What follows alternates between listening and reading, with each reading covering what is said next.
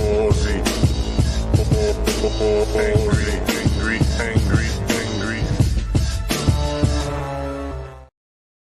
All right, it's Friday night, it's party night.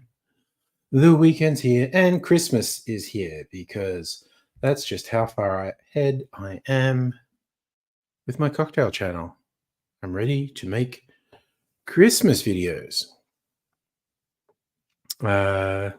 which I might do while I wait for people to roll on in on this Friday night. And yeah, I'm going to go make the first one. Let's get ready. Because here I come now. Oh, God. That's panel cord like it always is. This is an occupational health and safety nightmare. Oh. Ooh, Getty, Marge, Getty. Okay. Next up,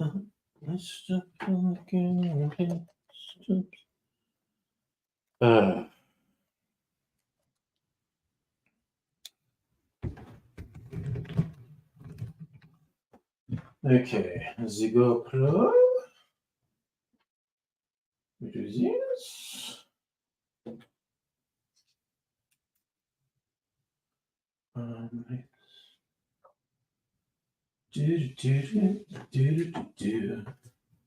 Okay, so we're getting this ready because we're going to stir a cocktail because that's how I'm going to get my pen.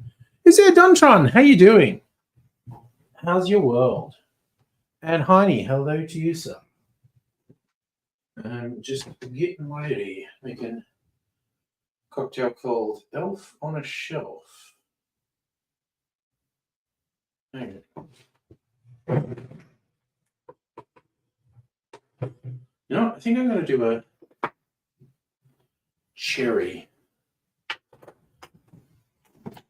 Sudden decision. Going to do a cherry in it.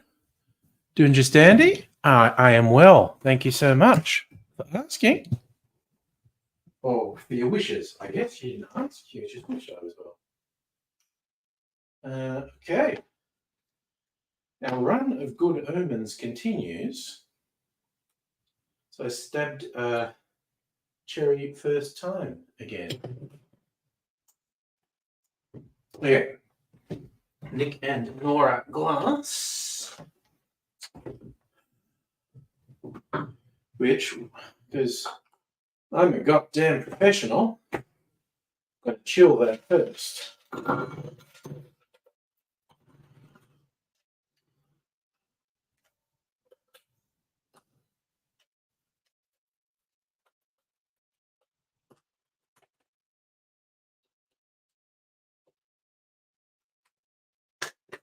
Right, be like that. Go away. I don't want to clip on you. Go over there somewhere where I won't be walking. Okay. Okay. All right.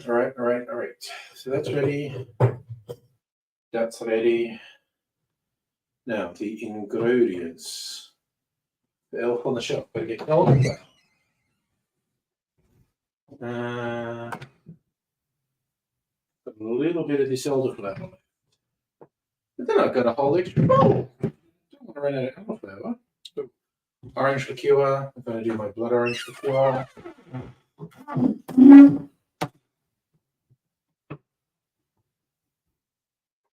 Blanco tequila. Okay. Blanco tequila. That's really a Christmassy vibe, isn't it? Dr. Abigail hates that bottle. Too creepy. Okay. Elderflower. Blood orange. Oh, look at that. I'm getting through it. That's not about half of it.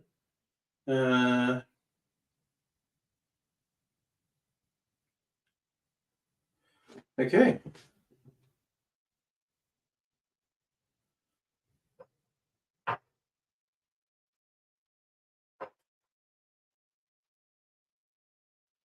Wait. No, 45. It's 1.5. Okay. Getting thing.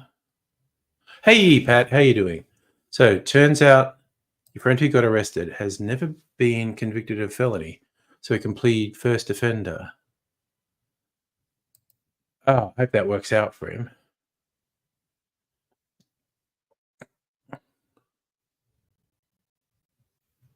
Okay. Well, that sounded happier than it was last night. Glad to hear that. Because I don't think that whole arbitrary sentencing thing works. There are definitely some people I'd like to drop down a deep hole and don't think they should ever see the light of day again. But once people get this idea of arbitrary sentencing, shit goes south because it's just wrong. Okay. Getting all of these ready.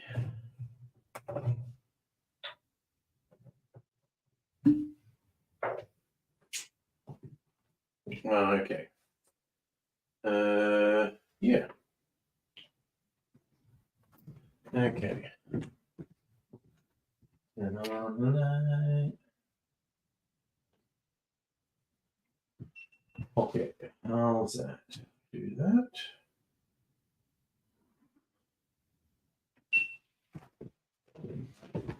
Okay.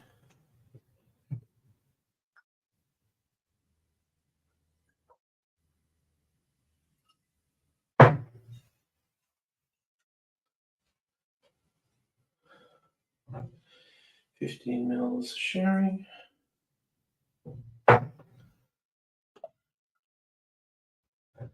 $15 mils elderflower liqueur.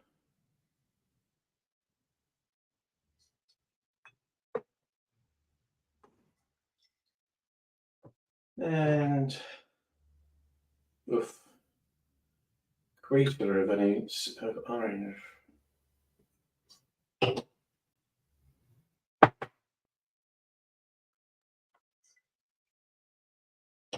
Mm.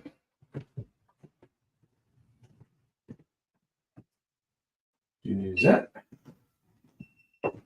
Do this. Put the ice in here.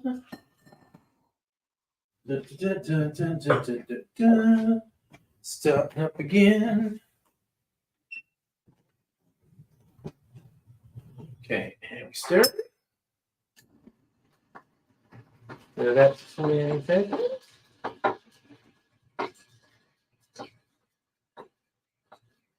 Watching the little timer.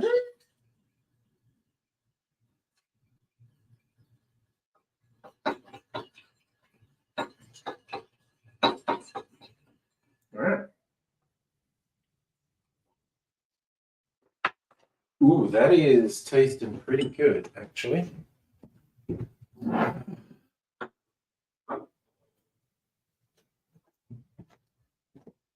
Oh, I'm liking the taste of that.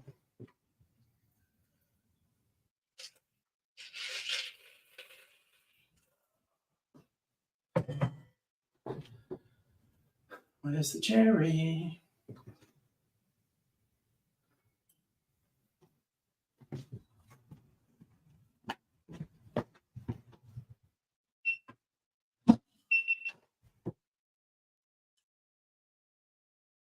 All right. That is Le Capitaine made. Ah, before I forget, I have to take your future a bit. Even though I think I'm gonna do something else for the thumbnail. But I will take a photo of it nevertheless.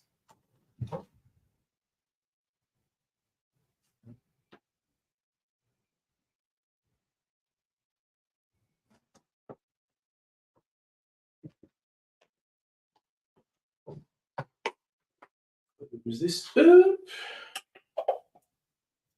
Okay. Put these lids back on.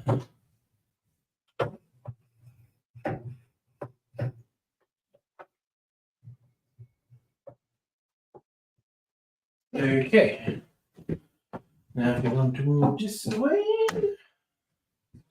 look away, look away. You folks keeping yourself amused there? Oh, yeah. Everything bad started with Ronald Reagan, Don Trump. No two ways about it. Let me get this happening. Okay. We'll do that.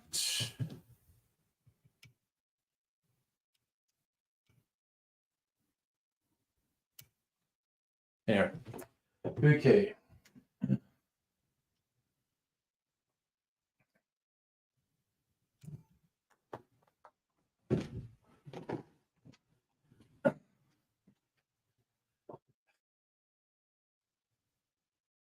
G'day, cocktail lovers. It's that time of the year. Christmas, if you celebrate. And honestly, even if you don't, it's quite difficult to miss. I mean, some parts of the world easier than others, but where I am, very, very Christmassy. So, hell, special occasion to do special cocktails. I think Christmas cocktails fall into a couple of categories. You can get to call them Christmassy if there's something quite traditional, like eggnog or a snowball, something that has advocaat in it, or even a hot toddy. I was thinking it's just like sort of like Christmas colors, like Christmas decorations, traditional berries and holly, so like red, green. And the other one is if you somehow get a Christmassy name for the cocktail. And I'm going to do a couple of cocktails, give you ideas for things you can serve for Christmas, getting in a little bit early so you have time to prepare. And the first one is one with the name. I found this one on the Difford's Guide or website. Simon Difford invented this. A little joke about the elf on the shelf. The cocktail is called the elf on the shelf. And his whole thing was like, well, I'm just going to take the first letter of each of those words and have an ingredient that matches that. So E for elf is elderflower liqueur. And O for on the shelf is orange liqueur. In my case, I am going to use my homemade blood orange liqueur. Bit more Halloweeny than Christmassy, but I'm going to roll with it. And T for the is tequila. Not something I often associate with Christmas, but I like tequila, so that's going in. And F for shelf is sherry. That's a bit of a traditional one, particularly with the English Christmas, something that we have inherited here in Australia. So those are the ingredients of an elf on the shelf. I'll show you how to make it.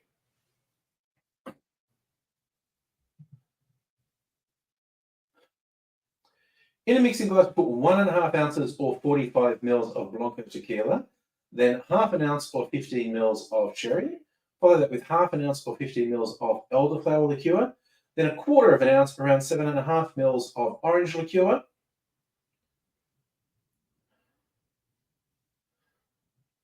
Add ice to the glass, stir that for 20 to 25 seconds to chill and dilute the drink. Then I'm straining that into a chilled Nicod Nora glass. And for a garnish, I'm doing a maraschino cherry on a skewer.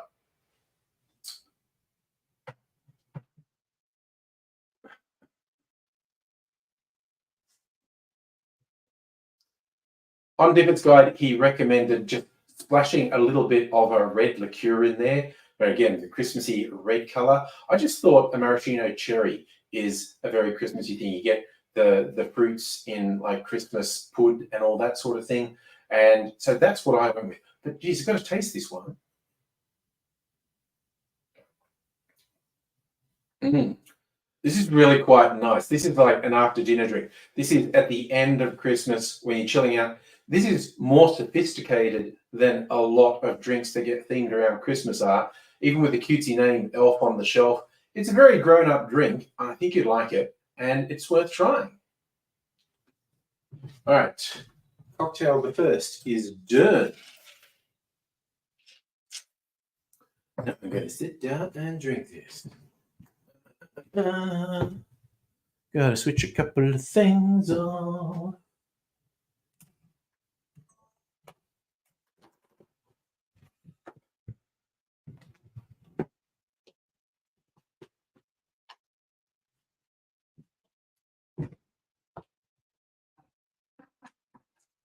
Okay.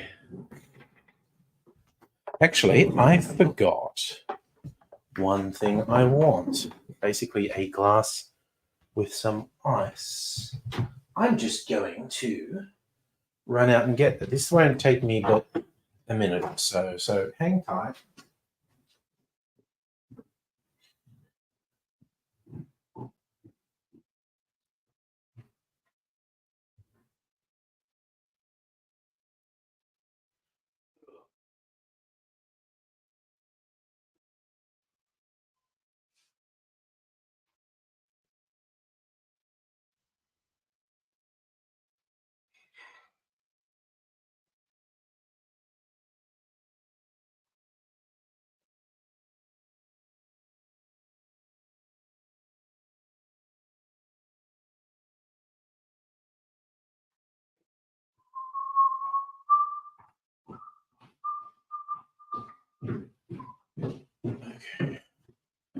Okay, and I'm back.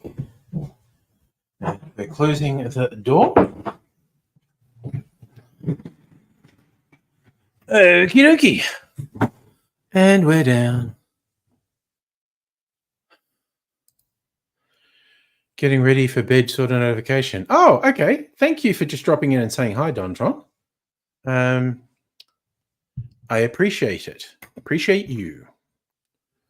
Right, trying to move a couple things here. And I'm going to put this on ice. Ice, baby. Dripped on my pants and it's cold. Okay. Put that there. Okay. Gonna have my first drink. Hey, Safa, how you doing?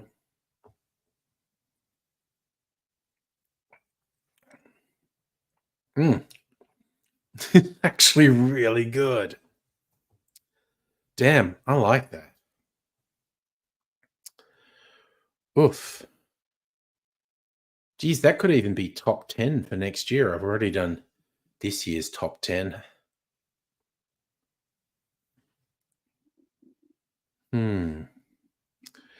Maybe even tweak that a little bit. Maybe do a reposado or añejo tequila and see if I like that more. Give me an excuse to drink a bunch of tequila, essentially. We had really light rain, just very sporadically today. I don't think it's raining at the moment. I can't hear anything. Actually, where's my phone? Phone. Okay. Ugh. That's off on the shelf. What are we doing? I was just going to look at the radar, actually. 21 where you are. Well, the temperature's dropped right down here. 13 feels like 12. Tomorrow's maximum 19.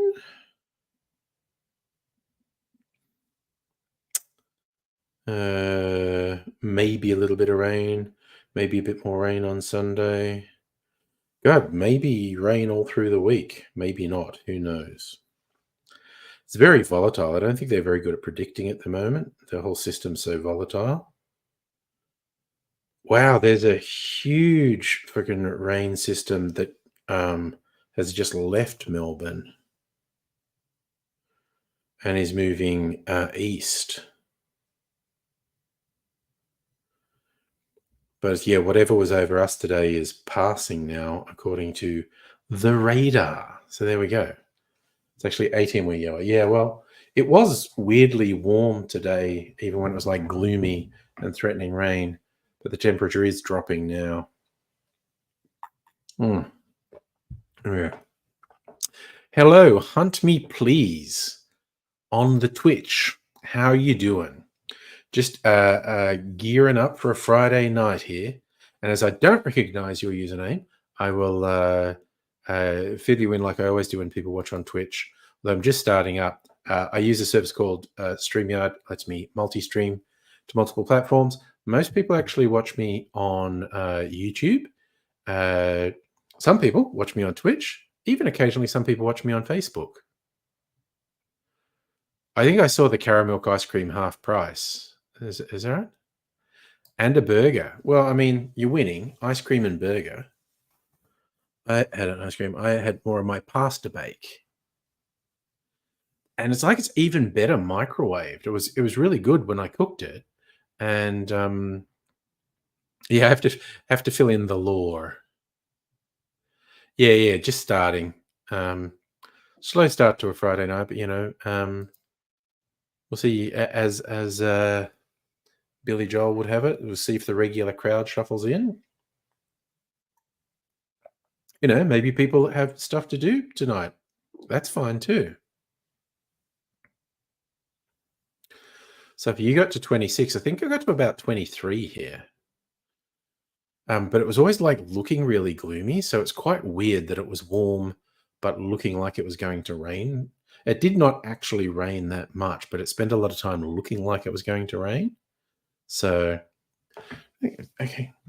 My lighting is going a bit weird. If I do... That's a little bit better. There we go. Stupid thing's never consistent, and I don't know why.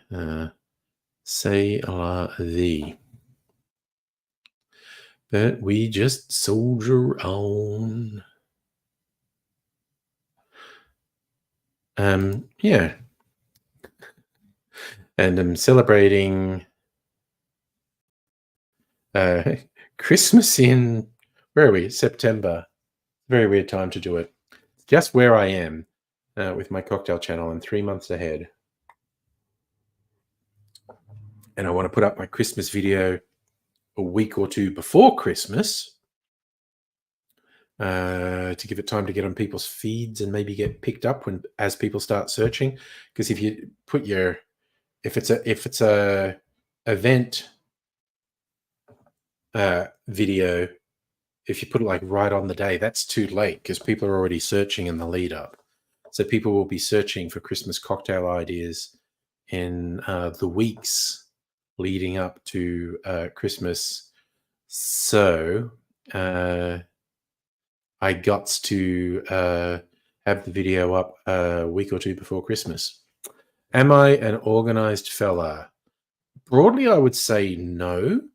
I've gotten weirdly ahead. Well, it's not weirdly. It was a whole plan to get ahead on the cocktail channel so I could dedicate time to the documentary idea, which, wow, didn't take much to derail me. I started strong, did a video, then got derailed with the next one, and then haven't followed it up at all. Actually, that's not strictly speaking true. I did talk to the guy from Starwood, and he said, yeah, but I need to write him an email and set things up. And there's nothing stopping me from doing it. And I've had months to do it, and I just haven't done it. And it's like each day goes past and I haven't done it. And it's just like, damn. Okay.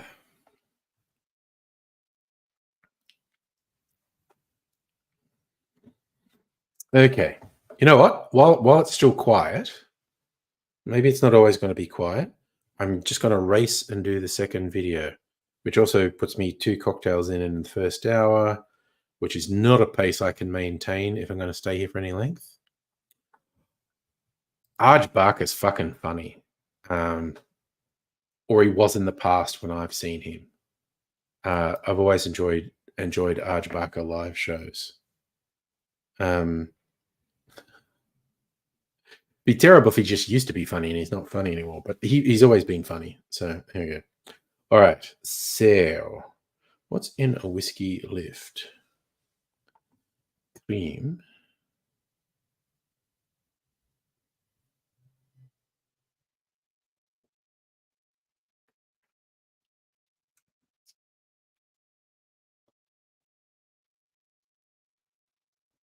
Okay. Is that Aaron Chen, the comedian? Is that the guy who was in that ABC series, Fisk?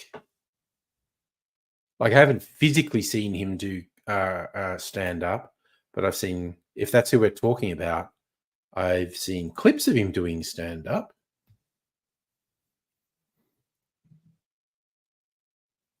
And he's quite funny in Fisk.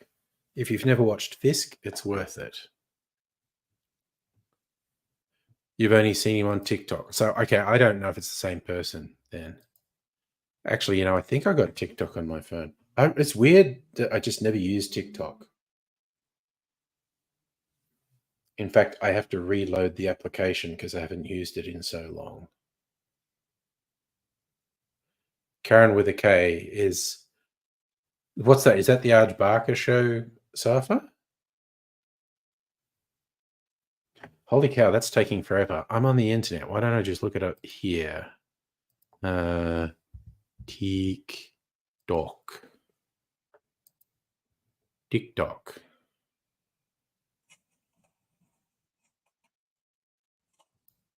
Was it? Aaron Chen.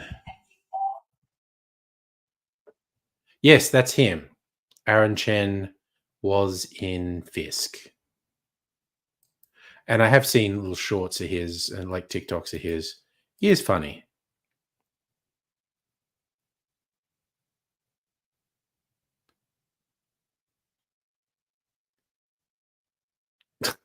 Oh, sorry. Is that what you were saying, Zapa? You thought we were talking about Karen Chen. No, it's Aaron Chen. Oh, yeah, that's the spelling bee. Yeah. People are saying that's really funny. It's like something he started during lockdown and got picked up by the ABC. So good for him. Okay, I'm going to make this other Christmas drink. It's like I'm all grown up.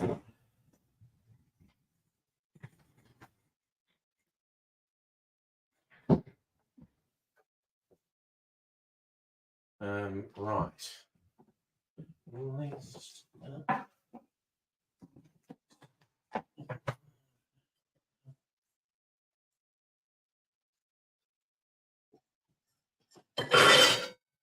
Okay.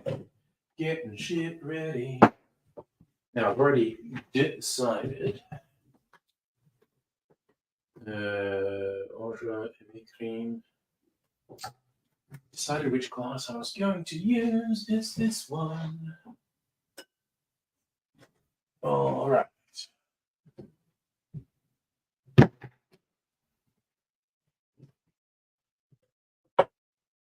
Okay, time to get organized. So, I don't want that. This can go back on the shelf. Ooh, okay, a sweet whiskey. Fuck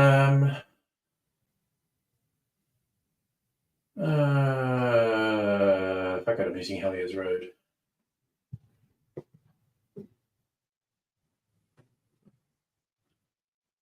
Yeah, okay. I'm gonna use that. This goes back over here. This comes out. We move some things around. Wait, is my coffee? It is blasphemy.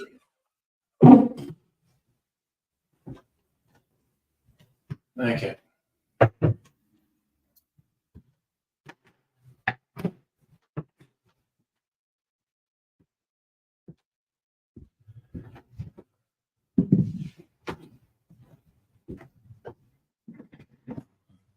Okie dokie.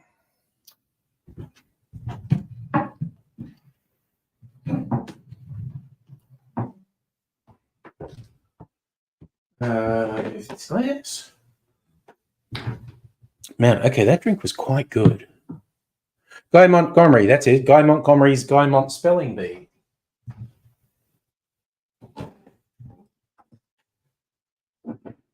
I knew he did a super laboured pun around his name. And I fucking love laboured puns and strained acronyms. I enjoy that shit. Right.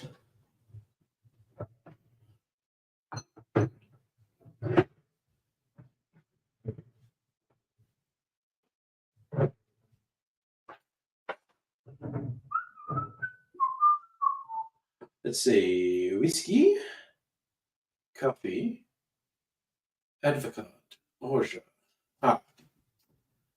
and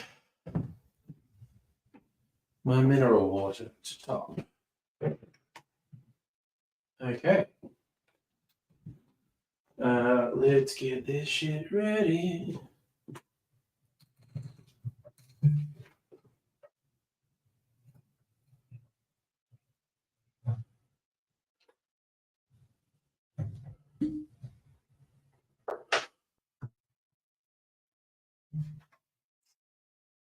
Right, we'll do Advocat first.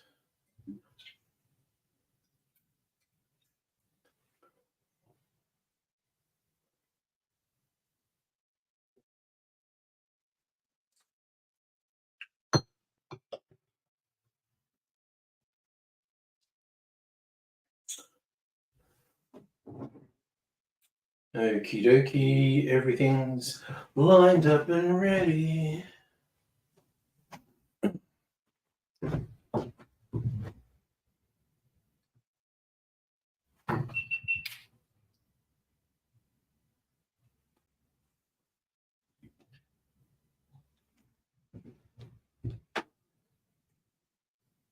Okay, let's go, go, go, go, go.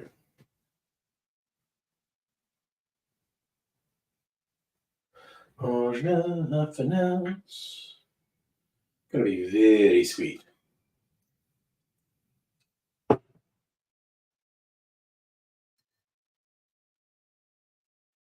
One and a half ounces of whiskey.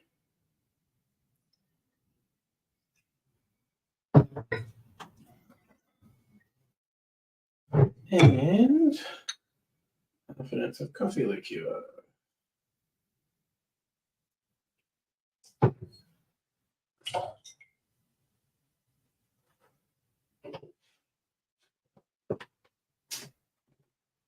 Okay. So, wait, what? Oh man. All right. For a second, I thought I did that wrong. I hope not.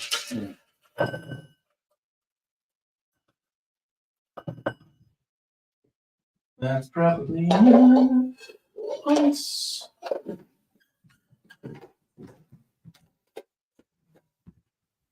What am I doing? Putting that there. Putting this here. Okay. And we're doing it. Okie dokie. Let's do this.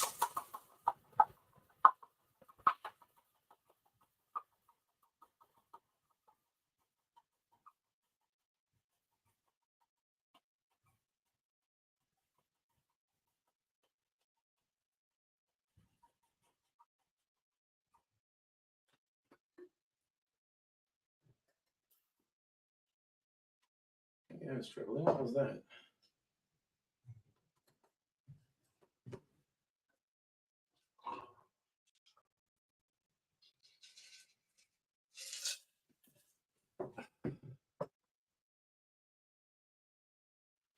A little bit there. Stop with this.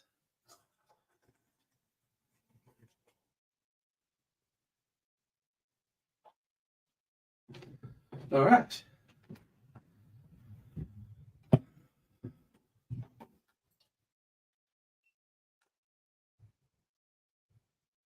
I swear to fucking God. You bitch. Oh, motherfucker. That took photos.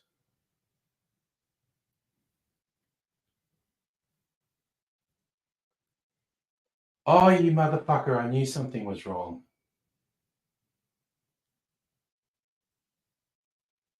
You motherfucker. You absolute motherfucker.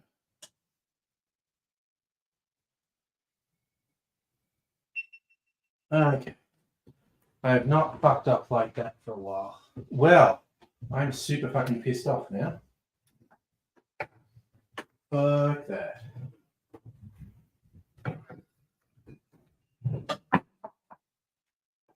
Whoa, what a fuck.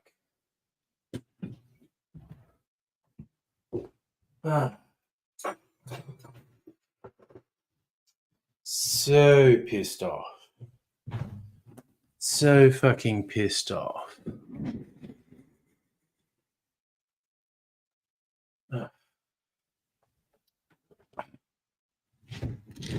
Anyway. Well, maybe I'll have 2 of these, but I'm going to have to go and wash everything. No, the first video was fine.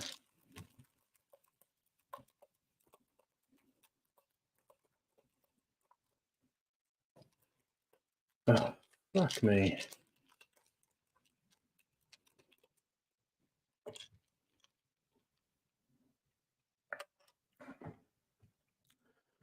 Well, it's pretty fucking yummy. Man, that is not bad at all. Ah, well. Won't kill me to have 2 of them. Oh. Ooh. Okay.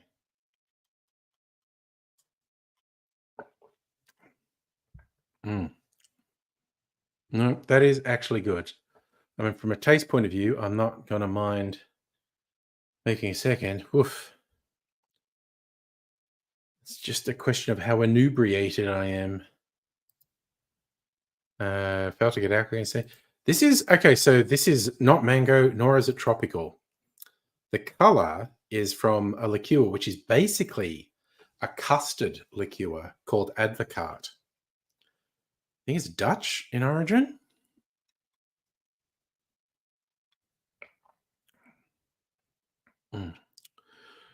So that's like a traditional Christmassy thing. There's a very traditional Christmassy thing in England called a snowball. That's Advocaat, lime juice, and lemonade. And this is like a more adult version of this. It's got Advocaat and whiskey.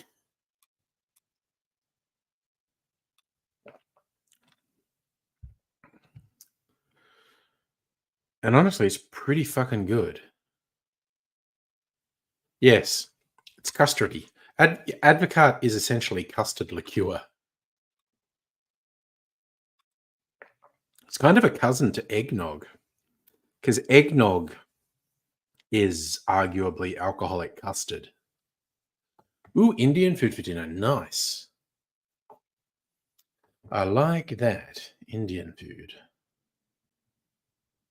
Haven't had a good old Indian meal in ages. I have to do it at some point.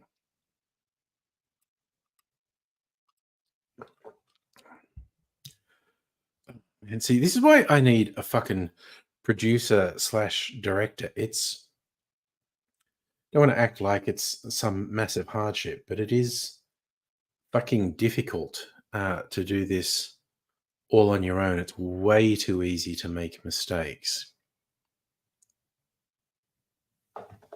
So I friggin' made a mistake, a new mistake, a mistake I have not made before. I like to mix things up with my mistakes. Don't want to make the same mistake over and over when you can make new mistakes. I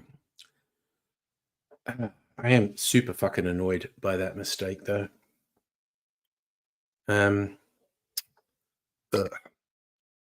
Was not planning on making 2 of these. Lucky it tastes good, but also I might end up too drunk. As the dead Kennedys say, too drunk, too fuck. That's all I need right now. Hey, hey. Showing my age again there. Do I like to eat waffles? I mean, waffles are pretty friggin' good, quite honestly.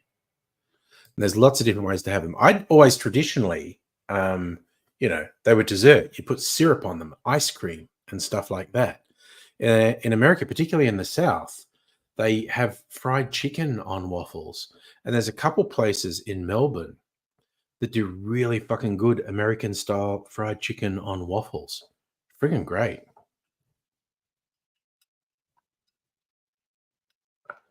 So, waffles, you can do anything with them. And also, I don't think I've got a waffle iron anymore. I have in the past, because you can come up with some wacky things to put in waffle irons. Like potato gems was a pretty cool one. I saw someone do it on the internet at one point. You get your frozen potato gems and put them all in a waffle and scroosh them in, and so then you get a potato waffle, which is really yummy. I mean, that's expensive, $19 for waffles, but I guess it depends what it is and what you want. Honey, oh, what you're doing Windows install. Need to get all the shit off your taskbar and use Edge to download Chrome. Yeah. Oh, damn. Oh my God. Microsoft's latest fucking thing is to fucking force start Teams on your home computer when you boot it up, for fuck's sake. Oh, you got a waffle iron for Christmas. Nice. Well, look up wacky stuff on the internet. Like, you don't want to go full Homer Simpson if you remember that outrageous thing he did. But like cooking hacks on YouTube and shit, people doing wacky shit with waffle irons. There's some great ideas. My favorite thing is a sandwich press, because that's so fucking versatile. Like, yes, yummy toasted sandwiches for sure. And I mean like the flat panini presses, not the bloody Jaffle makers, although they have their place. But if it's a flat panini press, there's so much scope for things you can cook in it. It's great. And it's awesome for reheating pizza, because if you microwave pizza, it goes all soggy. If you put it in the oven, it dries out and is not good. But if you put it on a sandwich press, it heats it up, crisps the base nicely, and doesn't dry it out. Oh yeah, no one uses Edge out of choice. Chrome, Firefox, or if you're a hardcore nerd, one of the fringe browsers, I guess.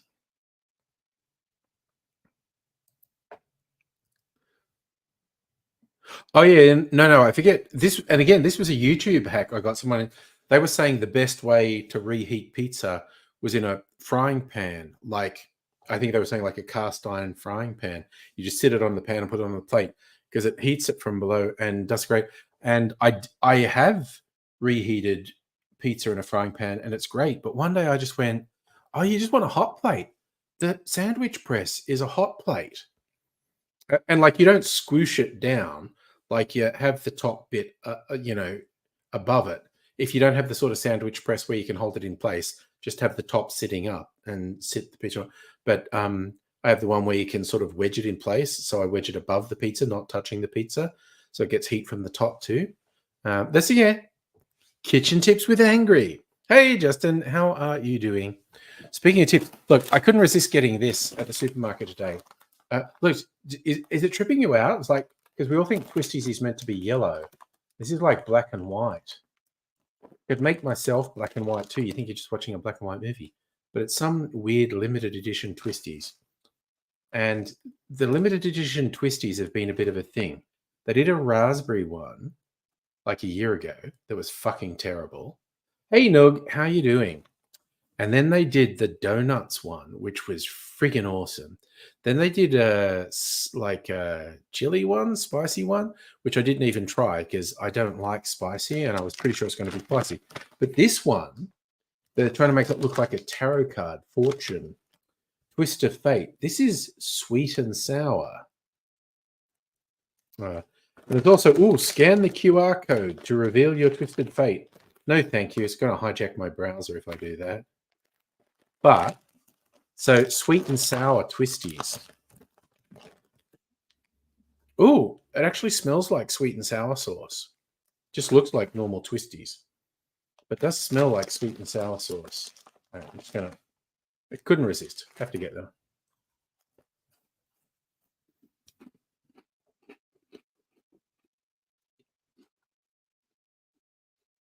All right.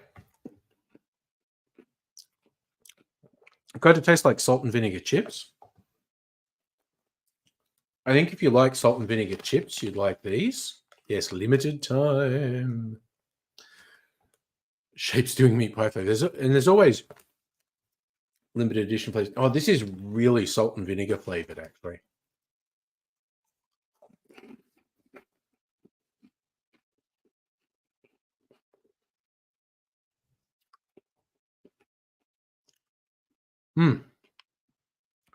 Maybe it has a bit more of a meaty flavor than salt and vinegar chip. Oh man, they're actually pretty good. Probably going to continue to eat those during the stream. Soak up some of the booze. Oh. All right, well, I finished this, which, okay, is not that bad. 40 minutes. 2 cocktails. I can't keep up that pace. That would be bad. But, you know, gearing up in the first hour. 2 cocktails and have some more sweet and sour twisties. So I don't hate salt and vinegar. I rarely get salt and vinegar. I actually like spritzing vinegar on hot chips.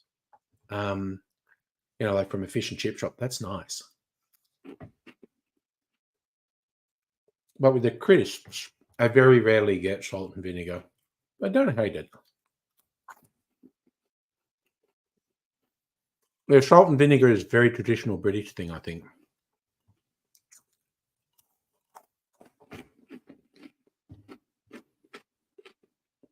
They would put it on chips with their fish and chips. Okay, I really like these, actually. Very tangy and savory. Well, that's dangerous. I'm probably going to... Well, it's not a huge packet. I am almost definitely going to knock this off during the stream. Oh. Maybe you posted on Discord, Justin. Thing that was under... Oh, man, Discord's been acting weird for me today. Oh, it's here now. Open in browser.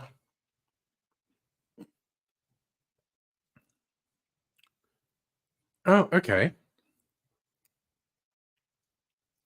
Okay, this is weird. I'm going to share this. So, I mean, it's on Discord, but I'm going to share them.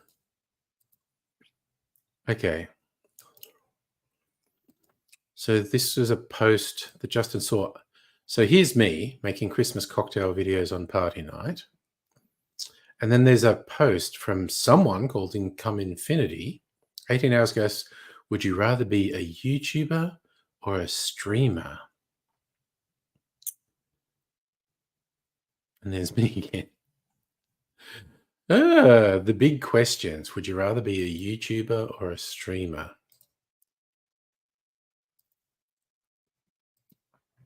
Who knows? Okay, God, this is really moist. It's all tangy on my tongue. Okay, I'm going to put these down for a bit. All right. Oh.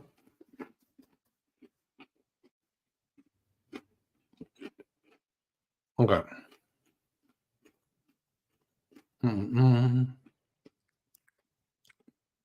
Okay, so I'm going to make another one of these for a fucking video.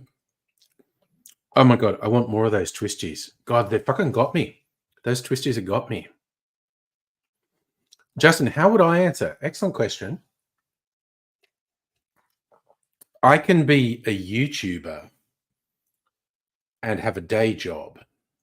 I can't be a streamer and have a day job. Streamers stream for 6 to 12 hours a day. I can't do that with a day job.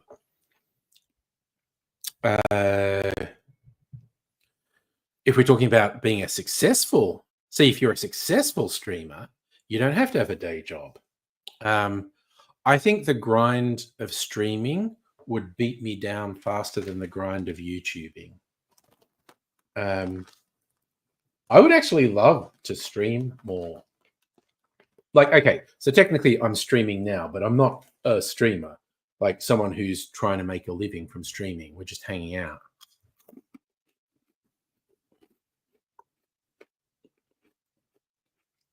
But I guess you're saying, would I rather be a successful YouTuber, making it my full-time job, or a successful streamer, making it my full-time job? I would stick with YouTuber, because I think streaming's too much of a grind. So,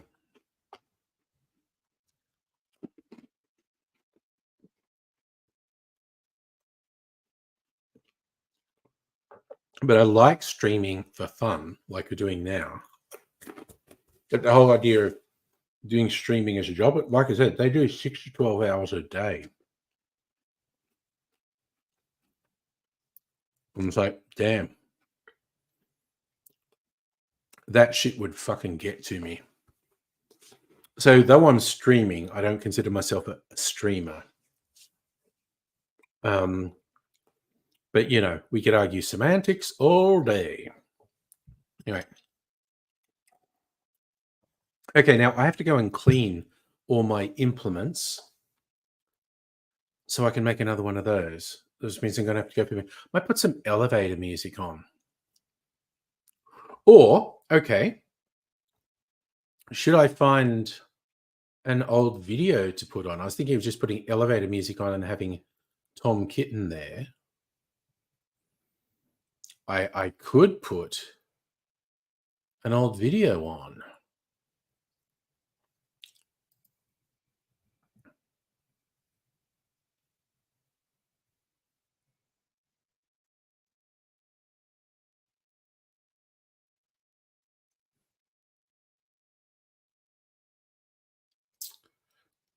Or, wait, what am I doing? My channel. Go on an old video. Playlists. What's on popular? Oh, no. That's not what I meant to do.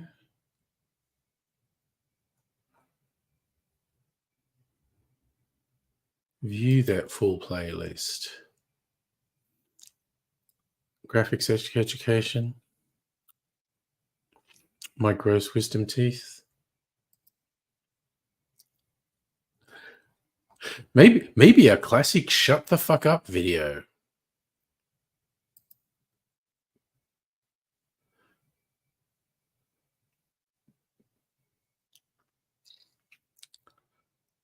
It's interesting. Most of those are pretty short, only a couple of minutes. Although there's an almost 10-minute one about men's rights activists, probably because they shit me so much.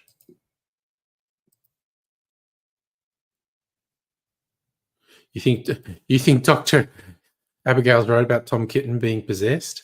Okay, you know what? I'm gonna do my shut the fuck up playlist. Just let it keep playing till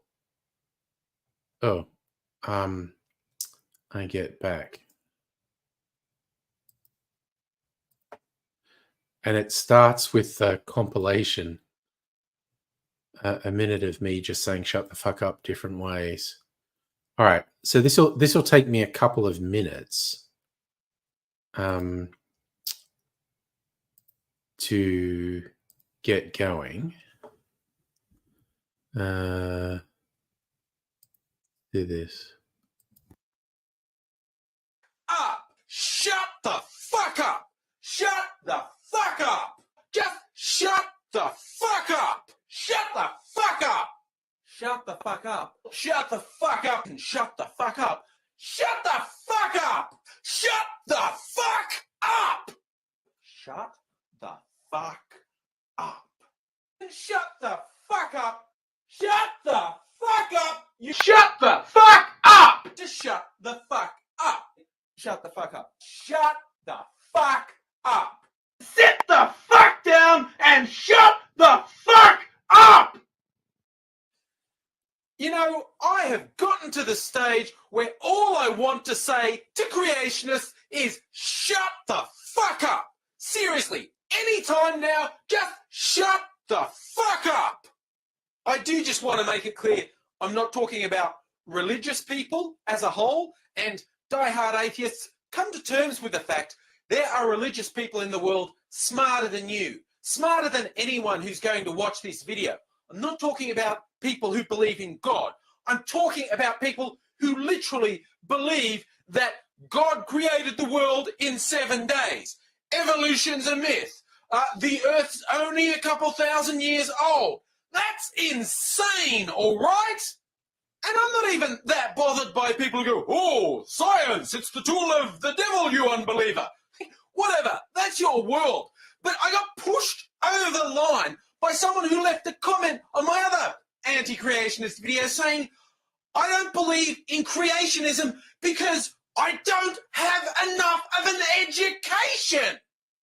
What the fuck sort of education pushes you towards something so easily disprovable as creationism? You need to look up the difference between education and indoctrination. Or better still, look up the difference between intelligent and thick as pig shit. For those who missed the video where I said I'd be doing this series of people who can shut the fuck up, don't waste time with comments about oh, I need to debate this, that, or the other. No, I don't. The conversation's over. Creationists, shut the fuck up. It has reached the stage where all I want to say to global warming deniers is shut the fuck up. And because all you skeptics are such great believers in free speech, let me reassure you, I'm not telling you what to think. If you can't think rationally when presented with objective, supported, conclusive science, I don't care what you think. I just don't want to waste time with you anymore. Shut the fuck up. That's right, it's science, bitches, and it's conclusive. Saying something as inane as, I don't believe someone as insignificant as humans could affect the whole planet, that's a reflection on how thick you are. The science has the answers. If you don't want to listen, I don't want to listen to you. Shut the fuck up. The real shut the fuck up moment for me was when climate change deniers started asserting the reason they don't go along with this stuff is they're independent, free thinkers.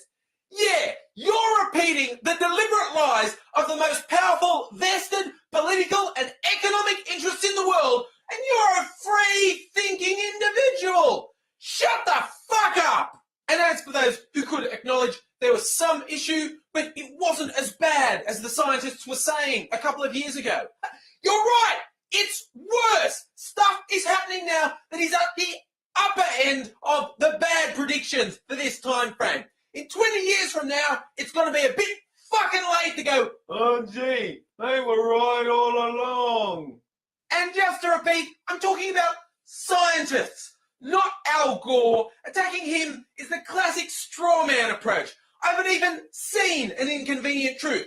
I just read the studies, which are consistent, and basically no one has given even a small credible doubt to the fact we're neck deep in it, people, and we've got to start facing that. And as I brought up a straw man argument, some precious little free speech loving climate change denier is bound to say this is just an ad hominem attack on them. No, it isn't. An ad hominem attack would be if I said, you're stupid and therefore your argument is wrong. No, your argument is wrong because the overwhelming body of scientific evidence proves it's wrong. The fact that you're stupid is just part of the whole picture. So shut the fuck up.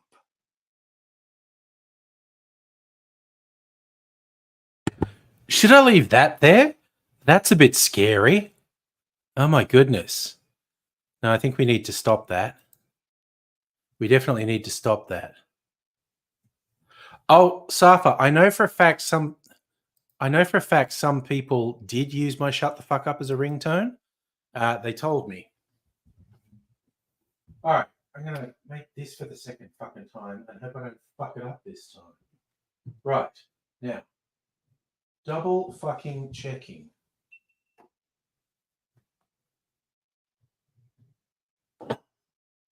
Yes, it's on fucking video this time. Good God. What sort of fucking clown makes that mistake? Me, that's who. Okay, advocate. Orja.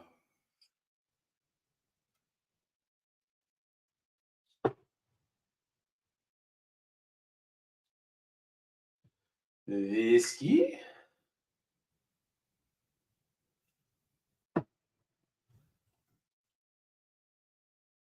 And coffee.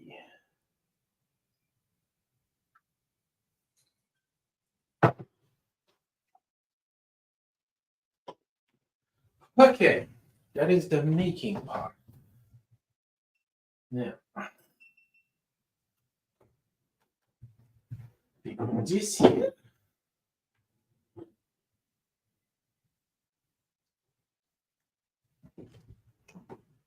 And let's put, have I got enough ice here for fuck's sake? Let's put some ice in the glass.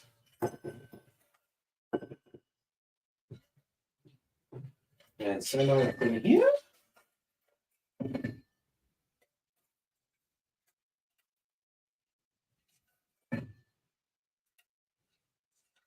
Come on, goddammit.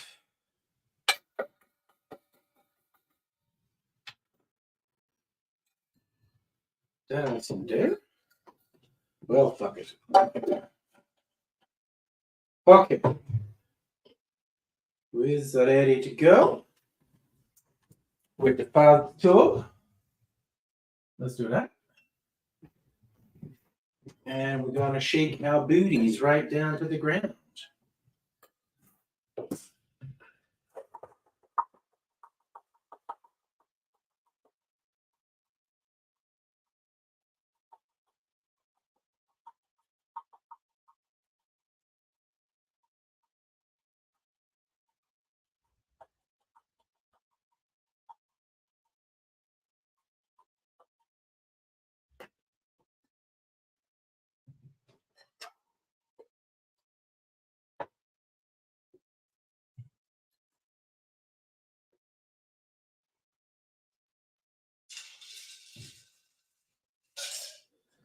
And put in Sudi.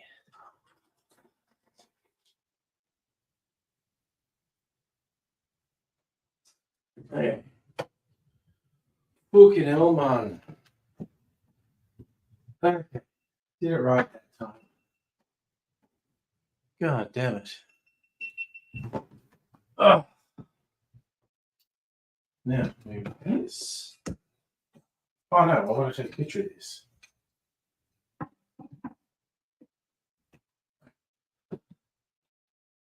Where is meine phone?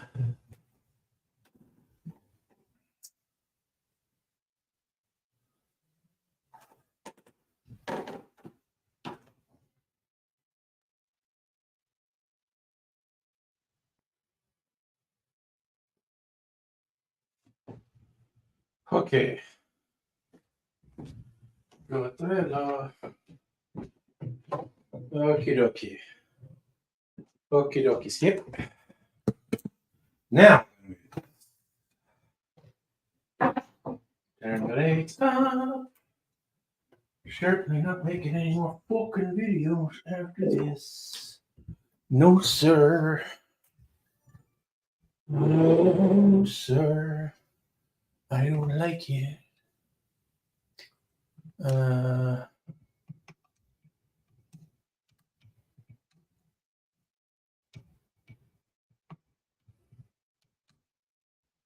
Yeah, that'll do.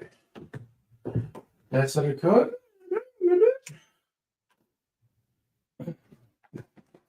Fuck shit, fuck. Oh my god, I tripped over the cord. God damn it.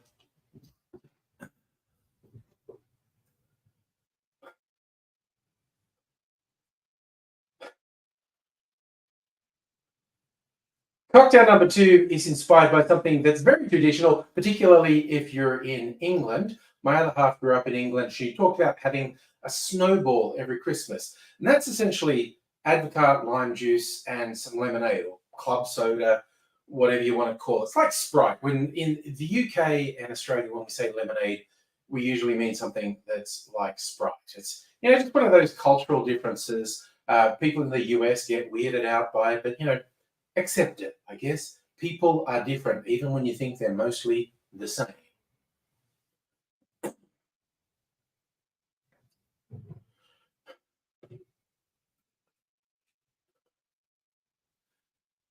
If you're unfamiliar with Advocaat, it's essentially. Oh, shit, sorry, lost my train. If you're unfamiliar with it, if you're unfamiliar with Advocaat, it's essentially like a custard liqueur. That's the easiest way to describe it. It's like a cousin of eggnog, and it had for a long time been traditional in Christmas drinks in Europe.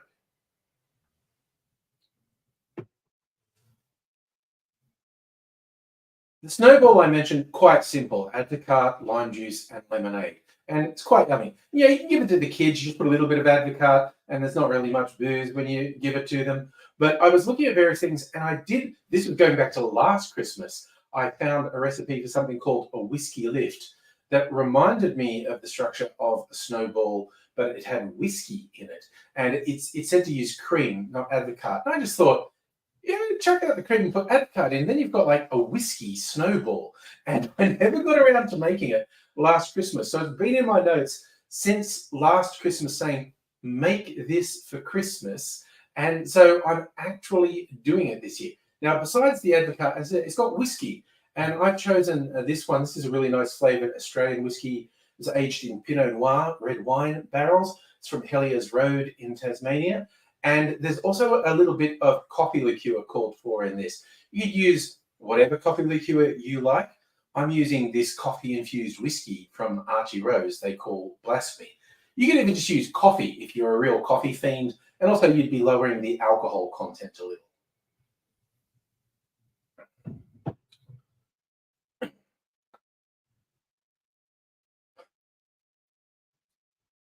Those are the key elements of my whiskey snowball, and I'm going to put the Advocaat in first because it's really thick, and I'm figuring that goes in the jigger first. The other ingredients will kind of wash the residue out. So it's probably going to look a little bit gross as I pour the other things in because it'll be Advocaat mixed with whiskey, etc. But we're grown-ups, we can deal with it.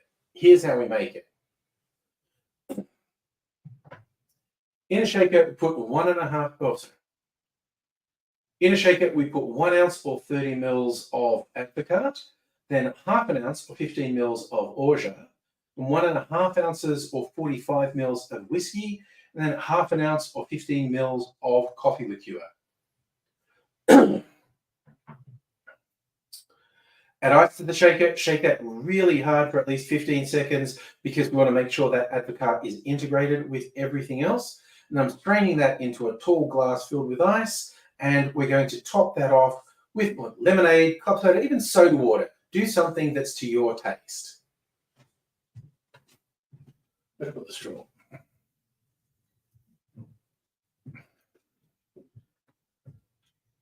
When you've got it, give it a little mix. Want to get that all in there? Let's try this. Oh, this is good. Wow, I guess I'd say this was worth waiting for. I meant to make it last year, and I didn't even test make it. I've just made it this year. The coffee element's good, but if you like coffee flavor, don't be scared to beef it up. I mean, then it's going to be a very interesting chilled coffee drink after that. I'm not super big on the coffee, so I'm happy with that little 1/2 ounce of the coffee liqueur in there, but this is really tasty. I'd say make a simpler snowball for the younger folk, and you're a grown up, have a whiskey snowball.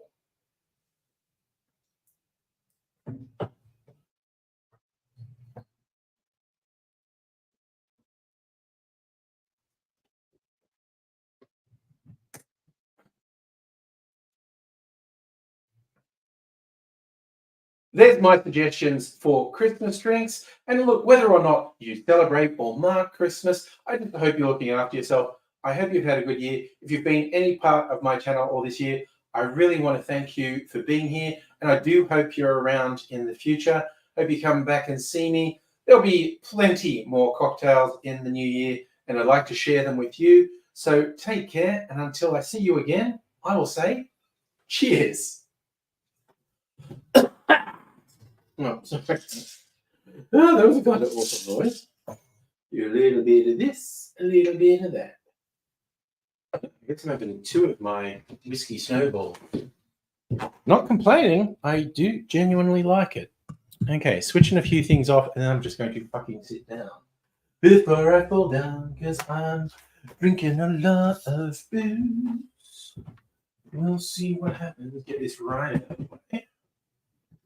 Switch this one on, and we can have a bit more mood lighting. And here we are. Huzzah!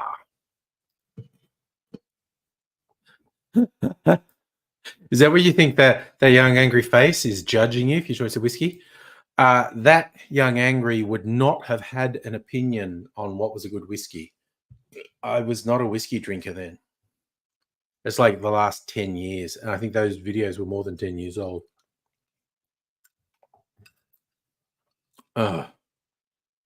Ooh, okay. Man, that is a bona fide winner. That's a kind of invention of mine, inspired by something else. Friggin' works. Oh yeah, Justin, your school crossing guard, getting tributes. Yeah, so ex-students who now have kids at the school do that for 30 years. Damn, that's, yeah, you know what? Seems like a thoroughly decent human. And, you know, we need more. It's always a shame to lose a decent human, because there's so many dodgy motherfuckers in this world. Speaking of dodgy motherfuckers, I'm going to have another sweet and sour twisty. Some more sweet and sour twisties. Num, num, num. I mix up this sweet drink with eating something savory.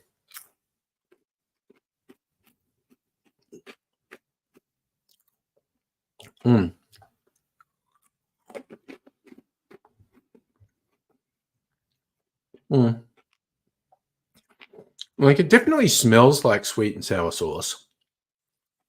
Tastes a little bit like sweet and sour sauce, but it mostly reminds me of salt and pepper. Salt and vinegar chips. Oh, okay, darker. Okay.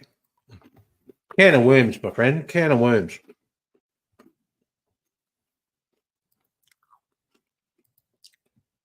I think more whiskey drinkers are wine drinkers than not wine drinkers. I think I'm in a minority because I don't drink wine at all. I don't like wine. But, and we've had this discussion before, but I do love having it. Who's the worst wanker? And I do think wine wankers are the worst wankers. I think whiskey wankers are probably the second worst. But you get people wankers like, you know, in Melbourne, you definitely get, and around the world, you definitely get coffee wankers. They're a fucking pain. You do get rum wankers, but they're far fewer in number than whiskey wankers. I would regard myself generally as a cocktail wanker because I have my very definite opinions on cocktails. And I won't usually give people a hard time, but internally, I'm very judgy. So I think it would be fair to call me a cocktail wanker because I have very definite opinions.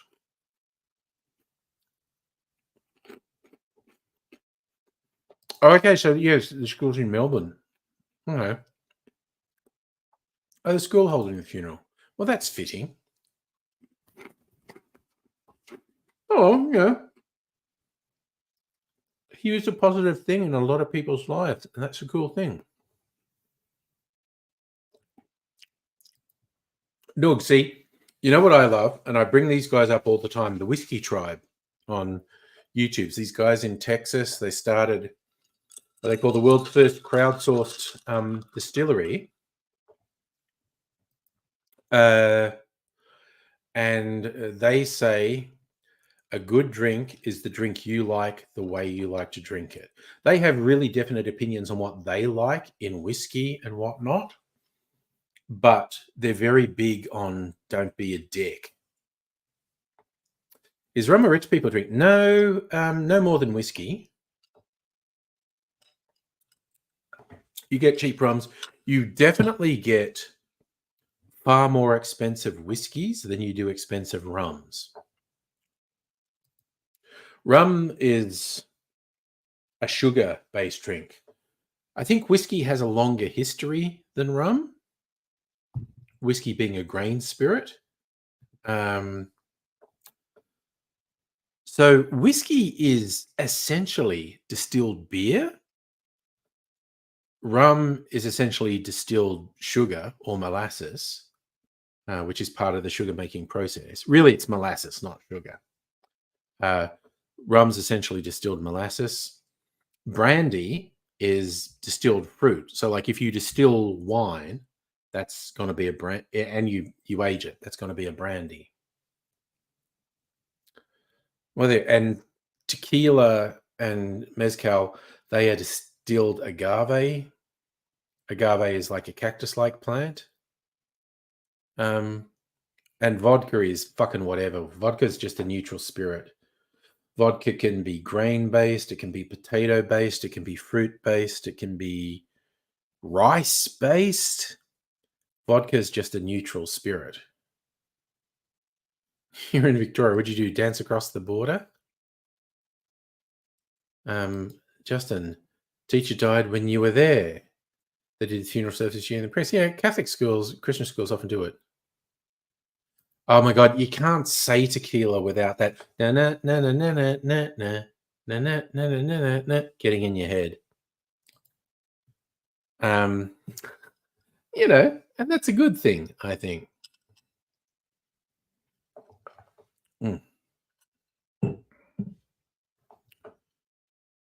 God damn, that's not bad. That's a grown-up snowball. That is fucking tasty, actually. Okay, well, I'm pretty happy with both my Christmas cocktails. Arguably novelty drinks, but they were both really good. Well, Amarula is a cream liqueur. I'm not sure it's important. Actually, let's look it up. What's Amarula made from?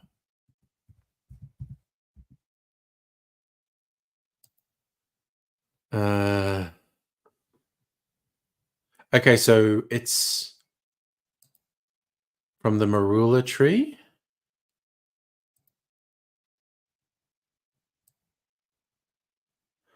Oh, they got an age check thing. There we go. No, Aruba.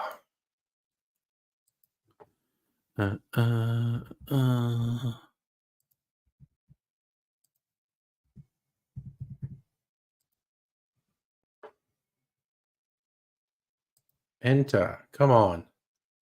Okay, here we go. What's the story of Amarula? One place where the marula trees grow. One time of the year when it bears their fruit. Okay, so the base spirit of Amarula is a brandy. It's made from a very specific fruit, from a very specific tree, according to their folklore. And then it's a cream liqueur you get. So the spirit base of Amarula cream liqueur is a brandy made from a very specific fruit. You can make beer with anything that does yeast. Like one I've done that I love doing is with pineapple rind. There are natural yeasts in the pineapple rind, and you've just got to put it in sugar water and it'll ferment. It'll ferment very lightly, make like a light beer, 1 or 2% alcohol, but really fucking tasty. It's basically anything with sugar. You can add yeast to it and make a beer. So you can make fruit beers, you can make grain beers. So yeah, that's basically it. So but yeah, traditionally beer is a grain, fermented grain. And so yes, whiskey is kind of basically distilled beer.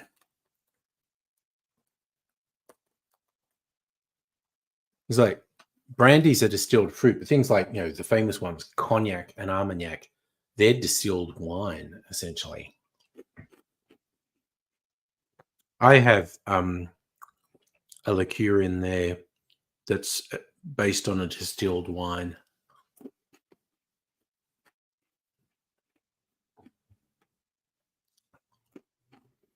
Good question. I think the popularity, I think the fruit beer thing was a global phenomenon. I think the fruit beer thing has passed its peak. I don't know. I don't pay any attention to the beer market.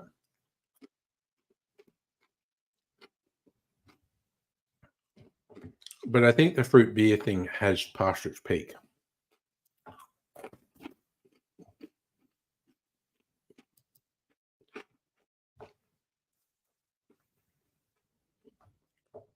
Safa, to be fair, I don't know that. I think that.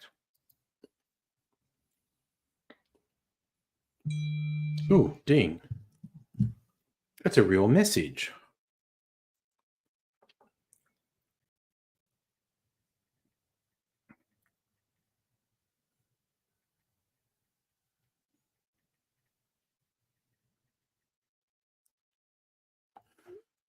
Okay. I might have to put some more videos on. I might have to answer a call.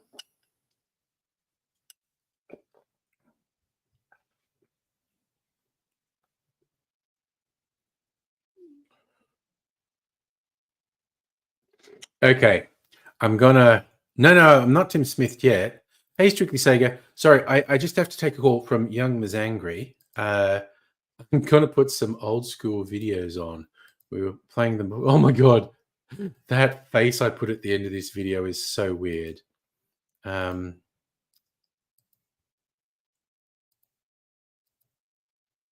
yeah, look at that. Okay, but I'm gonna press play, and the next video will start. I'll be back probably in a couple of minutes.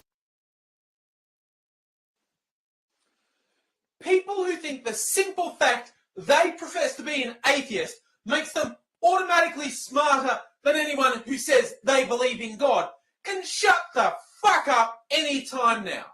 I'm not sure what it is about this statement that pisses me off most, whether it's the innate arrogance involved, the internal logical contradiction, or just the willful ignoring of history and objective reality.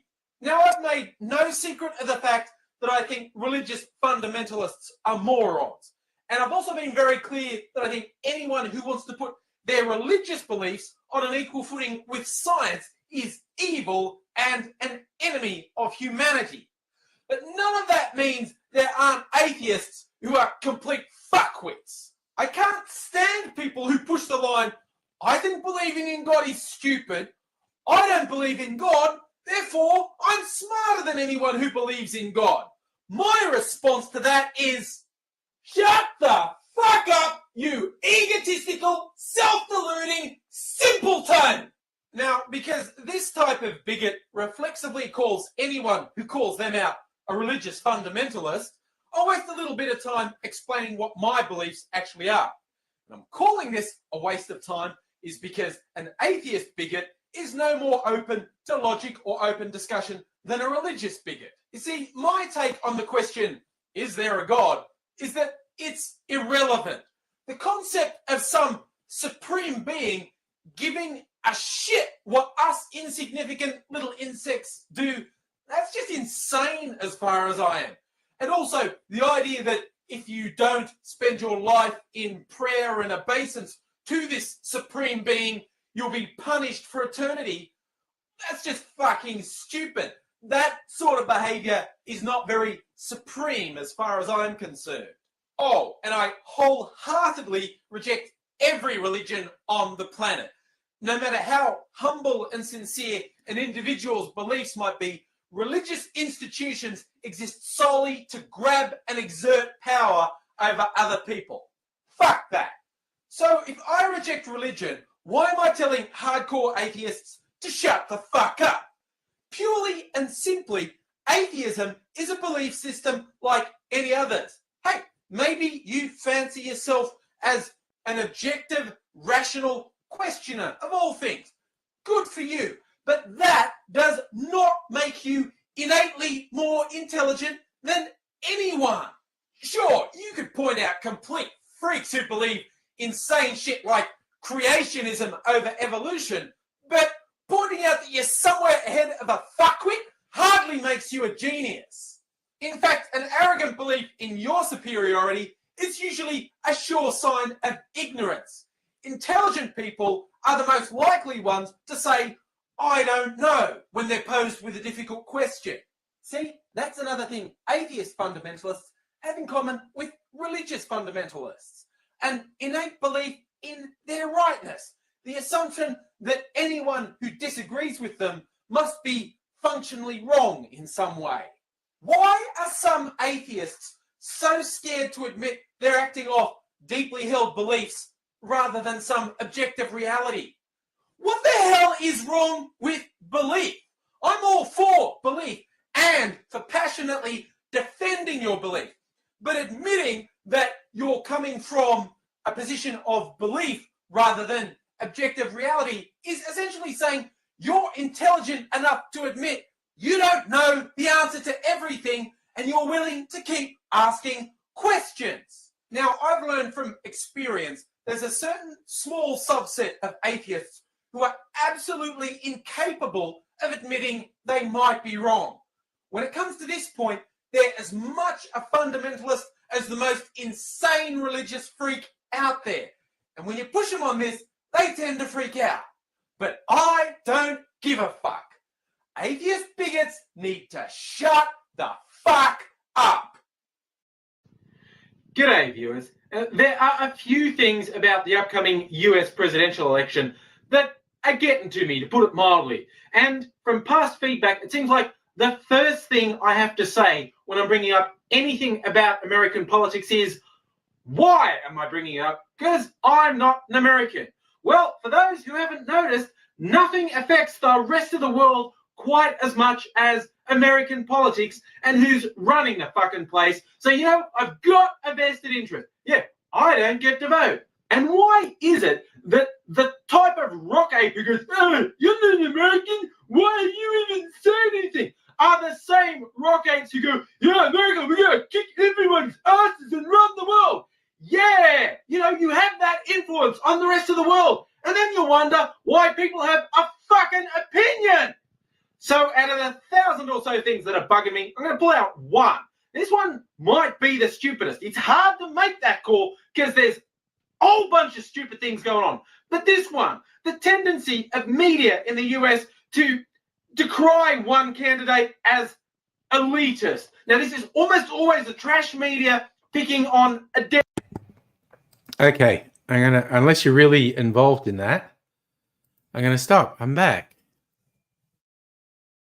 Yeah, no. Sorry, that was strictly saying it was yeah, young Ms. Angry, just some family stuff on her mum's side of the family, and yes, it is actually genuinely odd for me to look at that, you know, like 10, 15-year-old version of me when I still vainly colored my hair. One of the COVID changes, I couldn't be fucked coloring my hair anymore. Letting it all hang out, as it were.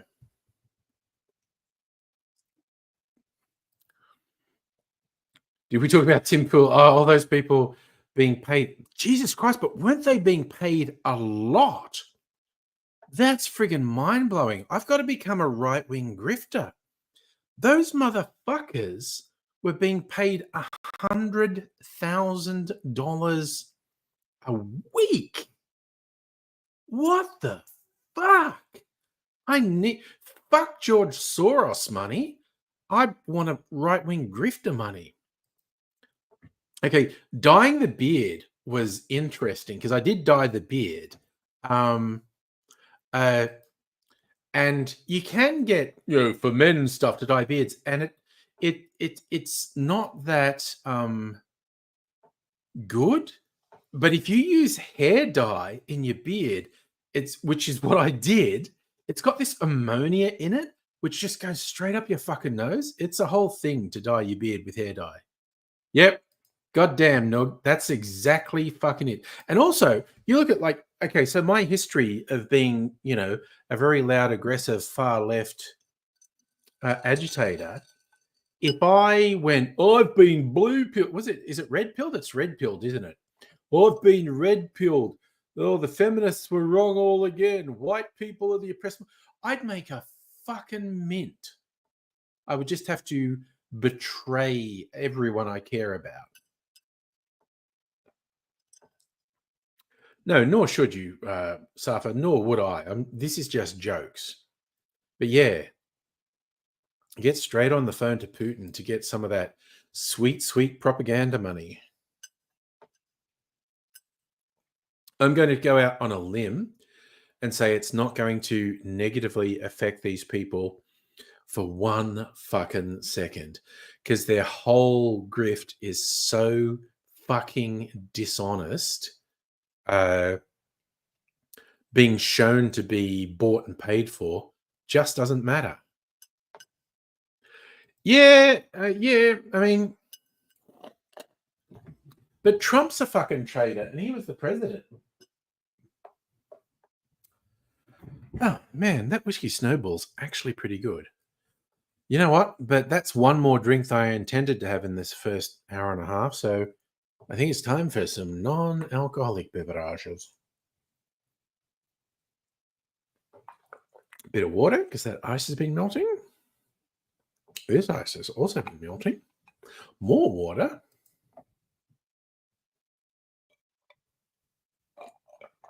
Who got arrested for what? These right-wing grifters did not get arrested for taking this money. Yeah, it's like the Republicans never pay any price for their heinous things. Oh yeah, no, it's not just lawsuits. Donnie from Queens has criminal prosecutions still going on. So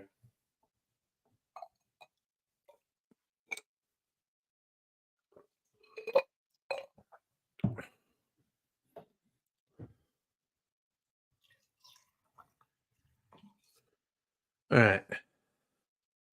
Rest of my mineral water from that can. That's what I was topping the whiskey snowball up with. I think Trump is still facing criminal prosecution for election interference. There's a verdict has to come, a sentence has to come down for that business crime that he was convicted of in New York.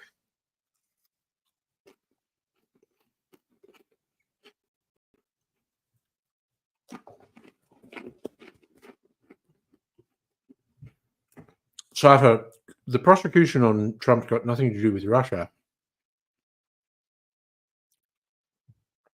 It's got to do with him behaving in a criminal manner to overthrow the election results.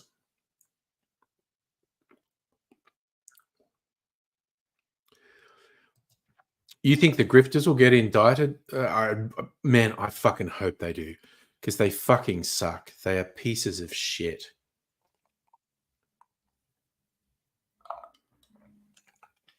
Oh. Something about after drinking really flavorful, boozy drinks, just drinking water, or in this case, mineral water, it just like liberates all the flavors that are on your tongue. It's fucking yummy. Yes, Nug, those dildos spent many years fucking around. It looks like they're crashing into the find out zone at the moment. So that's what happens. You fuck around, you find out.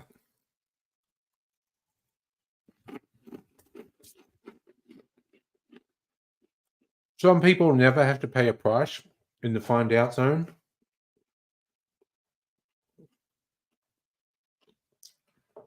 It's still ambiguous if Trump will pay any find out price.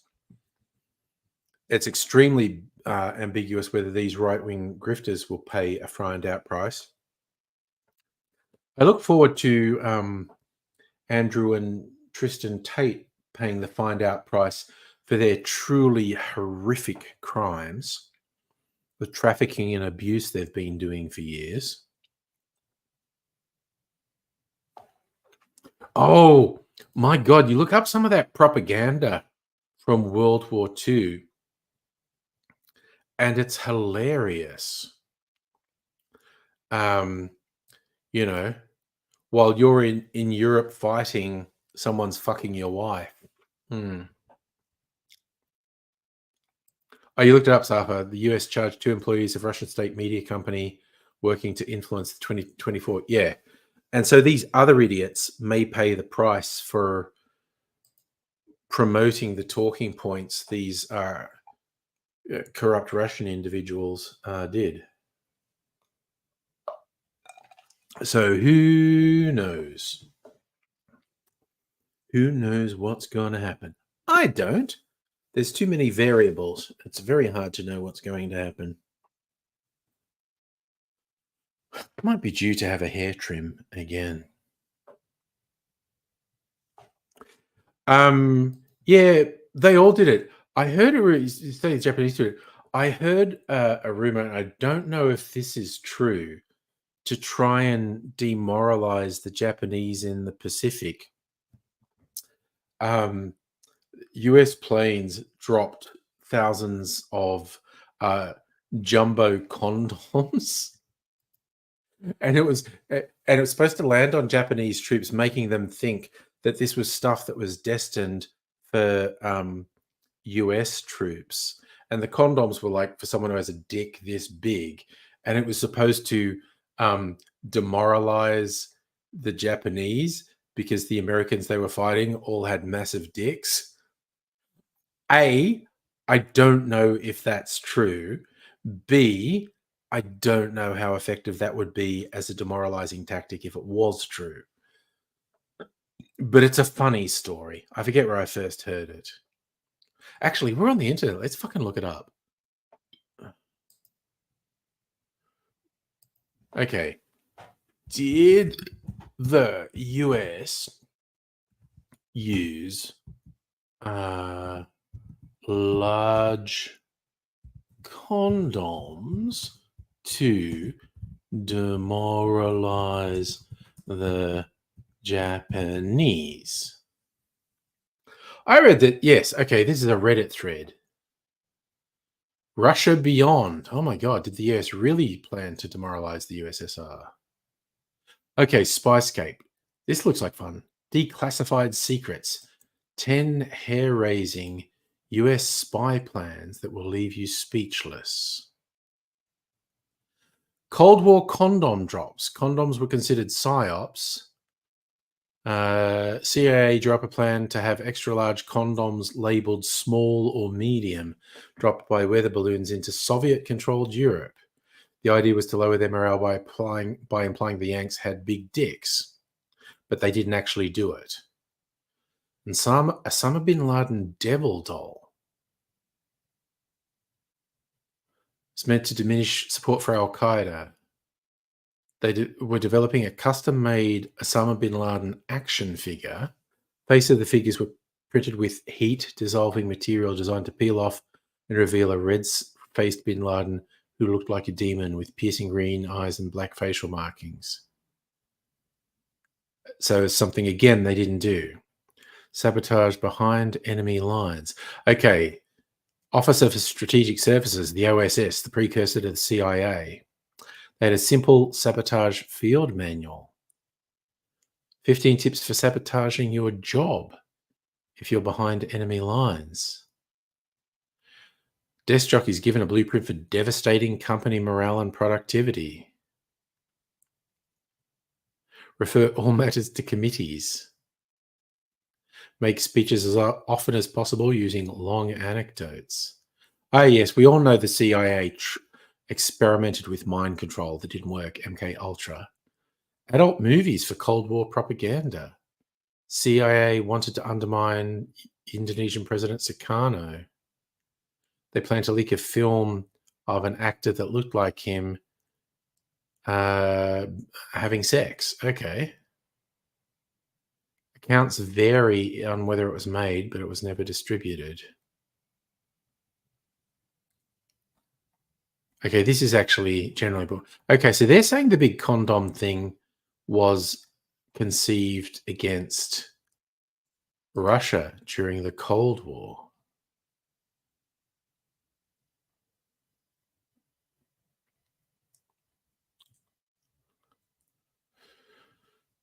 So there you go. Rumor has it that the CIA had a plan to drop jumbo condoms in Europe during the Cold War to scare the commies into thinking the Yankees all had mega dongs.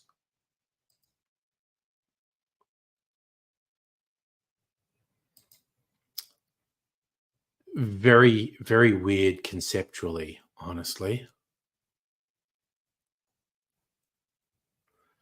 The idea that you can demoralize your enemy by saying your dick's big.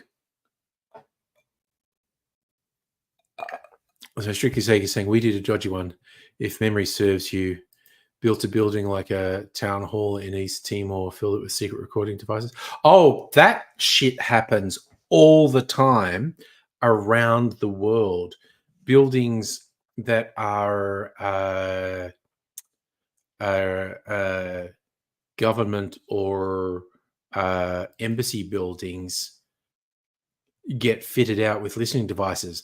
But Australia did very much try to fuck over the East Timorese by building listening devices into a building. It's definitely happened.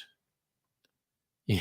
Yes, that was the US military. Oh no, we dropped our Magnum condoms for our Magnum dongs. It's weird, the ideas people come up with. It's repeated often enough that people think, yeah, it seems like someone did have the idea of the Magnum condoms for their Magnum dongs, but people seem to agree that they never actually did it.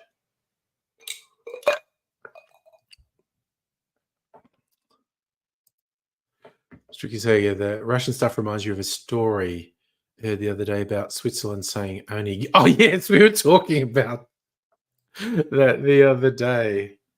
The various folk of the Netherlands have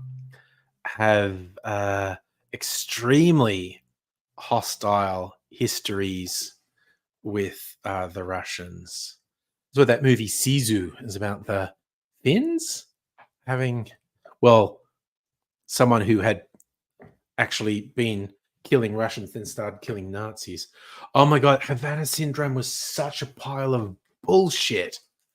My God, and people are still saying that like it's real. If you've never heard of it, it's various US military and CIA people in Cuba saying, oh, we got exposed to microwave things that made us, and it was complete fucking horseshit. Yes, Sisu is Finland. Because they were actually fighting against the Russians, effectively on the side of the Nazis. But no one wants to make a movie now saying they're on the side of the Nazis. So the guy in Sisu, having been a sniper killing heaps of Russians, has retired, but he crosses paths with some bad Nazis, and so then he wants to kill them all. What a friggin' day. What did you do today? Sorry, you've been here for ages, and now you're telling us you've had a friggin' day. Tell us about your friggin' day. Yes, I mean, Russia has not been nice to their European neighbors.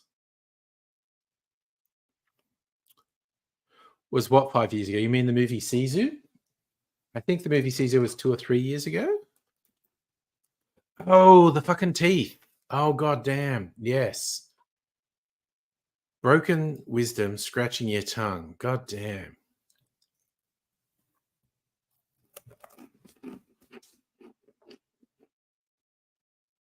Taking Panadine, yeah, as you do when you got bad pain. I can't stop eating these sweet sour twisties. Oh, gross. Oh, yeah. No. Rotten teeth can poison you. Definitely. Oh, sorry. So if you were talking about Havana syndrome, yeah. No, it's US bases in Cuba, and it's complete fucking bullshit. Ooh, God, you had 2 teeth pulled today. Holy shit. She took this long to tell us you've had 2 teeth pulled today. Good Lord. Oh. I know Havana syndrome was like in the last 5 years. Oh, no. I've had wisdoms pulled that did not want to be pulled. I've still got them. I've got them in a little jar out there, and they've got these twisted roots, and you can see there's like bones still stuck between the roots where they had to rip them out of the jaw. Cletus the slack-jawed yokel. That's true. Russia also conflict with Asian neighbors, conflict with European neighbors, conflict with Asian neighbors. Very true, Safa. Oh yeah, Justin, completely agree. The Cuban embargo is evil and fucked up and helps no one, hurts many people. Hurts people in the US, for fuck's sake. But just is insanely cruel to the people of Cuba.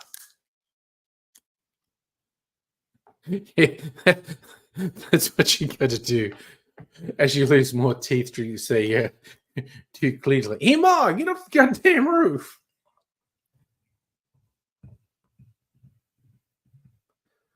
I did mention last night, I've had this dry ginger ale for ages. I'm going to drink some of it, maybe all of it. No. Still good for trivia. Okay, what a trooper.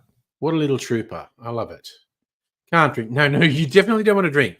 If you've been getting anesthetic infections, no alcohol.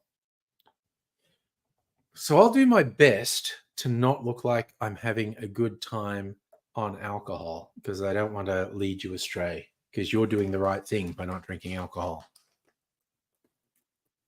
Ugh.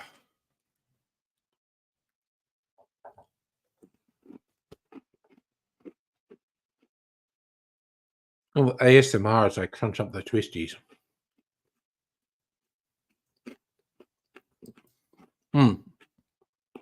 Yeah. The embargo does not help US interests. It is extremely cruel to Cuban people. It's stupid as fuck. You're going to quit ciggies? Well, good. I hope that works for you, man, because that's a big positive. Look, dude, I'm going to say yes, Cletus is still in The Simpsons. I still remember his history as well. It was when Cletus's first appearance, and he wasn't given a name. It's when Bart had the elephant, Stampy, and they're putting it on display, and Lisa's saying it was cruel and wrong to put the elephant on display for slack-jawed yokels. And then it cut to the character we came to know as Cletus and pointing, hey, boy, look. And instead of saying, look at the elephant, look at the pointy-haired girl, which is good. And then it was one of their anthology ones. And that's where the line of, Ma, get off the goddamn roof. And it was a song. And that's when they named him. Some folk will never eat a skunk, but then again, some folk will, like Cletus, the slack-jawed yokel. I'm almost sure that's how it happened. He appeared briefly in the Stampy the Elephant episode, and it was just in reference to being a slack-jawed yokel, but he wasn't given a name. And then it was in one of the anthology episodes, and there was the song where they referred to Cletus, the slack-jawed yokel, and then they gradually featured him more and more, and his wife's name's Brandine. And various kids and relatives were introduced over the years. Some folk will never lose a toe, but then again, some folk'll, like Cletus, the slack-jawed yokel. Is he a southerner? Well, he lives on the outskirts of Springfield. So it's just he's a hillbilly, but on the outskirts of Springfield. Oh, yeah. Liberalize economic trade with Cuba, and you would definitely help democratize it. It's again, yeah, the embargo is fucking stupid. Plus, like, I've got Cuban rum. Americans aren't allowed to have Cuban rum. Land of the free, they can't have it. I've got it, though. I've got Cuban rum. It's not my favorite rum, but I got it because it's Cuban. Man, that fucking dry ginger ale is yummy. Just a little bit smoky. Like, okay, before anyone asks, what's the difference between ginger beer and ginger ale? So ginger beer, if we're talking non-alcoholic ginger beer, it is a brewed, fermented drink with ginger as a base, but you have the version that has no alcohol. And so the ginger is much hotter in that, and it's a bit more sour, whereas ginger ale is based around a ginger syrup that has soda water added to it. So it's still got that ginger flavor, but it's sweeter than, on average, even though they call these dry ginger ale, I think it's sweeter than most ginger beers, and it doesn't have that fermented taste. Oh my God, yeah, isn't that the weirdest thing? Kinder Surprises, I think, are actually still illegal in the US because they say it's a choking hazard for kids, but they still have fucking guns and getting all the kids shot at school. God damn. Oh yeah, the really conservative Cuban Americans in the US is fucking weird. It's like it helps no one and hurts a lot of people. It's absolutely ridiculous and outdated. Oh my God. Sorry, this dry ginger ale has been sitting in my fridge for ages, months, if not a year. And now I'm just opening it and drinking it. And it's like, wow, it's really yummy. Why did I not drink it sooner? So very, very tasty. So I've got all sorts of Caribbean rums from countries that are, enemies of America, like Venezuela. You get all these weirdos in the US who are convinced Venezuela is plotting to destroy America. I got Venezuelan rum.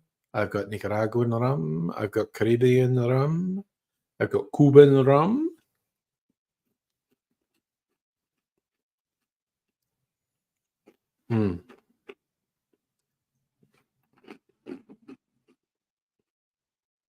Rum. It's all about sugar, which is all about slavery.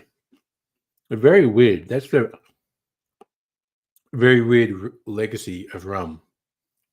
It's just deeply tied to slavery. Because the sugar trade is tied to slavery. Wherever there is sugar, there is rum. And basically, wherever there is sugar, there was slavery. Including Australia. The Queensland cane fields were worked by kidnapped and illegally enslaved Pacific Islanders. Practice known as blackbirding. Now, that wasn't, well, because it wasn't legal. It wasn't chattel slavery like in the US, where people legally owned other humans, and they also owned the offspring of those humans, but they were illegally kidnapping and enslaving Pacific Islanders. But I don't know, they were released at some point because it was just, a blind eye was turned to the fact this was happening. Oh my God, we're deep in Simpsons references tonight. Homer doing Scarface when he had the sugar. In America, first you get the sugar, then you get the power, then you get the women.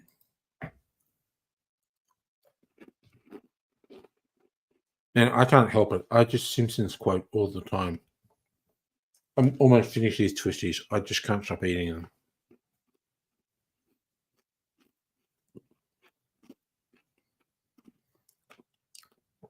Whenever I think about the Pacific Islanders who were kidnapped and enslaved in the Queensland sugar trade, Blackbird, I always remember, like, have you ever seen those shows, Who Do You Think You Are?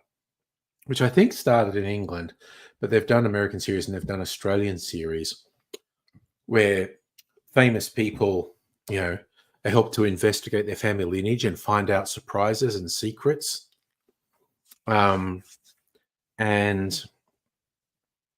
they had Mal Meninga, the footballer, Indigenous footballer, very famous, and he is a weird guy. Like, he's bought into conservative politics and conservative talking points, and it's made him quite weird.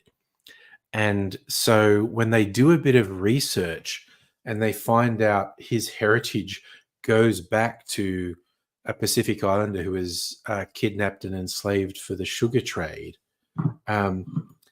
he's tried so hard to sort of say, no, Indigenous people weren't persecuted by white people, when he's just shown like, oh yeah, you're descended from someone who was kidnapped and enslaved.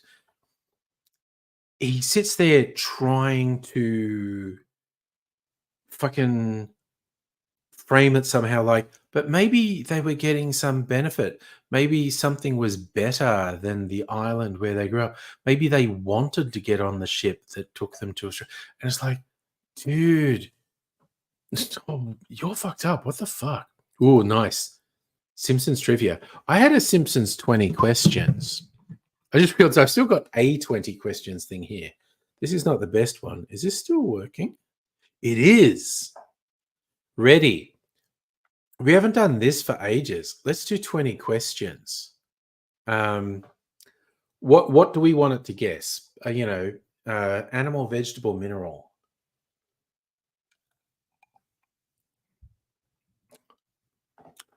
Okay.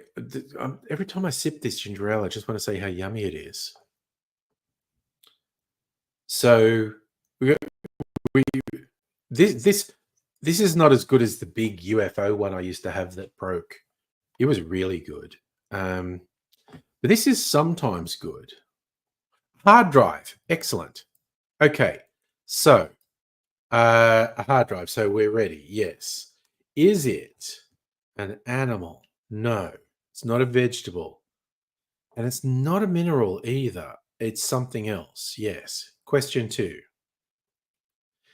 Do you clean it regularly?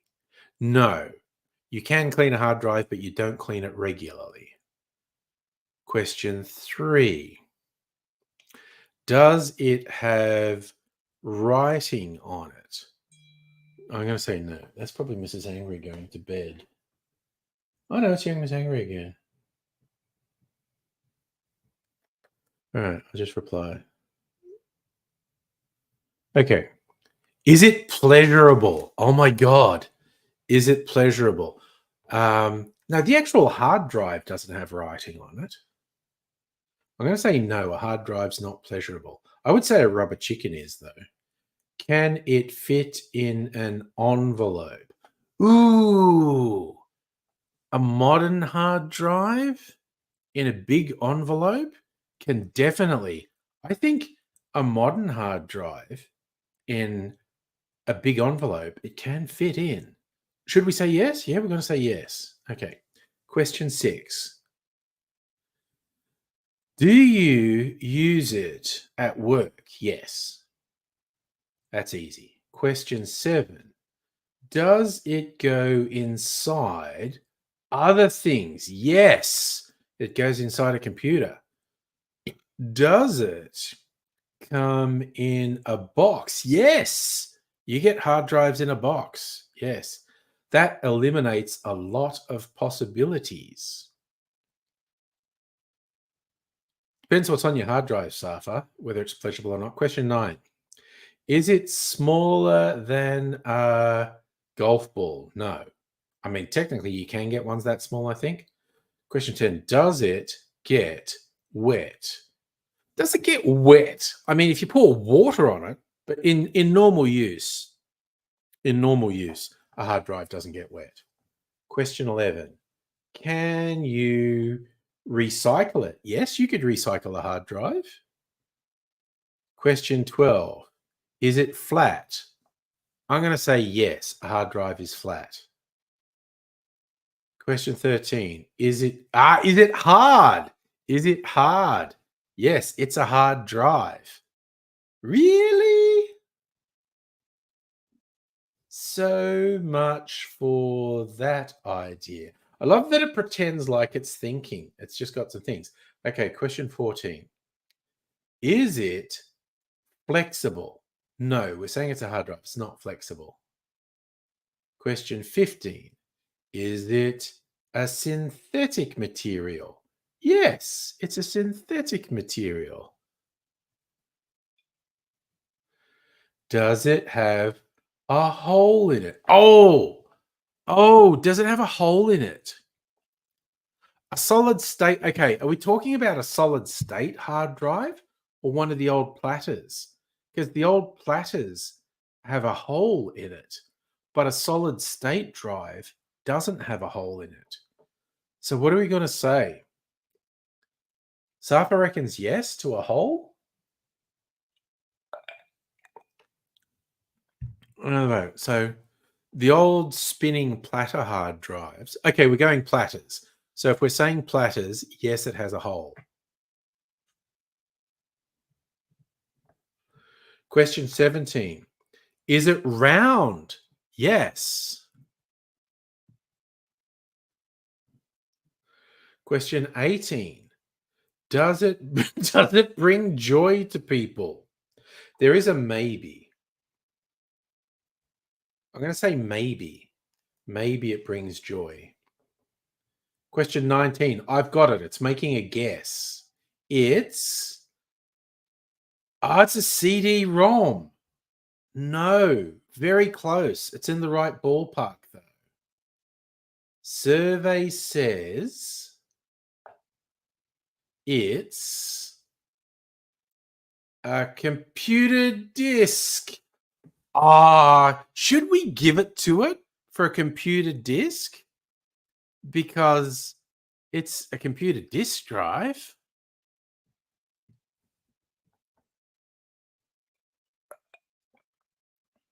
We're going to give it to it for a computer disk? Yeah, we're going to give it to it. Yeah, we all agree that's close enough. It wins. I know you want to try again. Yes, I do. I know what you're thinking. Okay, so we're doing rubber chicken this time. Try me. Think of something. Is it? No, it's not an animal. It's not vegetable. It's not mineral. It's something else. Question 2. Can you hold it? Yes, you can. Who's that? Okay, that's Mrs. Angry going to bed. I got to be quiet. She has a migraine order. No, this is just, there's a tiny little hard drive in here. Is it colorful? Sorry, rubbish. Okay. I think these qualify as colorful. Yeah, that's pretty colorful. Do we agree that's colorful? My vibe is yes, this is colorful.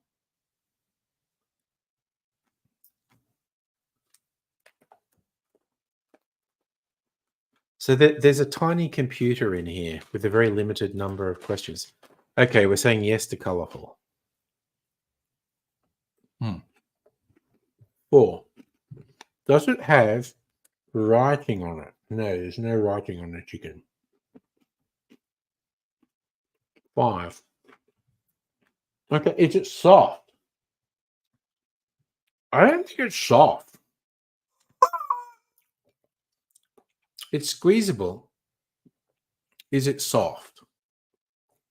I need consensus. My vibe is no, it isn't soft, but it's not hard like diamond.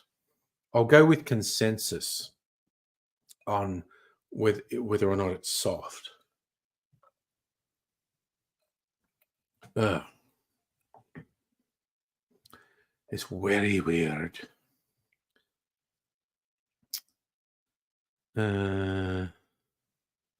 Waiting for the lag, waiting for someone to come in and says it's soft. You want to see if you can guess twisties. That might not know. See if you can guess snacks, though. But I want some consensus on, is the rubber chicken soft? Yeah, but it's not soft rubber. You get softer rubber than this. My initial impulse is to say no, it isn't soft. Everyone away from keyboard at the moment.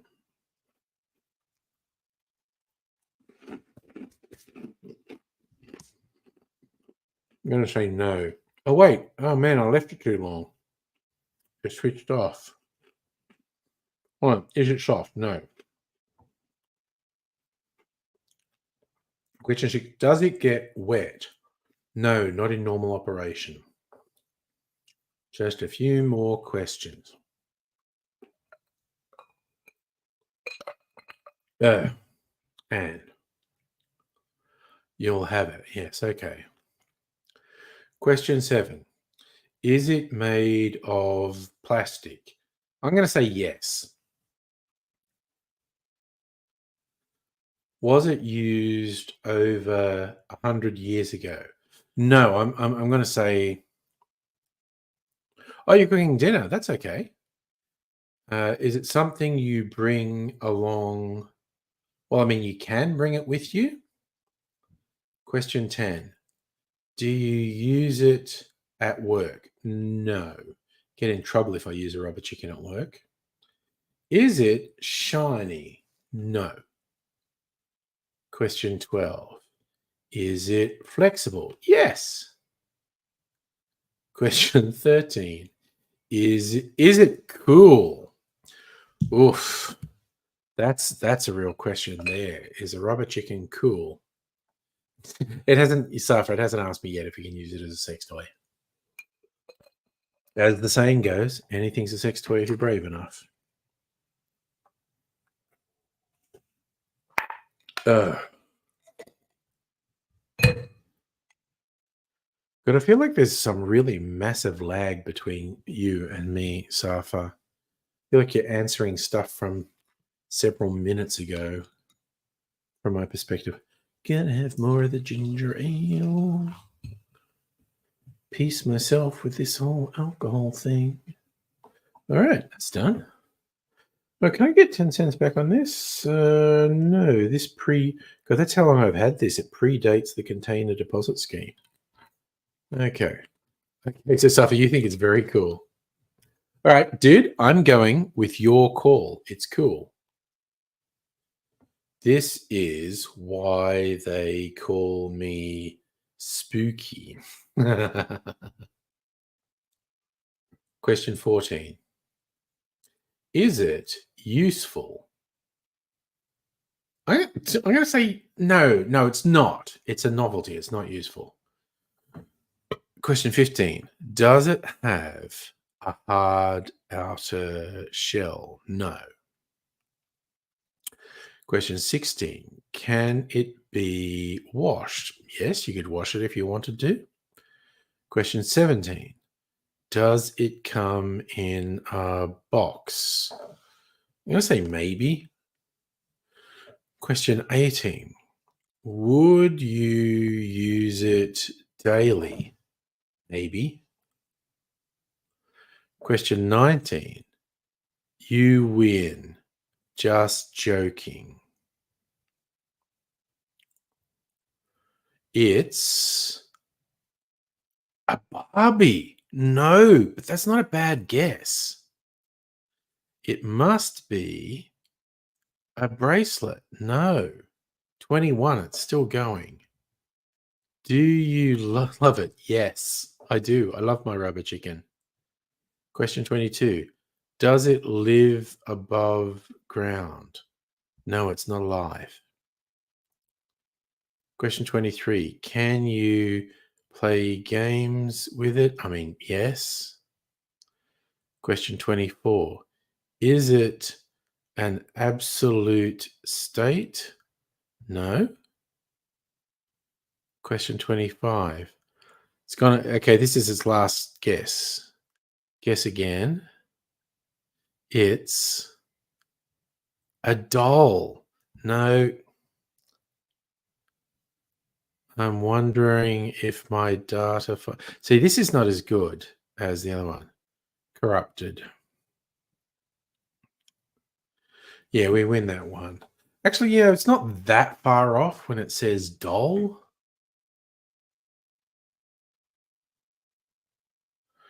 Yeah, we're gonna. Okay, Safi, you want me to guess twisties?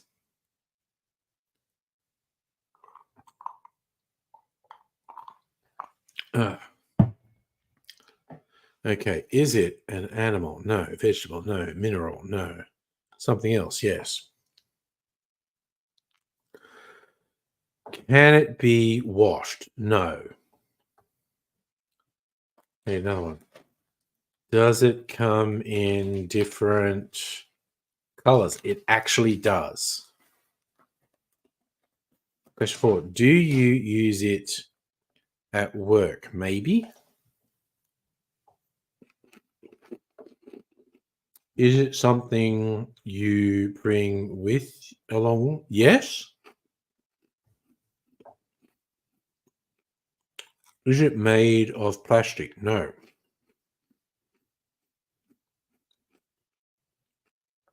Does it come in a pack? Yes. Just as I thought. It's all part of my master plan. Yeah, we'll just see if it comes up with a snack. Question 8. Is it hard? Yes.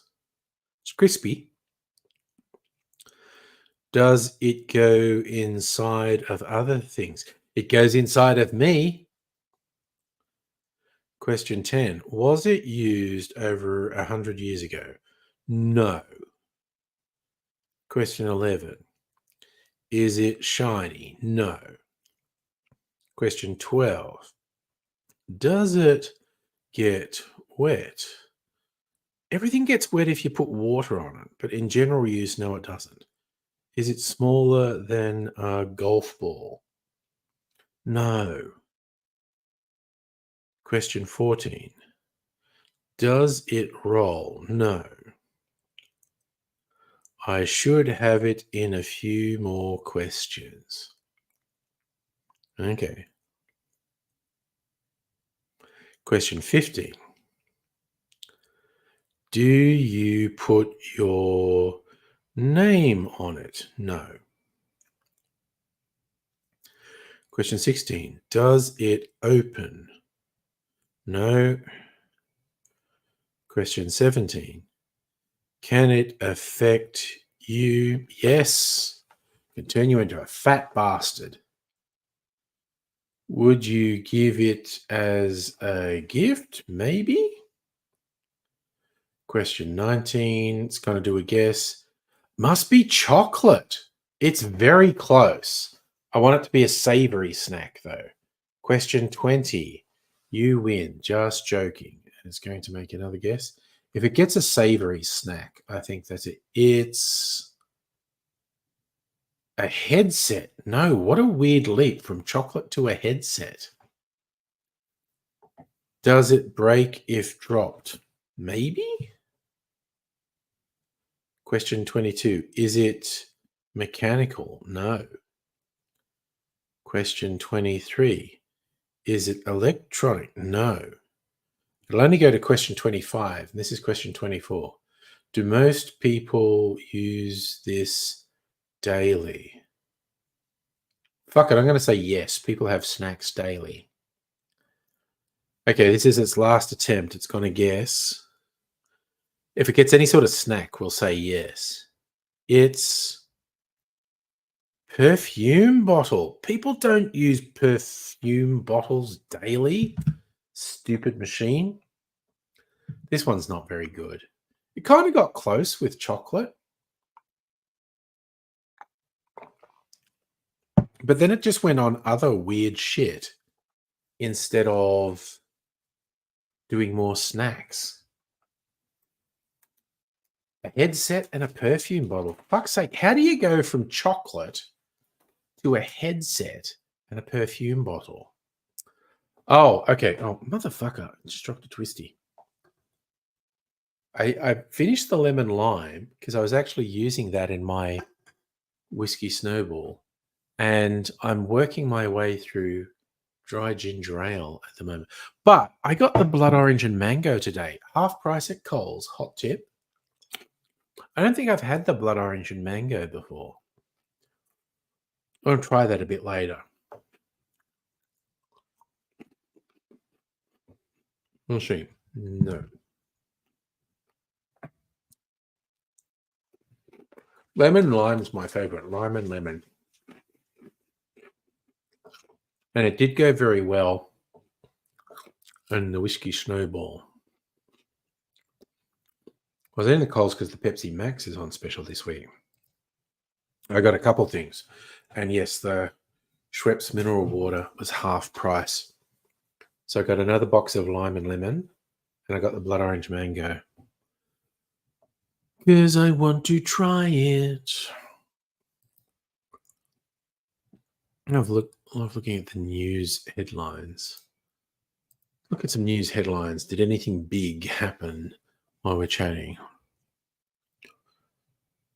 Oh, National Cabinet putting money into domestic violence. Bleh. It's a great headline. We look like fools and idiots. Sect members speak as extraordinary Elizabeth Struth death trial continues. Okay, I need to know what that is. People saying they look like fools and idiots. A Toowoomba religious group accused of causing the death of an 8-year-old diabetic. Deliver things. Extraordinary trial, 40 members of Toowoomba religious sect, the Saints. It's adjourned 58 days after it began. Prosecution alleges the group caused the death of Elizabeth Struth, who had type 1 diabetes, by counselling her father to withdraw her insulin. The sect members argue their charges of murder and manslaughter amount to religious persecution. Not if you fucking killed a kid. Oh, they're entitled to their religious belief that Elizabeth would be resurrected, therefore they cannot be convicted. Okay, fucking send them to fucking prison. The fucks.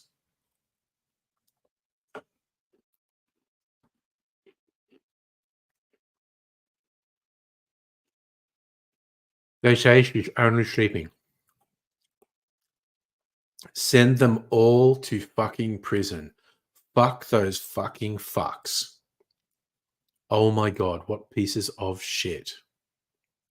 What's wrong with those people? They're completely fucking disconnected from reality is what's wrong with them. God damn it.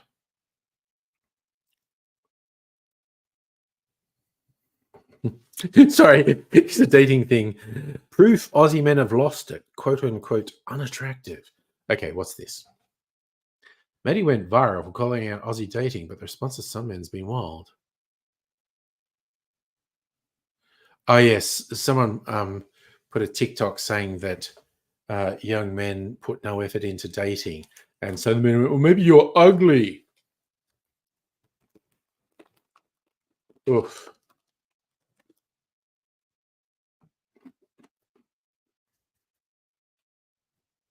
That's a trash story. That's not a real story.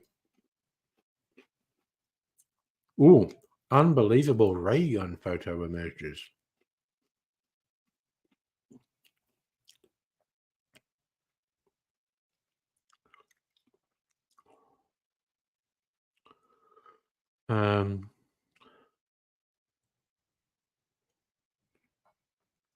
Oh dear.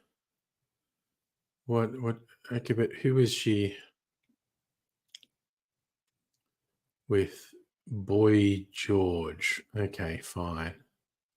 That's just fucking stupid as well.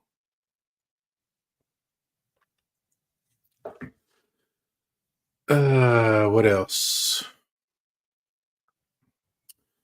Oh, another one of those stupid scooter hire things being banned. This time Canberra. Good. Fuck them. Still getting severe weather warnings. That's a hoot. And yes, we did have ridiculous August temperature records around the fucking country. 13 above average in some places. Why did the 120-year-old Tasmanian brand... Oh, man, I fucking love the King Island Dairy. The idea of them closing down and me not being able to get their cheeses is fucking cruel. Canadian dairy giant Saputo said they're going to close King Island Dairy because they can't find a buyer.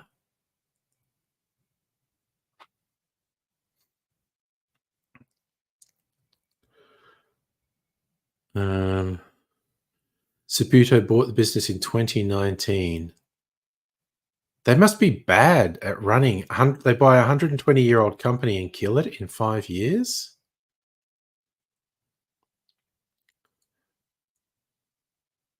Okay, so they own a fuck ton of brands. What else?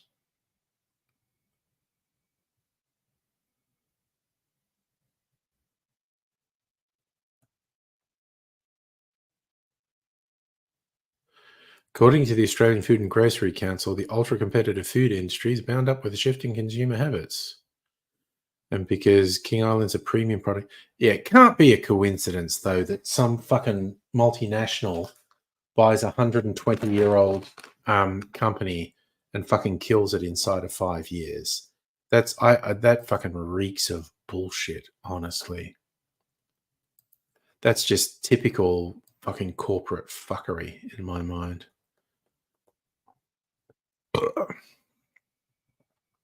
I hate that sort of shit. Ooh, Trump-Harris presidential debate rules have been released. Where are we?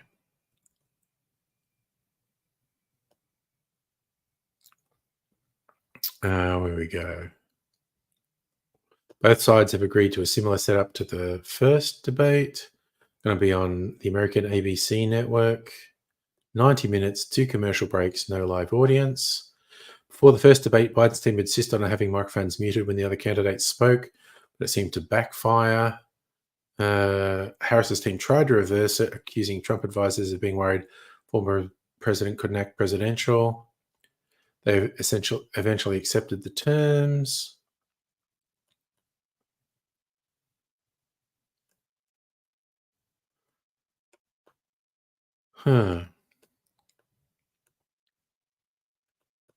It is... honestly, it's going to be interesting to see what happens in that debate. Could be all over the place. Who knows? Just randomly look at the news headlines.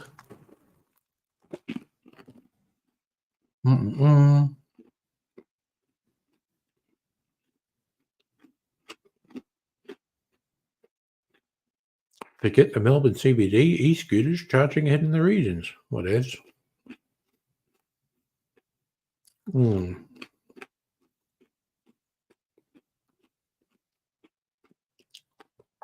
What do we got? Global warming induces hottest northern summer on record. Yep, oh, that's a big surprise. Probably happened to us this summer as well.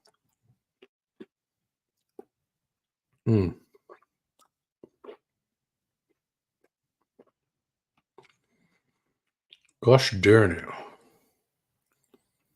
Government says more people need to use AI. Here's why that's wrong.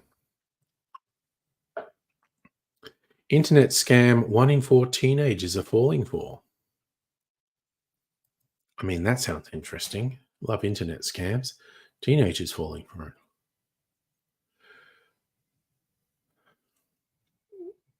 So, how are they getting scammed? Quarter of teens fallen victim to social media scams, buying or selling products or services. Scammers entice victims with competitive prices for high-demand items, like concert tickets or designer clothes. Sextortion scams becoming increasingly common among young Australians. Yes, don't get your dick out on your webcam. Oh, yeah. No, I was reacting against very specific people. And honestly, the people I was reacting to then in the intervening years have gone full reactionary. Like they've just turned into bigoted fuckwits. They started off just generally, I'm an atheist. And then a huge number of them swung into specifically being anti-Muslim and being extremely bigoted to anyone from the Middle East. And weirdly, a decent chunk of them have, because then they've all turned into this right-wing anti-woke thing then, and a weird chunk of them have actually converted to religion. It's quite bizarre. No, I didn't think you were complaining. I thought you were saying it as a positive. But yeah, that was really aimed at people who, how old was that video? 10, 15 years old? Where is it? I need to look at.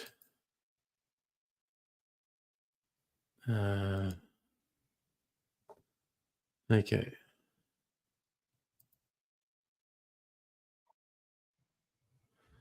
When did I upload that? 16 years ago. Wow. May 2008. So, yeah, but that was reacting to people who treated Richard Dawkins like he was a god.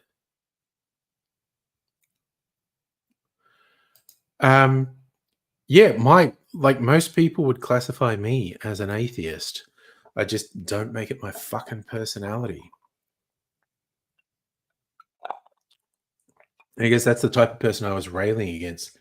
The people who make atheist their core fucking personality. They're just like, no, I'm just looking at things rationally and just like these religions don't make sense. And, you know, we should continue to seek for answers and the truth and all those other good things. So, but yeah, and so that was 16 years ago, that video, and the people I was railing against just got fucking worse. I mean, Safa, broadly, I'm logical. I'm also emotional. Plot holes in every book. Again, I just do think religions are fundamentally wrong. I mean, they have to be. Okay, what are the chances for all the billions of people who've existed who disagree with, no matter who you are, no matter what your religion are, over tens of thousands of years, billions of people have definitely disagreed with you. What's the fucking chance you're right? Honestly. Well, yes, plot holes are a thing in fiction as well, which is where I would place the religions as well. But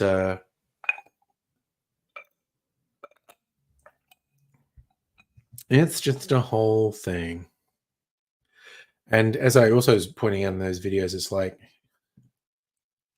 saying someone who believes in a god or has a faith or follows a religion, saying they're stupid by definition is fucking ridiculous because a whole bunch of really fucking smart people are people of faith.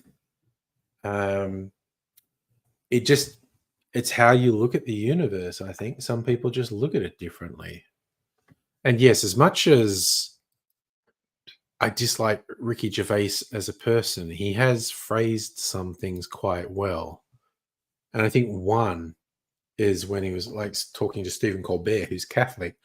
He's just saying like, okay, my view is if we eradicated all the religious texts and all the religion and that was all gone, and we eradicated all the science texts and all the learning from science, and people were reverted to like a prehistoric state, in 1,000 years, the science would be the same as the science now, but the religion would be totally different.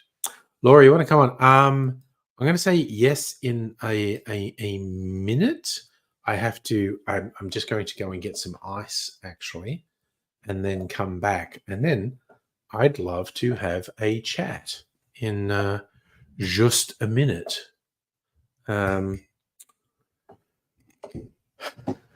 Gonna scare Safa and leave Tom Kitten in charge, but it'll just be for a minute.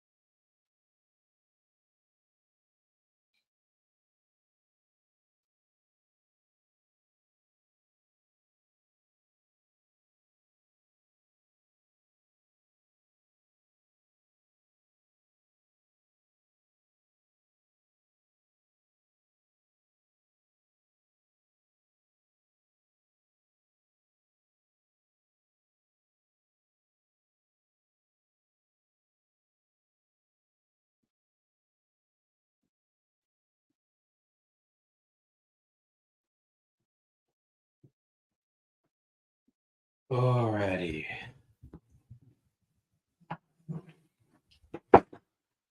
Oh no, Dr. Abigail came in just when I left Tom Kitten in charge. You're still out. You're on mobile. Sorry, you came. That was like the only time I left Tom Kitten in charge. That's just when you came in. So I was going to invite Laura in. Took me slightly longer than I meant to, because I decided I had to have a pee break too.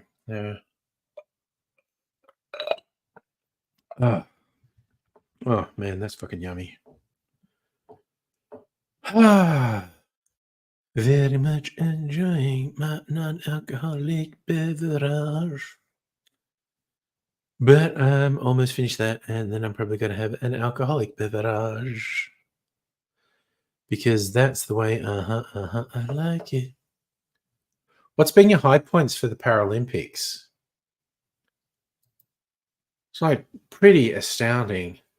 Like that woman with no arms doing archery and hitting bullseyes. My God, as well. And there's Laura. Hello. Hello. Well, look, Dr. Abigail's joining us on mobile too. Hello. Can't actually hear you though, so I don't know what's going on there. You're trying to go. Oh, and you were just trying to go widescreen, and it didn't work. It didn't flip. So, Laura, what's happening in your world? Well, my world's sort of falling apart at the moment, sadly. Oh, So I got a message from my family yesterday that my mum died on Sunday. oh, damn, that is rough. Yeah. She died in her sleep, it would appear. Oh, But, damn. you know. So, yeah, it's not been the best week. To say. No.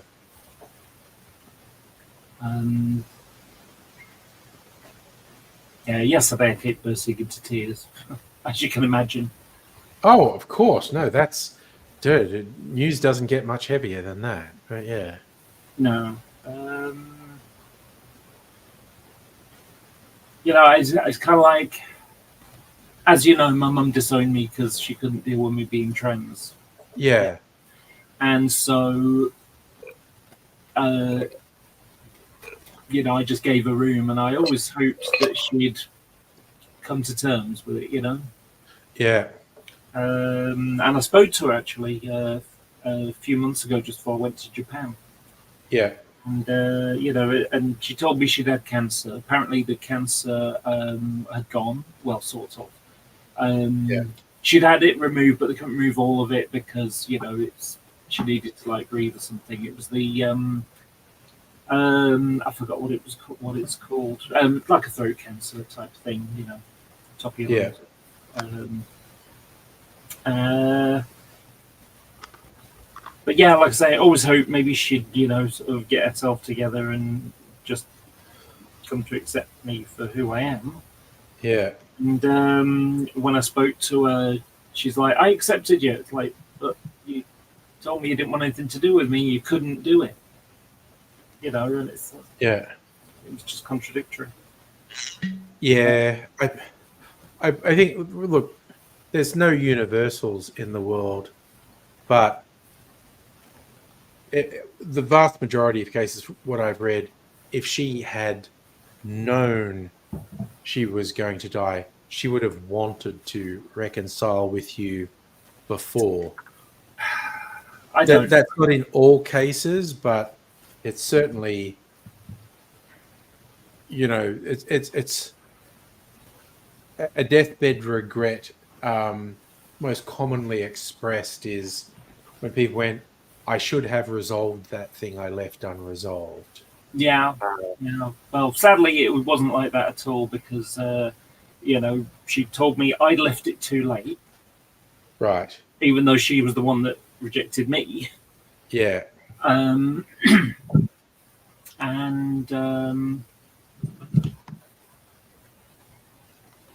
you know, and that she hadn't changed her mind, basically. You know. Yeah. And and I think we spoke about this before that you know that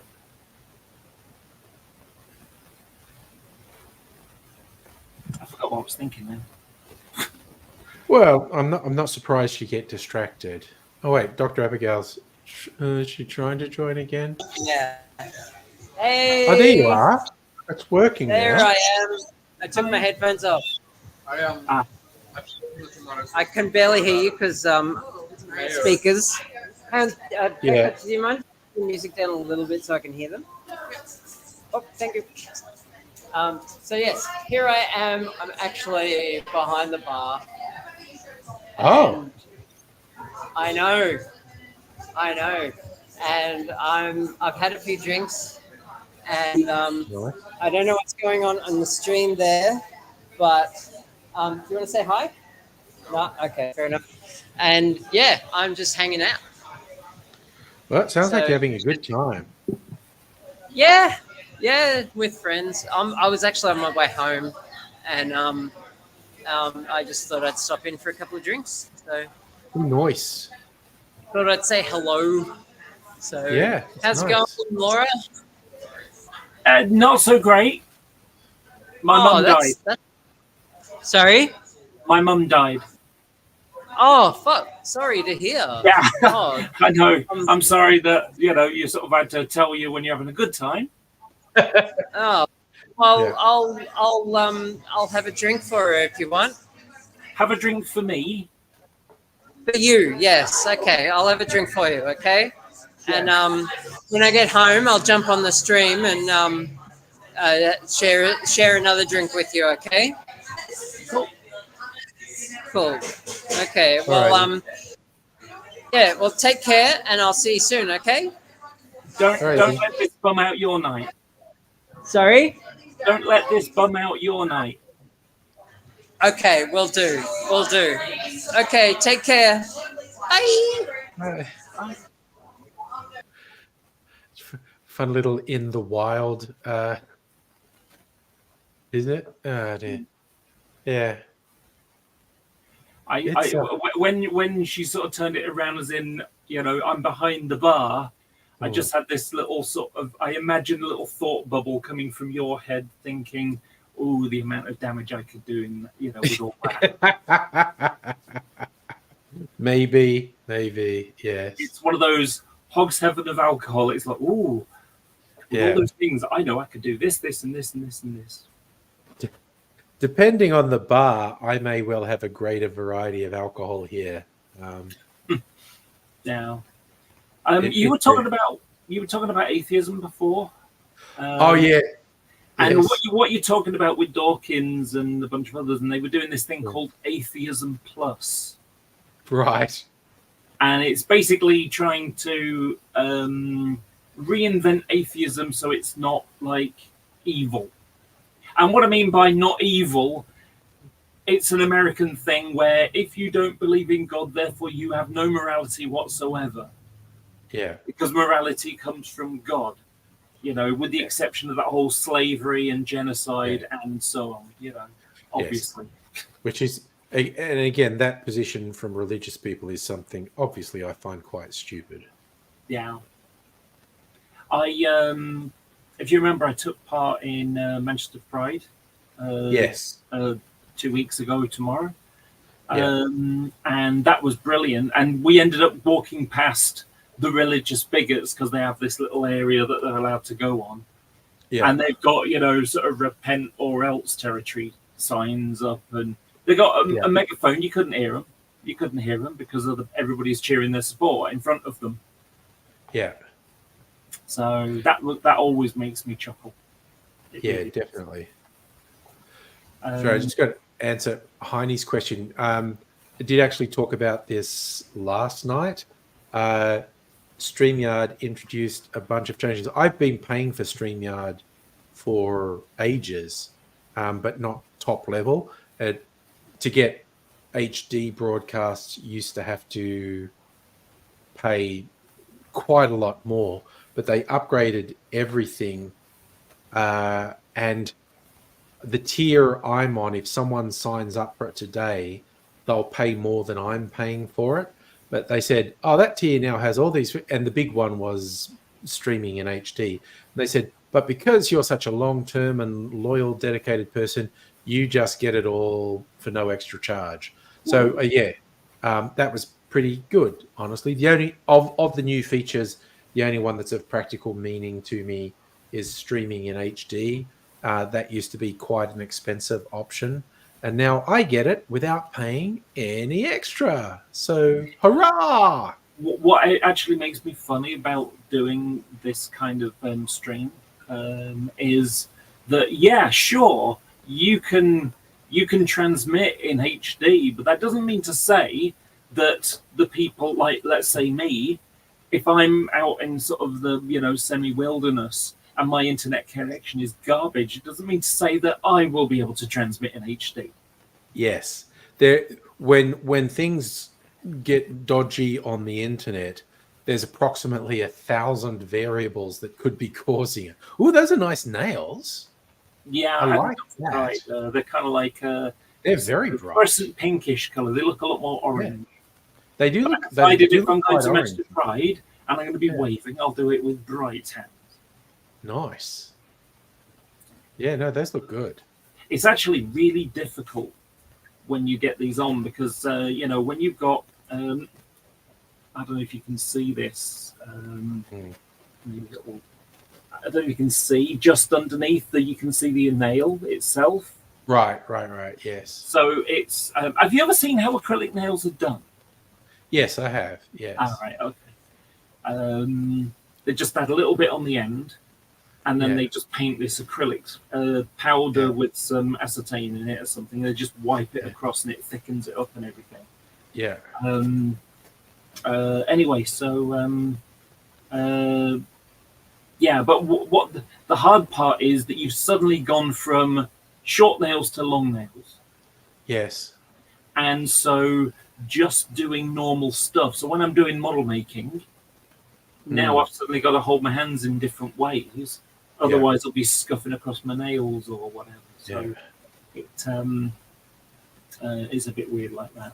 But no, it's a pink. It's a kind of like fluorescent pink. It doesn't come across very well in this at all. It looks like a fluorescent orange. Yeah. Red more like actually. But it's softer than that. Okay. I tell you what it's a bit like. Imagine fluorescent orange that's faded. Right. Okay. Kind of like that.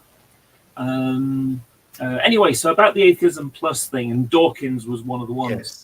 And the problem is that they were kind of going with like a anti-theism Yes. proposal, and you know, so it's almost like a hard line, whereas Yeah. most people are just sort of, you know, live and let live. Yeah. You know, if you believe, fine. If you don't believe, fine. As long as you're not in someone's face about it, who cares? You know, it's a personal thing. And so when they're sort of coming out with, you know, just I don't know, sympathy. It's quite intolerant in a way. It was extremely intolerant, and the number of ones where it manifested in this deeply racist anti-Muslim stance. Yeah, Sam Harris has gone that way as well. Absolutely gross intolerance. Yeah, it almost reminds me of the kind of whiplash of. Actually, it's probably around about the same time. Thinking about it, about 20 and a bit years ago. Yeah. And what happened 20 and a bit years ago? I'll give you a hint. September the 11th. Yeah. Yes, and that did tip a lot of supposedly progressive people over a precipice. Yes, particularly people who weren't very good at accepting they were part of a system of oppression, and they were maybe seeing the consequence of a very long history of oppression suddenly coming back to bite them in the ass. Or as we were saying earlier, part of the cycle of fuck around and find out. Yeah. That was part of the find out phase after a fuck around that, depending what you're talking about, lasted decades or centuries. It's I was in an atheist community for quite a while.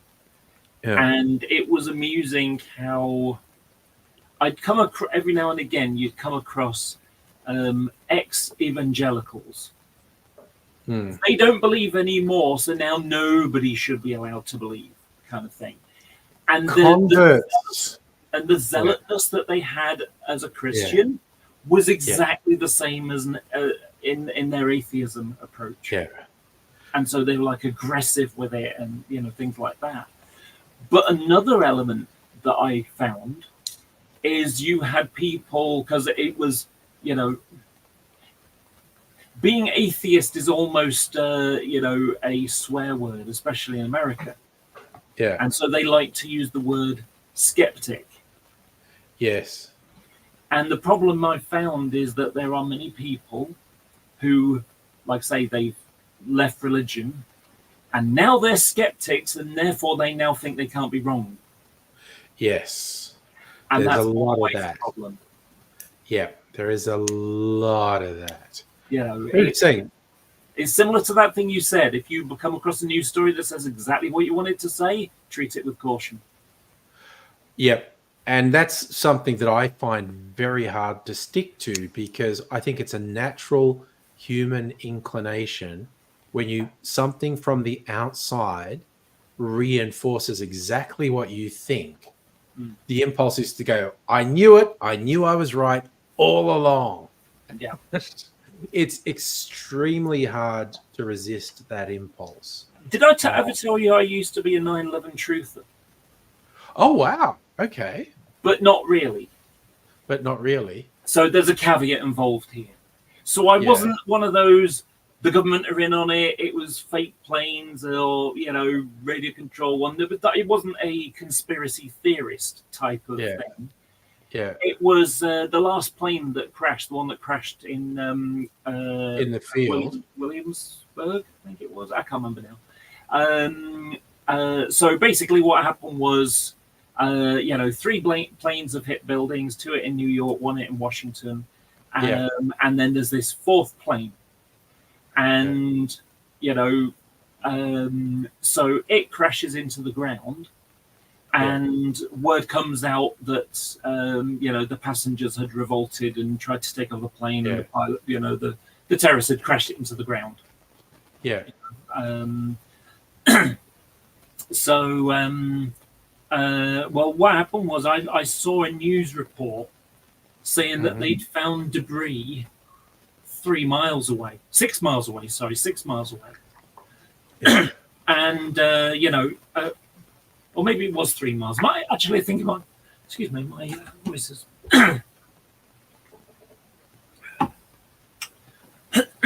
So they'd found debris. I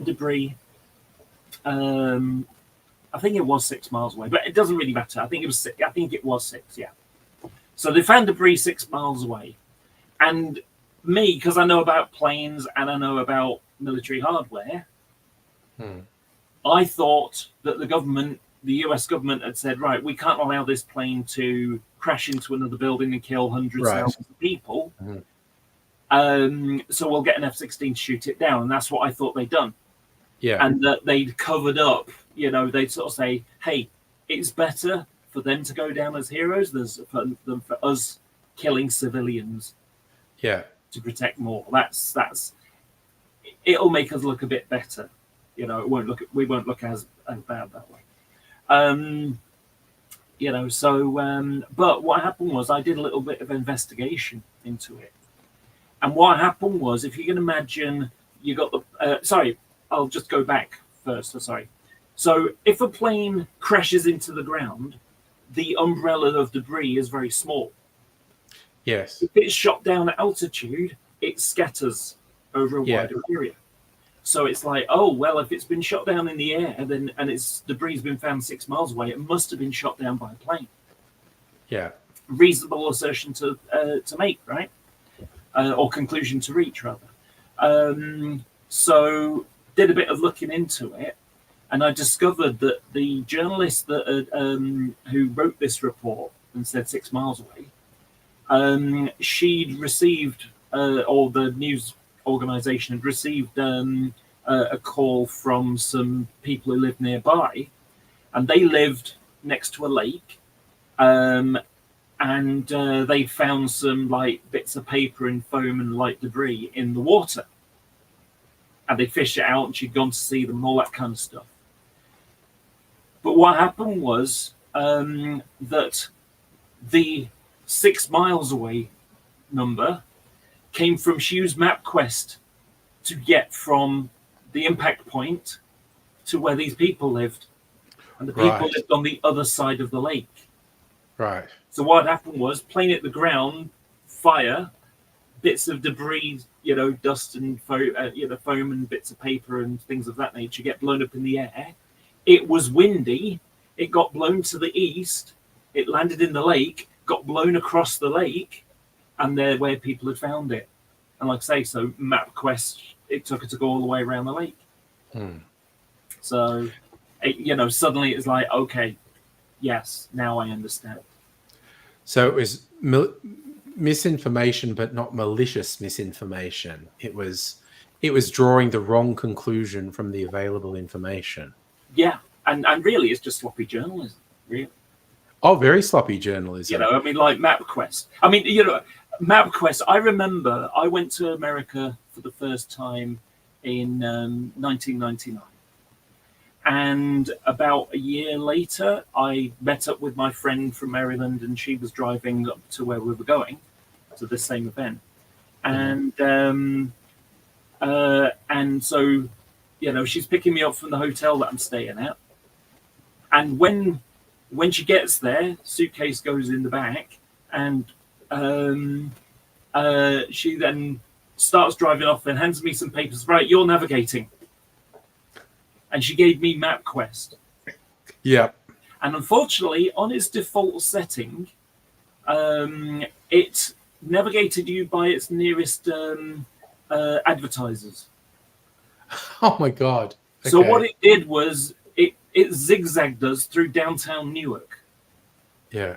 Which would be like downtown Beirut. Good Lord, yes. Okay. So, or no, downtown Gaza City. Not a lot of difference.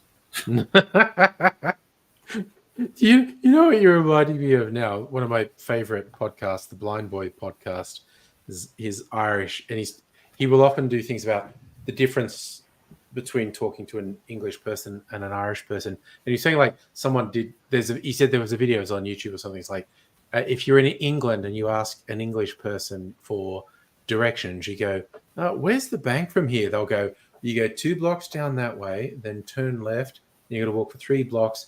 Then take a right, then you'll see the bank. And you follow this instruction here. If you're in Ireland and you're like in a village and you get some old fella and you go like, how do I get to town hall? You'll get instructions like, all right, so you go down this tree, right? And you'll be looking for a black tree. It's been burnt out. The lightning that hit it 5 years ago was incredible. But you don't want to go to the tree. Just when you can see the tree, you're going to look for a field. There's probably a cow in the field, okay? There's probably a cow in the field. That tells you you're at Jimmy O'Flaherty's place, and you want to turn left from there, okay? And then you're going to go down, and if you reach Seamus McCurry's place, you've gone too far, and you're going to want to. And it's basically an Irish person will tell you a story about the land, and they're not misleading you, and they are actually giving you correct instructions. But their instructions will tell you the story of everything you're going to pass, and if you're not in that mindset, you'll go, what are you saying? I just want to know where to go. But they're telling you the history of everything that you're passing. And because everything's a story, it's an oral tradition. And they're going to tell you a story about everything that you're going to see, because that's how they remember things. They go, yeah, the farm down there, it's where, there's horses there. They've been raising horses for generations. And so when you see the horses, that's the McCurry's farm, and you're going to go down there, and just like everything's a story. There's a story about the fence. There's a story about and it's like, please just tell me where I need to go. So basically, directions told by a tour guide. Yeah. It is literally like you're in a double-decker bus and someone's got a speaker and just going like, and that corner is where Hugh. What was I going to say? Seamus. Go on, use Seamus. No. I was going to do a Hollywood one there of, and God, I've forgotten his name. The English actor who got busted picking up a street sex worker. Yes. Bumbling and Yeah. You know who I'm talking about. I got Hugh Grant. Hugh Grant. I was going, I was going Hugh Jackman, Hugh Laurie, Hugh Grant. You know, it's Hollywood's tour of the stars. That's the corner where Hugh Grant got busted, and Do you know what? I think one of my most amusing things I've seen is an American saying, "Wow, he does such a great, Hugh Laurie does such a great English accent." It's like, oh my god, I loved because he got famous doing House, and people Yeah. thought he was American. I loved earlier days in the internet sending American friends links to sketches from like a bit of Fry and Laurie because it fucking did their heads in. They're like, what? That kind of looks like House, but that's not House, is it? That is House. That is Hugh Laurie. This is where he came to fame. I think my favorite. I can eat salt and vinegar crisps, Safa, but I'm not. Oh, this stems back to before you joined, Laura.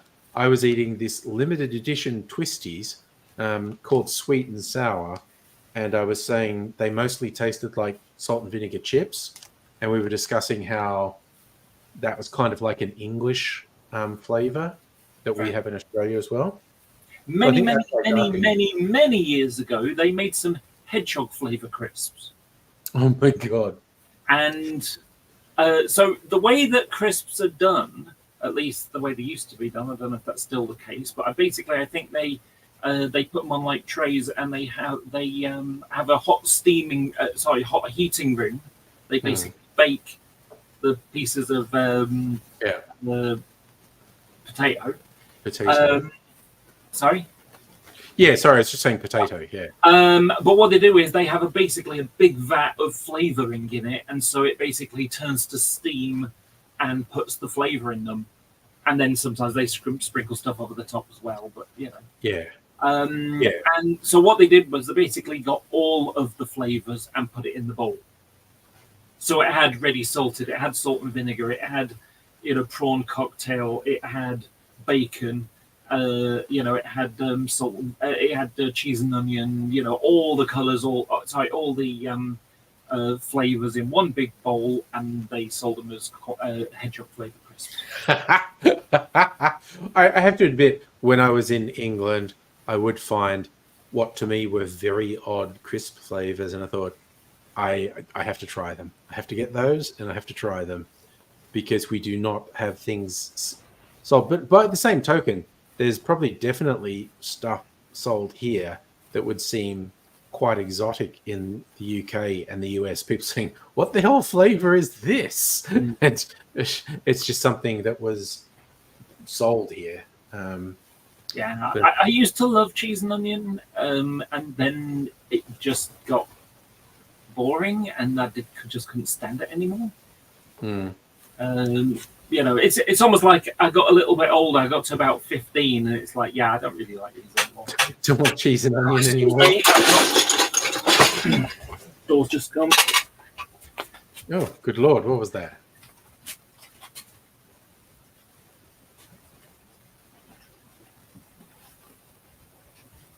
All right, sorry.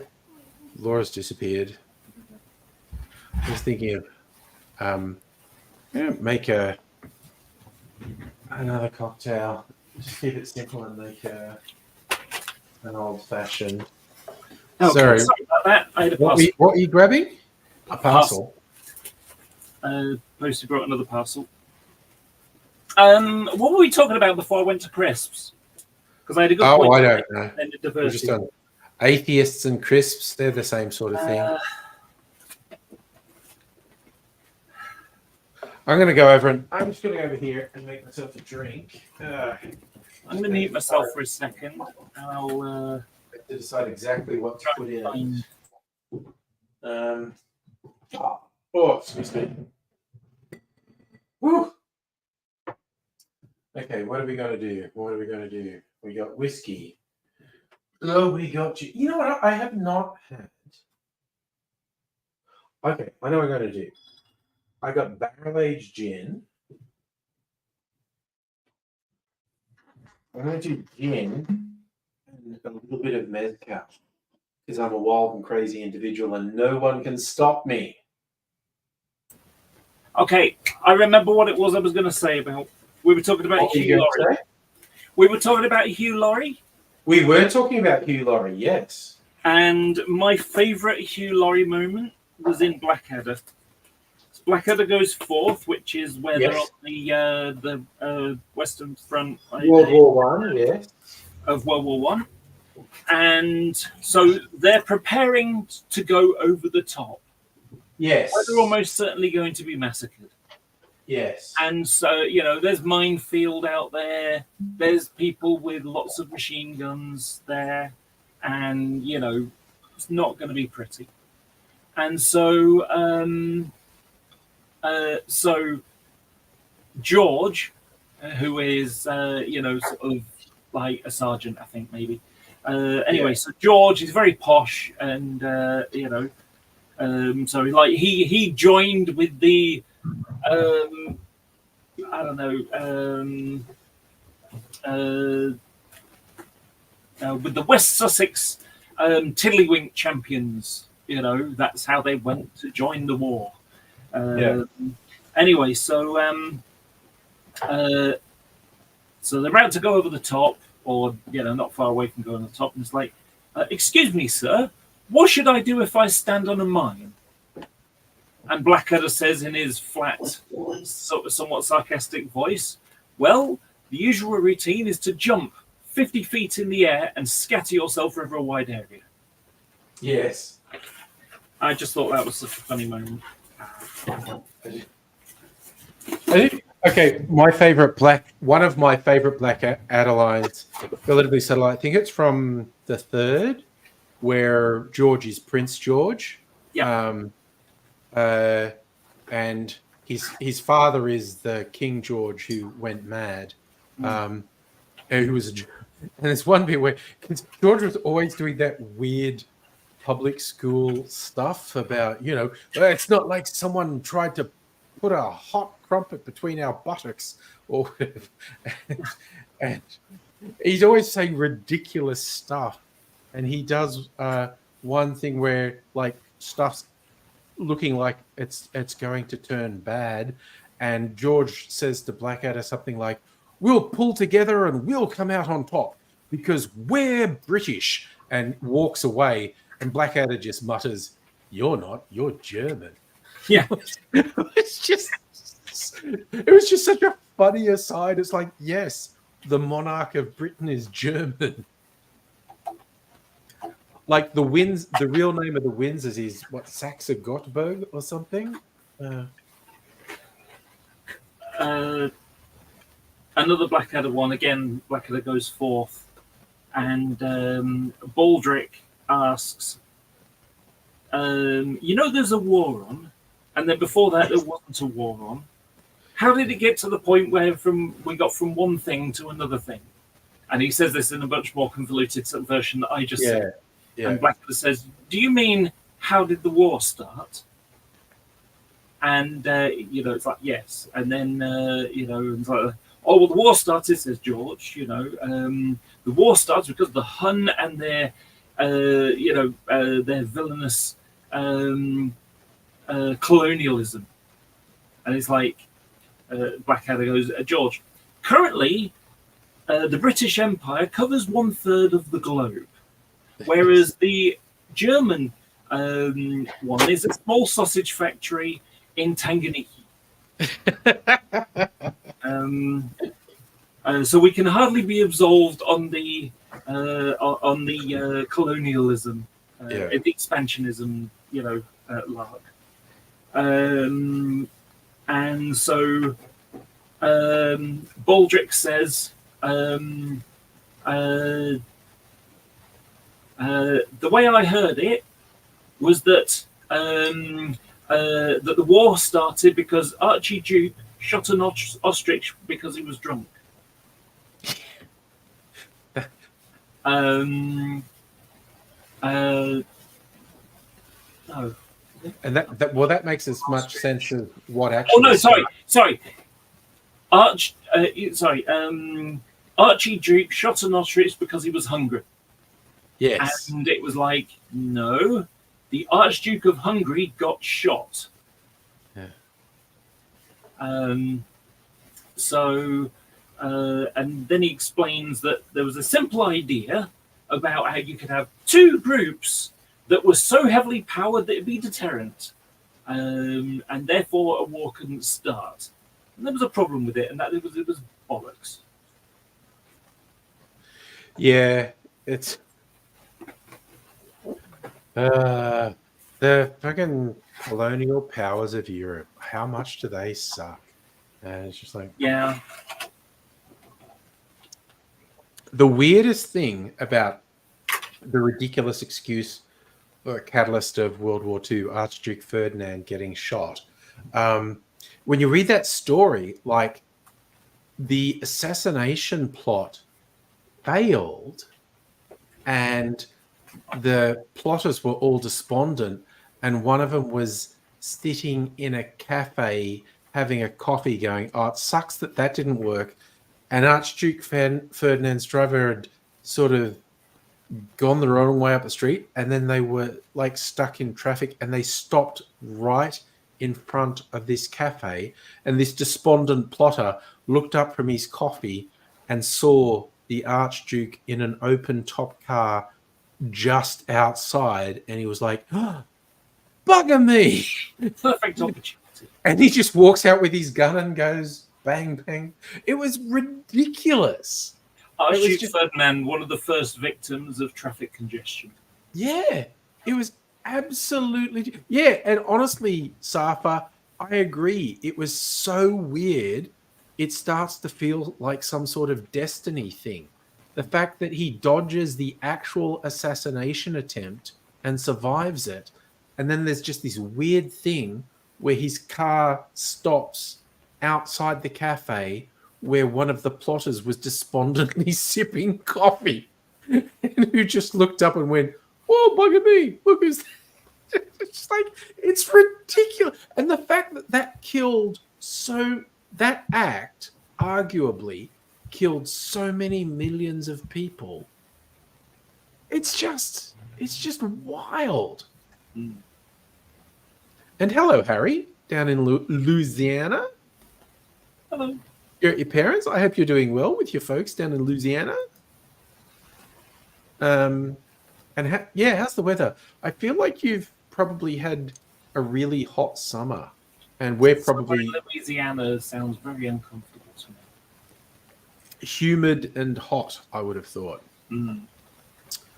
It was complicated. Well, we were part of the British Empire, so we weren't independent. We were automatically at war with anyone Britain said they were at war with. Very convoluted. Rainy and humid, like always. Swamp weather. Okay. It's funny. I have a sort of a joke about Americans and sort of wars, and it's not meant as a slight against Americans. Just a sort of, it's a joke. It's a witticism. Yeah. So basically, America turned up late to the party for World War I or World War II, and ever since then they just started them instead. So you just They reminded make me you up of, for lost time. you reminded me of a Dad's Army joke. For anyone who's unfamiliar, this was a fairly popular sitcom in the 1970s. It was set in World War II, and it was the Home Guard. It was basically all these old men who had served in World War One were put in this pseudo-military role. In theory, they're protecting the home front in England. So it was basically just all these old guys making old man jokes. There were some younger characters as well. But there was one where some Americans came to visit, and the World War One, you had some of the World War One veterans who weren't very well disposed to the Americans. And one of them had the line that he actually said to the Americans when they were meeting, something like, the Americans arrived to the war, and they meant World War One. The Americans arrived to the war so late the only thing they charged was the interest rates on the loans to England. Damn. Harry, you say you're late. Dubstep got popular when it was already big in the UK. Well, I mean, but again, Harry, down in Louisiana, you got the blues. You got blues and jazz pioneered down that neck of the woods. Jim, you're remembering it. Don't panic, Mr. Mannering. Yes. Don't panic. Oh, all those weird archetypal characters in Dad's Army. Again, it was on TV so much here. So, I made a cocktail. Speaking of the blues, Harry, last night I made a cocktail that was a tribute to B.B. King. So there you go. Just throwing that out there. Another one I remember from that was they had some German, I think maybe the German pilots or something had been shot down. I can't remember now. Yeah. But it was like, when the Third Reich takes over, you will be shot. What is your name? And he goes, don't tell him, Pike. Yes. The entertaining part of that show was how the guy in charge was inept. Yeah. And kind of like, insecure is the deference. That's it. The deference of the second in command was far more, keen and collected, and would be far better at leading a group of people than the guy that was leading the group of people. Which led me to think it was actually scripted by a military person, because the officer, Captain Mannering, was an incompetent idiot. But the non-commissioned officer, the sergeant, he was the competent and calm and organized one. Yeah. I forget what it was. Oh, there's this series that's on Prime called Lioness, which is a quite engaging action drama series, but it's mad propaganda. It's like, the CIA is murdering people around the world. But trust us, they're all very bad. All the people we're murdering secretly are definitely bad. We're the CIA, you can trust us.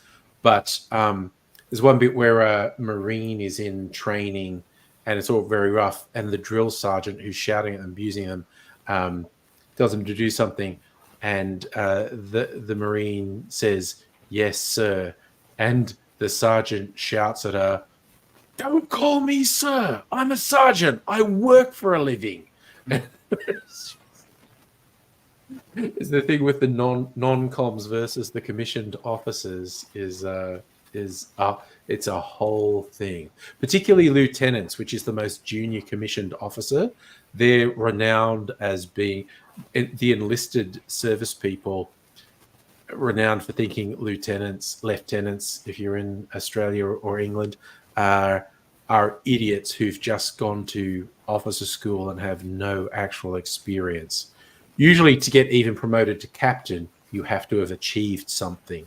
But if you go to the officer training school, you come out as a lieutenant, and they are universally derided by the enlisted. I've forgotten his name now. He's a really good character actor. I'm going to find out. But he was Sergeant Major Dickerson in Good Morning Vietnam.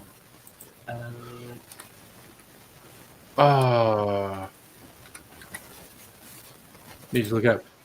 My all-time favorite drill sergeant is Lee Ermey in Full Metal Jacket, because he was an actual drill sergeant in Vietnam. J.T. Walsh.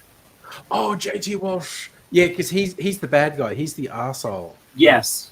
But he's a good actor. He is so good. Yeah, that's it. I mean, you can see him. He's really good at playing bad guys, but can play good guys too.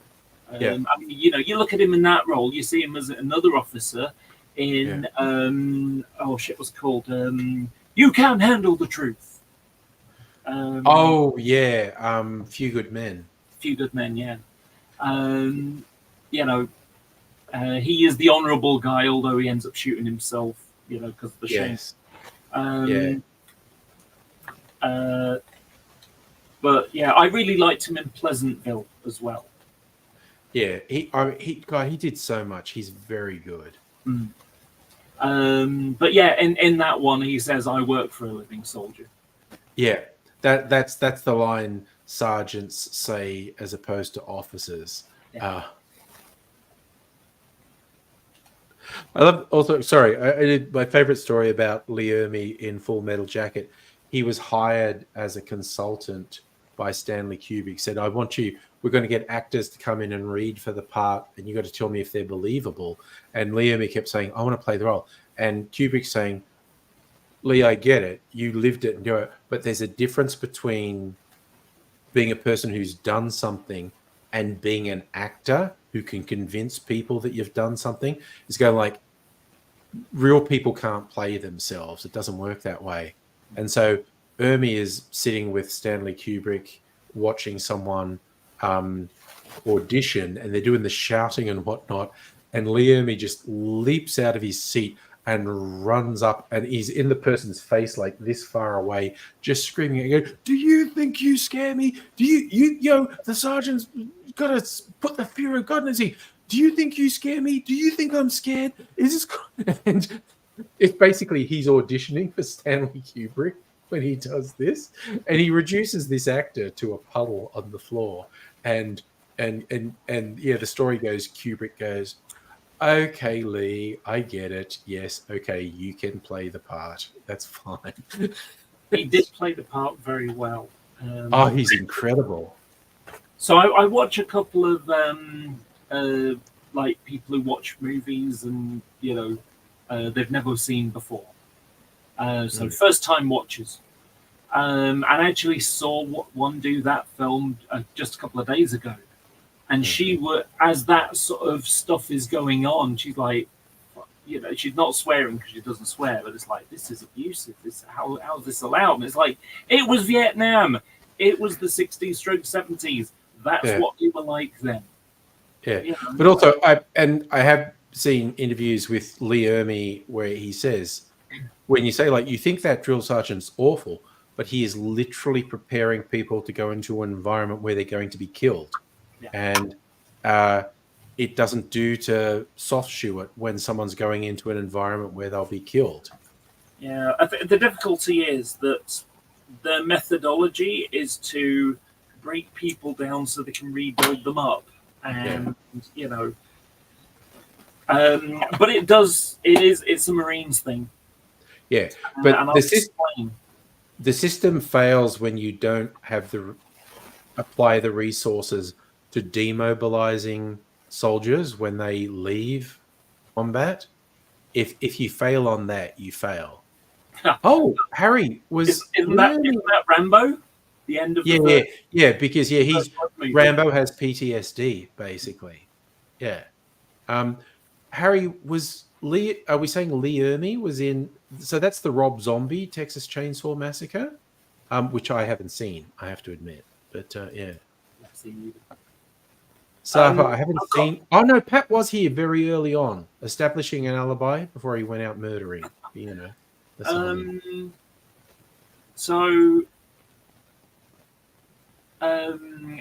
I remember being told a story many years ago about the U.S. Marines and the attitude that they have. So what happened was it's in I can't remember where it was now. I think it was like Oman or somewhere like that. But anyway, basically the Americans. It was just a British base. That was it. So so what happened was the Americans have come to a British Air Force base to do some training. Maybe and maybe the it doesn't really matter anyway. So they're borrowing a hangar to put like some of their planes in, the Air Force, and to guard the hangar they've got the Marines. Yeah. And so my friend, he's like one of his work colleagues. It's like, I need a so and so tool. Oh, it's in the hangar the Americans are using. Just go and get one. And so he goes off to this hangar that's guarded by the Marines. It's like, hey guys, I've just got to go in and grab a tool that we need. So sorry, sir, you're not allowed in. You know, and he goes, no, it's all right. I know exactly where it is. I'll be 2 seconds. Hold guns up, sir. Back off. You're not allowed in. And he goes back to his boss, you know, back in the British area, and he says, "Boss, fucking Americans just pulled a gun on me," you know. And so you know, the officer in charge says, "You know, I'll go and have a word." And when he gets there, and he talks to the lieutenant captain, whatever he is of the Marines, you know, talks to the Marines officer. And the Marines officer says, "Oh, I'll have to have a word with them. My orders were shoot to kill." On a British police. Now, I don't know if it's totally true because it's just something that's an anecdote that's been told. It's a story that gets put about. Yeah. You know, it's like, ooh. Yeah. You get lots of stories about things like that, and who trusts who in joint exercise. I mean, in World War II, there was actually in Australia, when there were American troops in Australia, because of the tensions between them, the Battle of Brisbane, there was an actual firefight between Australian soldiers and American soldiers. It was just an altercation that escalated to the point they started shooting at each other. So weird shit does happen with supposed allies. So I have a fun story from you. It's from the wonderful place, the land called Florida. yes, okay. But you're now prepared. I'm prepared because you've brought Florida into the conversation. Yes. Florida surgeon sued after mistakenly removing patient's liver. A Florida surgeon mistakenly removed the patient's liver, leading to a patient's death and subsequent lawsuit. It's like, how the fuck do you remove a liver by mistake? Oh, surgical accidents happen all the time. You know, it's like, there's got to be a, you know, heart, liver, lungs. You know, these should come with "do not remove" tags. Oh, I've heard stories about people who had such bad experiences, like when they're either going to have surgery on a limb or an amputation on the limb that was not meant to have anything done to it. They've got like a texture and written on the limb, "Not this one. This one's okay." Yeah.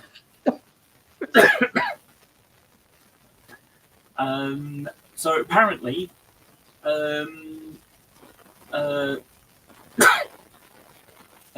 so it seems your liver is where your liver should be, so it must not be your liver.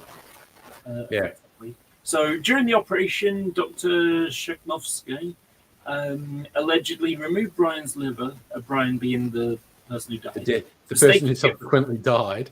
Yeah, mistaking it for the spleen. Now, bear in mind, remember, your liver's down here and your spleen is up here. Let's say the spleen's up here. Yeah. So he informed Brian's wife that the organ was severely diseased and enlarged to 4 times its normal size and migrated to the other side of the body.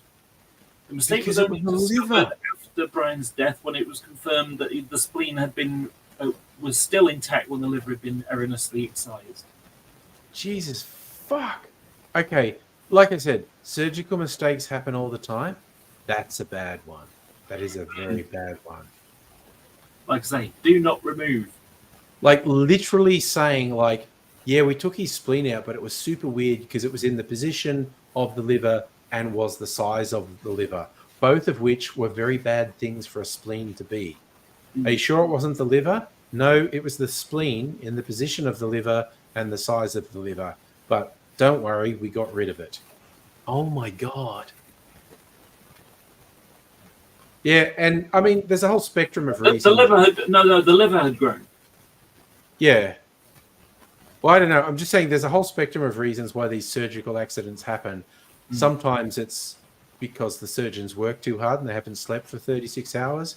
Sometimes it's because they're on drugs because they work really long shifts. And sometimes it's because they just make a really fucking stupid mistake. Do you know? It just had this wonderful thought about, one of the other things that often happens is like they leave tools inside the body. Yes, that's really common. Yes. And it's like, I wonder. There's a Railway Works that do coaches. They clean them and they strip everything down and then they clean it all up and refurbish it and put it back together and then send it back out. And and they collect hundreds and hundreds of pounds, thousands of pounds from all the loose change that's been dropped down the back of the seat. Right. Yes. And they use that money to have a big, knees up A party. Christmas. Yeah. And it's just sort of like I just have this sort of little witticism about sort of how much loose change has been lost in people's bodies, equivalent. Probably. There is usually someone in surgery, and their job is to count all the things, count the gloves that people are wearing, count all the surgical tools, count every potentially loose item in the surgical ward, and they count it at the start before anything happens. And then when everything's finished, they count it again. And if something's missing, if the tally doesn't add up, they just go, either find this thing that's not on my list or open the patient up to see if you left it inside them. Yeah. Get the metal detector. Yeah. Okay, that should Yeah. be. Yeah, but it's not just metal things. Like it's literally like they track the gloves, the surgical gloves. Yeah, the pads, Every item that's in the thing, they tally it up and they account for it at the end, because stuff gets sewn up inside people way too often, and it's just like, god damn. It's actually funny because I've been learning stuff to put people in hospital lately. Right. Been doing karate, and on Tuesday one of the ones was like a self-defense-ish kind of thing. So it's like if someone's grabbed your arm, then just flip it over, grab them, then stick, lean forward and on their elbow, and that'll push them down. But of course, that's all what we're doing. The way that the way that it would work if it was a proper thing would be smash their elbow the wrong way, dislocate their shoulder, things of that nature. Another one. You can't really do that in your class because you'll get in trouble. Another one's like someone's got you from behind like that. You break out, reverse punch, and that's a part of a kata. And it's like, doing some serious damage kind of thing. Another one that I remember from way back when I first started karate was doing a side kick. But you basically grab someone's hand, bend it so they're up there like that, and then this part is open, and you do a side kick right under their armpit. Yeah. And basically what happens is your ribs come together at the side and it's a weak point. Just push there, and feel how long it takes before it really starts to hurt. Yeah. And that's just a bit of pushing force with your hand. Yeah. Not a massive kick. Yeah. So the idea of it all, I mean, it's a defensive thing. You're not going to kill someone. Yeah. But it's like if they can't walk anymore because you've just gone and stamped on their leg sideways. It's to incapacitate them. Yeah. Yeah. But I see a joke, a meme, whatever you want to call it, that really tickled my fancy. And it's like the text is something like, in my judo class, we learn no matter your opponent, you give it your all. And it's like a kid facing off against a really large human, and the kid's in this really aggressive pose. The next picture is the adult just like fucking throwing the kid. So it's still true to the original thing. No matter who your opponent is, give it your all. Just like the adult just really fucking throws this kid. I just love the thing where it's set up like, the kid's going to take on the adult. You go, that's stupid. The adult is just going to wipe the floor with the kid. It's quite funny. I'm actually quite lucky with my karate because because I'm older, and I'm an orange belt now. Should be green by the end, probably the end of the year. I don't know, but or start of next year at least. Anyway, so because I'm big, when you pair up for work, I'm always with a brown belt because they're older and enough, Yeah. they're further enough, because like I say, most people start when they're kids. So, like they're 12 or something and they're already a blue belt or, a red belt or, Yeah. purple. I mean, there's one kid, he's like, I don't know, 12 and he's a brown belt with a stripe. So he's like first brown. Then there's proper brown, full brown. Yeah. But one of the parts that I have, sometimes I'll put up with put against a kid to do some sparring, and I've tried to explain that I'm an advantage in one way, you're an advantage of another way, because when it comes to doing a punch, so you bring a punch like that, and it's that last little bit where your strength is, it's that flick, it's the sort of kind of part. Yeah. When your arm's there, you've not got a lot of strength behind it. It's only at the end part where your arm locks into place. Yeah. That's where the power is. So I've tried to explain to them that, you need to be at your arm's length where the power is. So you've got to get inside, you've got to get close to me to be able to do that. Because if you're inside my zone, I can only get to there and I can't get my power in. Yeah. You have your power. You can get your strongest punch there, close up. You can't do it from way over there. So your job is to, if necessary, don't just make one step forward, make two. 1-2 punch kind of thing. And, so effectively I want to help them. Because one day they're going to end up in a situation where they've got a big school bully. Yeah. They're 12 and they've got a 15-year-old or something. Yeah. And like they'll have the ability to defend themselves, but they need to, they have to be sort of, conscious that they have to get close to it. Yeah. So I was going to go through it. Celtic's asking if I've done martial arts. I did boxing, so I know how to throw a punch, basically. It's. Did you ever see? Sorry, what? Did you ever see a TV show called? Oh gosh, I forgot his name. I forgot what it was called. Good Night, Sweetheart.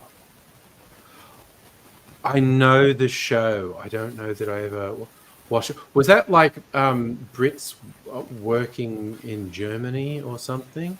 No, you're thinking of Auf Wiedersehen, Pet. Oh, there you go. Well, very close. Yes. So, not really. Very close is like massively different thing because they're a bunch of builders. Good night, sweetheart. Auf Wiedersehen, Pet. I'm just saying. Okay. Sorry, I was thinking like the premise of the show rather than the phrasing. No, I just literally meant the words. Okay, so basically what you've got is a TV repairman or something of that nature. And he goes down an alleyway and he ends up in World War II. Oh, yes. Yeah, no, I am familiar with... I don't think I really watched that, but I'm familiar with the show as something that exists. Yes. Yeah. In the very first part of the show, he kind of fancies the bar girl, and her dad runs the pub because he's looking for Hugh Gateskill House. It's like, who's that? And he's like not been born yet. Sorry, he isn't known yet. Maybe he's a politician from 10 years in the future. Yeah. But, and right now he's like a sproblet, Anyway, so and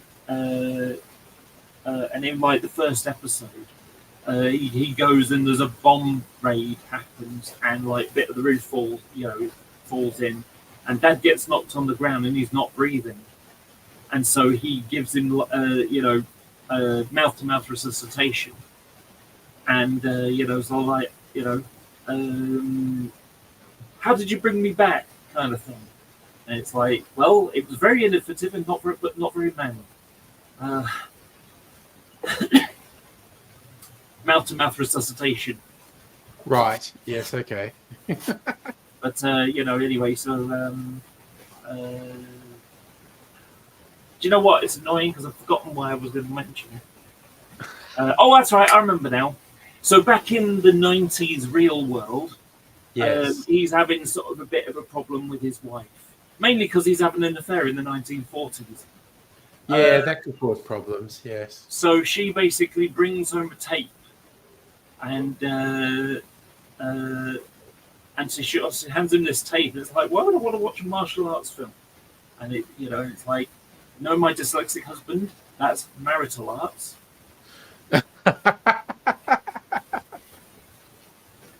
But it was a good show. It was actually a really enjoyable show. Speaking of champion of marital arts, hello, Dr. Abigail. Hi. I just had to have an intro there. There you go. Wasn't expecting that. Nice.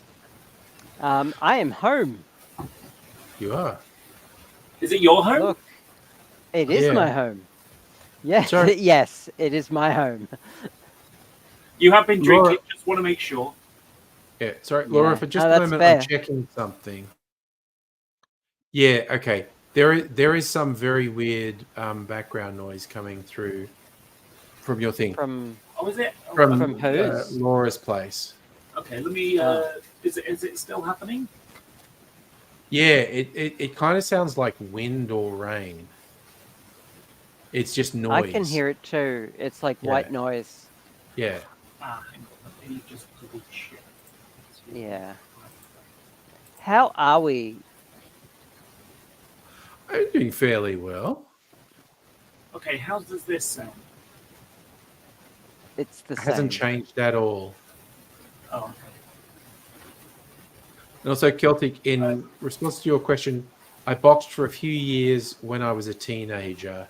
It's kind of like the last time I was actually physically fit was when I was 16, and I'd been doing hardcore boxing for a couple of years. Just doing a mic check. Can you hear this? Oh, that's a horrible crackly noise. I was just checking The it what- was from the big mic, not my little one. Oh, I can barely hear you.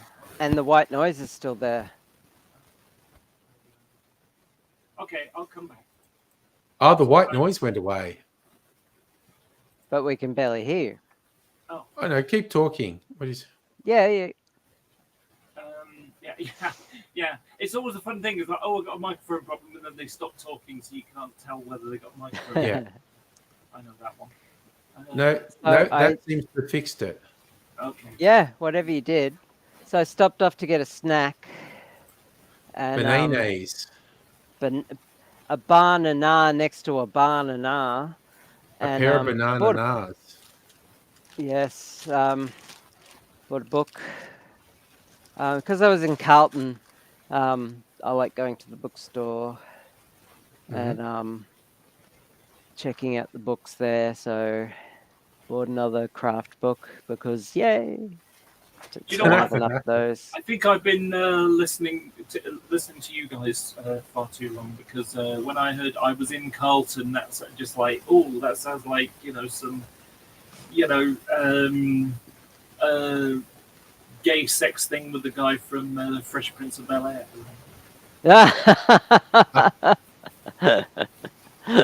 Well, yeah, it could be. It could be. Hashtag hanging around for Australians for too long. Yeah. There's that white noise again. Yeah, It's not as bad. Yeah, it's not as bad, but it's I mean, it's not stupid annoying. It's not like a low hum or anything. But I it's just like, wanted to highlight. yeah. So what did we get this time? Where did Angry go? Sorry, I just went off Oh. the side. I'm going to make myself a drink. I'm sorry. There's a word that comes right after that question. Where did angry go? Alcohol. Yeah. Have a paperback, Kitten. There you go. Kitten's Oh. my cat. So I got a book on Japanese papercraft. Nice. And it's got all kinds of very exquisite kind of bookbinding and portfolio making, photo albums, storage boxes, envelopes and stationery and stuff like that. Yeah. And being Japanese, of course, they form and function are all very linked. So, which is why I like Japanese crafts. It's very aesthetically pleasing. But now I'm gonna eat a banana. Hey, guess what? What? So, Google is about 26 years old, right? Sure. So you know that means that officially does it? So this is a shade of blue, Safa, and my hair's a shade of green. But yeah, close. It's close. I used to have this shade of blue. That means so Google is about 26 years old. Does that mean that Leonardo DiCaprio has switched to Bing?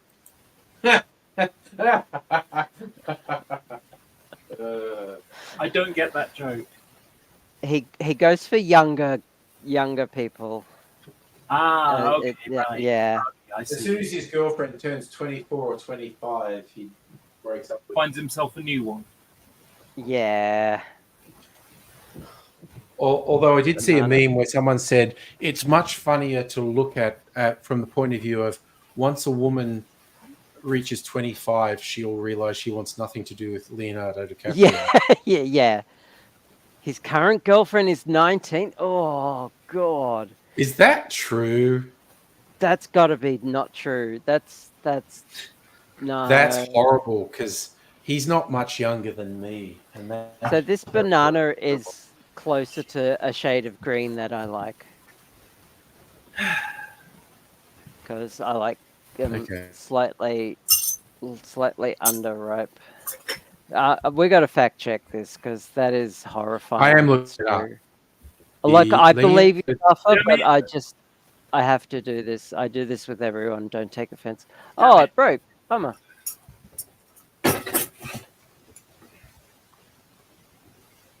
DiCaprio girlfriend age.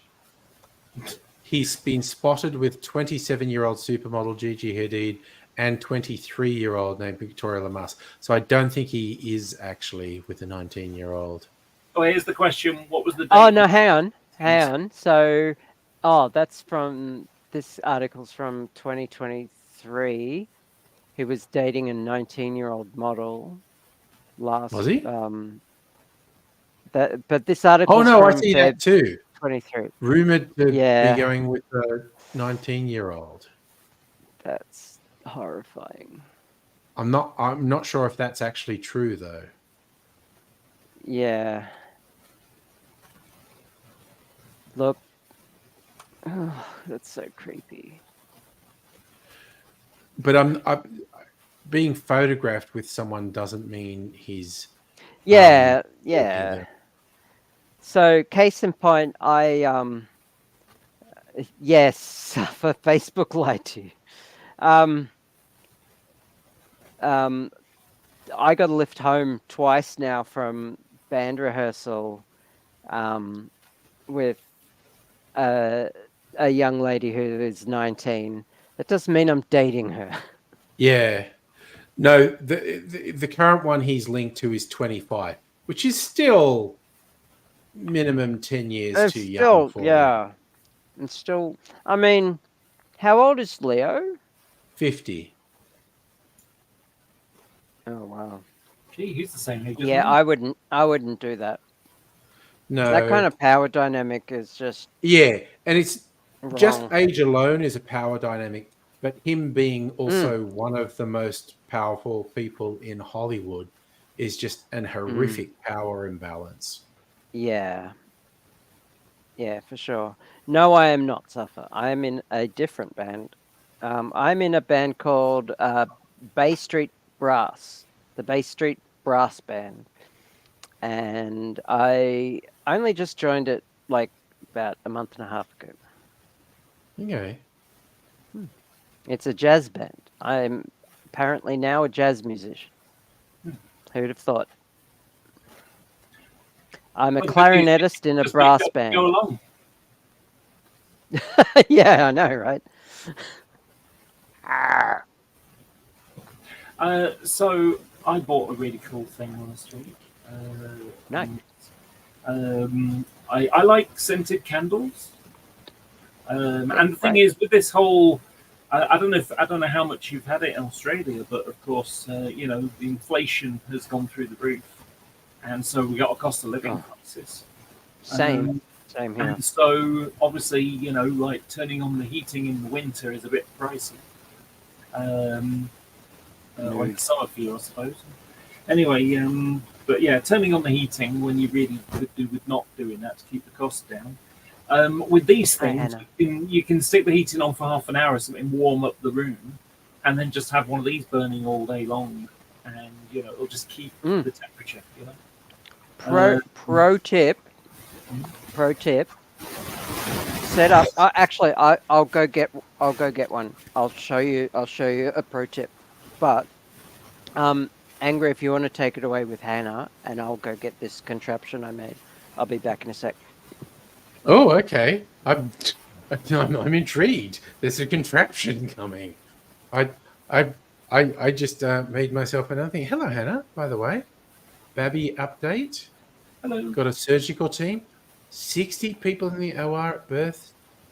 Honestly, that's like you got a bunch of legends on team for Babby. And also Hannah, being Hannah, you're as much a snack fiend as me. I don't know if you've seen these.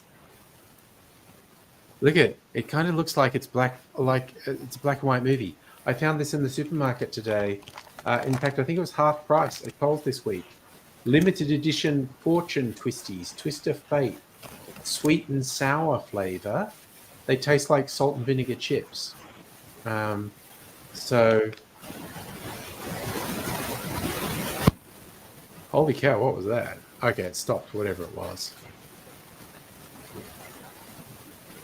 Okay, I'm just Right. setting it up. Hang on. Yeah, we are getting weird waves of white noise from your end, Laura. Okay, give me a sec. I'll just restart. Yeah. I'm back in a minute. Oh, yes. No, well, not just you, Hannah. I think you and I are equal snack goblins, which is why These are my snacks at the moment. I was so hoping you were going to at least drop in tonight so I could talk about the new limited edition twisty flavor. That's actually kind of worth it. Okay, Laura's come back. There we are. Any better? Well, I'm not hearing Okay. the white noise. That's so much better. Ah. Okay, So this it's is a basically a bit contraption. like that time when the Enterprise got a virus and they just rebooted it. Yes. Rebooting. So, work wonders. Okay. Now, Contraption. this is the top half, right? Okay. This is 3 terracotta pots held together with an M10, I think, or an M12 bolt with screws and washers to keep them separated. That's important, so that there are air gaps between them. Yeah. Right? Okay. Yeah. And they sit on a terracotta plate with a bunch of tea candles. And Yeah, these separators, all like clay terracotta. Yeah. And they sit on here, And that sits on there. right?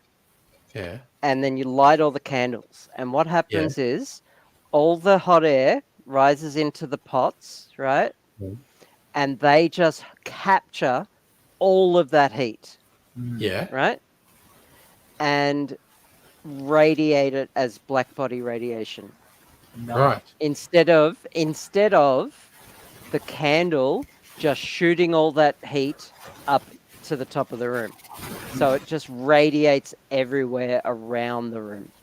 Right. No. So much more efficient at heating a space Wow. than just a candle by itself. It's amazing. I Wow. tested this with a couple of candles. It heats up to about 70 degrees Celsius. Wow. Wow. And that's when I stopped. You have to be careful because like this bolt, and the reason I got a large bolt for a Yeah. reason. You don't have to get Yeah. such a large bolt. In fact, you shouldn't. You should chop Right. it off or get a smaller bolt. Because it can be a fire hazard. It can get that hot. Okay. Like if you're clumsy, you can knock And it you over, knock it and over. Yeah. it's that hot it can like ignite stuff. Ignites. And that's not even the candles. The candles under there can get so hot it melts the wax. So yeah, that's why I got a whole. Everything is terracotta, so it can hold that heat. Did you get this idea from somewhere? You made it yourself? I found the idea. I can't claim it myself, unfortunately, but I saw You can it claim on. it works. Sorry. But you can claim it works. I can claim it works. Okay. And yeah, it's just a budget. Like the pots cost me. Oh God, I just got them at Bunnings for like a couple of dollars, and the bolts were a couple of bucks each. And yeah, I just had the tea candles lying around. So yeah. I wouldn't do it in. I wouldn't use it in a tent, but like a small room. Yeah, a small room, or I wouldn't. I probably wouldn't put it in a caravan unless you're really careful. But I've seen people use things like this in caravans. I saw it on a YouTube video, and then I looked into it further, and yeah, it's a thing. Speaking of tents, so one of the things that we have in the UK is more tornadoes than America. But they're only little tornadoes. And one of these little, slightly bigger tornadoes, went through a Glastonbury type event. Yeah. And basically, there's video of tents flying everywhere, just flying by the camera. So I thought that was funny, unless you're looking for your tent. Although I also saw another picture, which was what it looks like after people have left. They didn't bother taking their tent home; they couldn't be bothered, and they left litter all over the frigging field. Yes, wow. I've seen that. So I'm just going to respond to a couple of things from Hannah when you said eating the cake flavored chips. I had those during the week. The turtle chips, aren't those cake flavored turtle chips amazing? They're incredible. And okay, people go to Antarctica, sleeping naked, much better heat regulation. Holy shit! What the hell? Sorry, Laura. Periodically, absolutely horrific white noise is coming out from your end.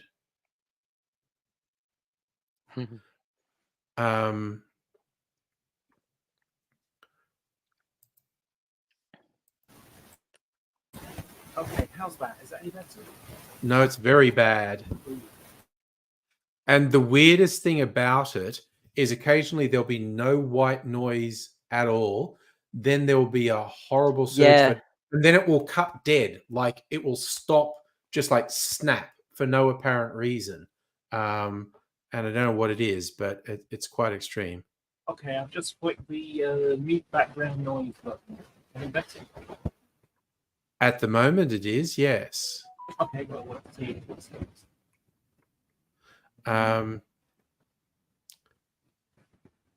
Yeah, no, it's weird. Particularly, and again, that's the old Boy Scout thing.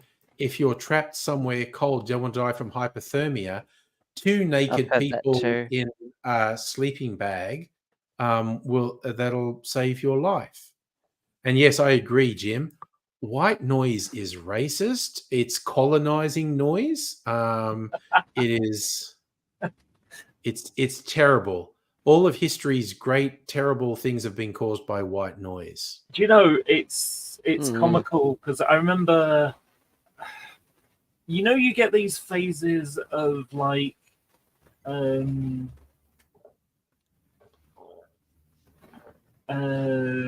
we're so paranoid that someone might think we're racist, we need to change things that aren't racist to make sure that people don't perceive them as being racist. So there was a council who decided they couldn't possibly use the word black spot because, you know, like it's an accident black spot. Yes. Accidents happen there frequently. So we can't use the word black spot because that might suggest we're racist. So now we're calling them hot spots. Yeah. Yeah, I think in all those cases, because it's dangerous to make assumptions, if you, as a troubled white person like I am, think, is that bad? Is that racist? Actually talk to the people that you think might find it racist and say to them, there's this commonly used term that I'm worried has racist connotations. Does it feel like it has racist connotations to you? Because white people can tie themselves in knots if they don't actually talk to other people. I found that. Yeah, I've heard, actually, Hannah, I have heard that. It's some sort of, whether you call it Yeah. psychosis or not, people wandering and they're about to freeze to death. They'll actually strip So- naked and wander around. Yeah, all the blood leaves like some of their more vital organs to protect Yeah. the even more vital organs. So Yeah. yeah, The body's actually really including quite parts of the clever. brain. It will let Yeah. different parts die to preserve the whole. But yeah, and that's what frostbite is. Your extremities die first because the body goes, those are the least integral to our survival. And sure, life's going to suck without fingers or toes, but it's better than losing your heart and lungs. And You know what? A joke popped through my head when you were sort of describing that. yes. So it's a kind of like a long-winded joke, but effectively, Sorry, so I had there to was a answer a text study message. that was done. So they did a survey of you know, men, and you know, it's like they were trying to find out how homophobic are you. Right. And so the men that were the most homophobic or said they were the most manly, they then Yeah. they put them into the next stage, and they basically put like an elastic band to measure arousal expansion, shall we say, to measure whether they're aroused. And then they showed them gay porn. And there was an amusing correlation of the more homophobic they were, the more likely they were to be. The more they got a sexual response to gay porn. Yeah. Yes. And so if you look at the general population, cis people's, you know, how transphobic they are. Yeah. Oh, yes. Men are less accepting of trans women than cis women are. Oh, yeah. And I wonder if it has something to do with, you know, that same kind of mentality, that they're angry stroke upset at the idea of trans people messing around with their own sexual organs. You know, their vital organs was the phrase I was thinking. Yeah. You know, it's like, yeah, vital organs, you mean your penis, right? Yes. Yeah. There's a couple of jokes that reminds me of. One is an all-time classic from The Onion, the satirical website, was actually published in 1998. An opinion piece titled, "Why do all these homosexuals keep sucking my cock?" A friend of mine had the print edition of that. Yeah. Which Jim's I gotta was go. lucky enough Thanks, to Mia. read at the time. But Oh, it's see you, Jim. so funny. It's the funniest. it's wild. And I also think Okay, like conservative comedians now are generally not funny. They're terrible. But there was a comedy tour in the US late 90s, early 2000s called the Blue Collar Comedy Tour. And it had the guys who had gimmicks. There was the guy who had that routine, you might be a redneck if, and there's another guy, Larry the Cable Guy, and they were doing these working class stereotypes. But there was this other comedian. He was a Texan. I forget what his name is, but he's still around. He's fucking older than me, but because he was a veteran comedian 20 years ago when they did this Blue Collar Comedy Tour. But he had a routine in this Blue Collar Comedy Tour where he said, I don't get homophobia. That is just like the strangest thing. Why do you even care? And he said, I had a friend, and he's really homophobic. He's worried about the gays and what they're going to do. And it's terrible. And so I said, why are you so uptight? We're all a little bit gay. And he goes, no, I'm not even a little bit gay. And he's going like, yeah, you are. He said, okay, do you watch porn? Yeah, I'm a red-blooded man. I watch porn. Like, do you only watch lesbian porn? No, I want to see fucking. He goes, so there are guys in your porn. Yeah, I want to see fucking. So you go, but you don't want to see their penises. The penis should never be there or be flaccid. No, I want to see a big hard dick going. Oh God, I just learned something about this. And that was a conservative. Like 20 years ago, conservative comedians could be funny. Now they're just fucking idiots. I think a part of it is that I think too many have an outward, it's like, I need someone to be the brunt of a joke, not me. It needs to be someone else. Someone else has to go down in order for me to build myself up with my humor. Yeah. Whereas and this good is where comedy, Dave Chappelle is, all this shit about trans people. It's like, what's the matter? Your comedy can only shoot down. Can only punch down. Good comedy was always self-deprecating. And Dave Chappelle used to be. He was one of my favorite comedians, and it fucking kills me. Dave Chappelle was my favorite comedian for a while, and he turned into an asshole. Louis C.K. was my favorite comedian for a while, and it turns out he's a serial fucking sex pest. And just because he suffered blowback from his horrible behavior, he's become worse and worse over the years. And that's the thing, isn't it? Chappelle's like that, Yeah. And I mean, it's like J.K. Rowling, his perfect example. So all that happened was that no, sorry, it wasn't. Sorry, it's not her. It's Leonard. Graham Linehan. He's the guy behind. Oh my God, the guy who destroyed his entire life. Yes. Yeah. But I haven't got any friends anymore because these trans people. It's like, no, it's because they're sick of hearing about your fucking transphobia all the fucking time. Yeah. Shut the fuck No up. one wants you. You've lost your family. You've lost your career. No one likes you because you're fucking horrible. Yeah. Anyway, and this all happened, honestly, all happened because in one of the IT Crowd episodes, one of the main characters falls in love with a girl, and it comes out, and she basically says she's trans. Yeah. And for some reason, the reaction is let's have a big, and they end up having a big punching, he basically beats the shit out of her. Right down to the "oh my balls" kind of thing. She says, that kind of just like such lowbrow, kind of comedy level, and all that happened was a trans person basically said, "Oh, this hasn't aged well," and other people said, "Oh, yeah, that's not aged well at all," and he's like, "How dare you question my, my comedy?" Yeah. And that's how he became a transphobe.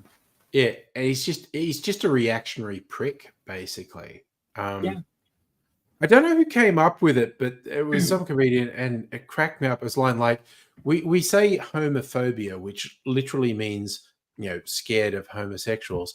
And he's going, I don't think they're actually scared of homosexuals, because you listen to them, they keep saying things like they're worried about like if this happened, does that make them okay? So they're not homophobic. They're homochondriac. They're worried. Like a hypochondriac is worried. They're sick about things. The homochondriacs get fixated on, wait, if I do that, does that make me gay? And it's like, calm down, dude. It's just like, because it's got to the extent no jokes at all. You see these fucking weirdos say stuff about like, blah, blah, blah, blah, blah. If you do this with a woman, you're gay. And I'm going, my brother in Christ, you are literally saying, if I fuck a woman, I'm gay. And dude, I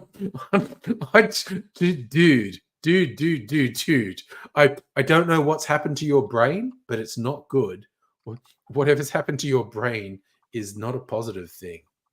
Again, it was a bit like the evangelical types, you get the ones that are really, really anti-gay, and next thing you know, they get found like, a few years later, and they're found with, a young gay man. Oh yeah. In a hotel room, A semi-naked. story as old as time.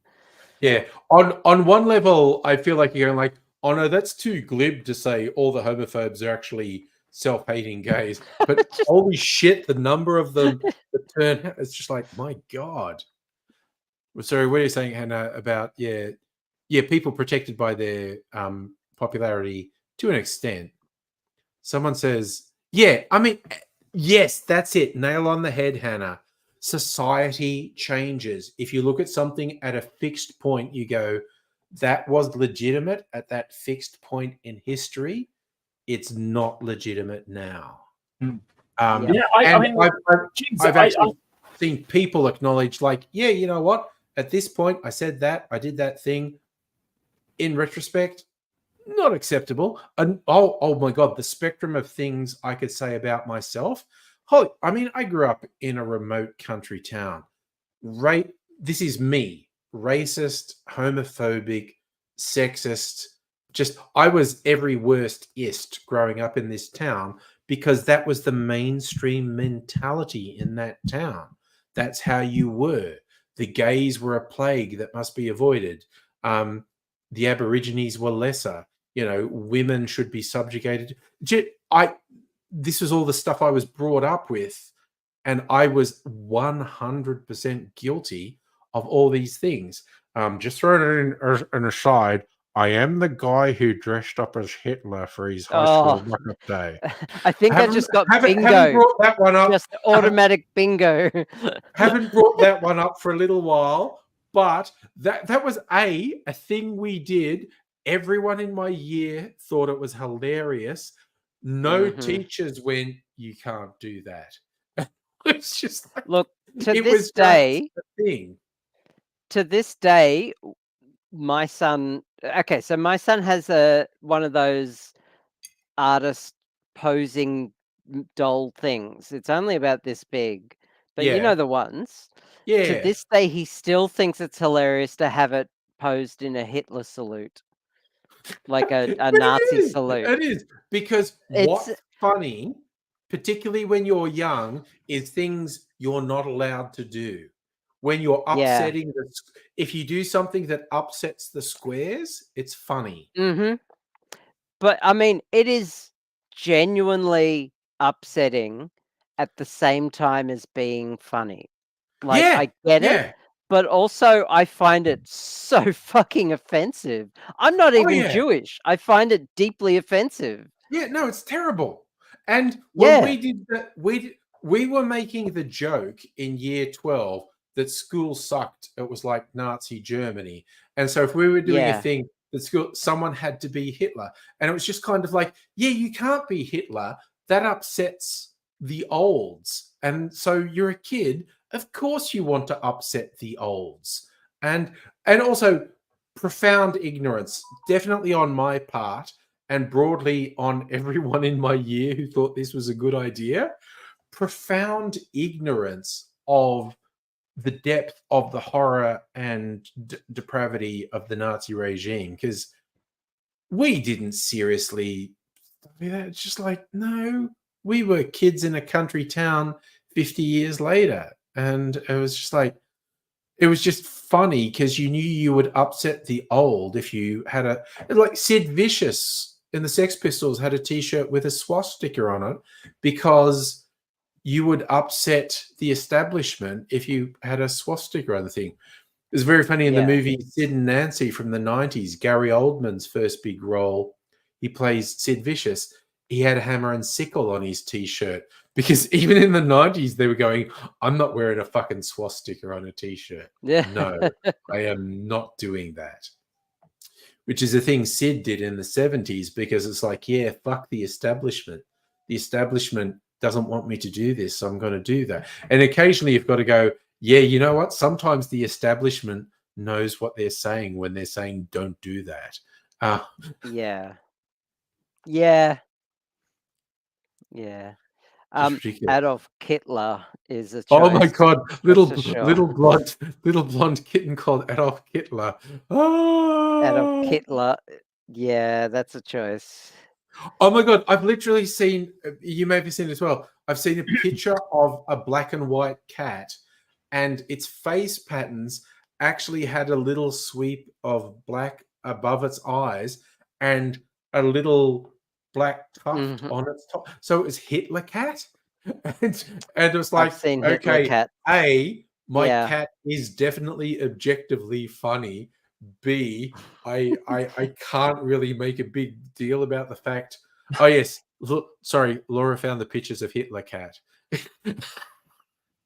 Oh. Okay, so we have a funny little thing that we do in the UK, where something looks like Hitler. So house that looks like Hitler. Yes, house that looks like Hitler. Yes, I've seen that. Yes. Oh no. And Yeah. honestly, the English being the main opponents of Hitler get to make this. But yes, no, it's like where you've got Hitler cat, you go, okay, objectively, this is funny. Also, Because it's no terrible. one's fault but genetics. It's then. also terrible. The fact that I have a Hitler cat is terrible. Yeah. It's not the Jesus cat's Christ. fault. It's not the cat's fault. It's not the cat's fault. Yeah. And it's Hannah terrible, makes a though. good point about old people as well, I'd like to point out. So what are you saying? Older generation saying in my day. Yeah, no. Yeah, because it's not your Yeah, day fuck anymore. people like that. Yes. Yeah, it's And- still you're still alive. Own your Yeah. shit.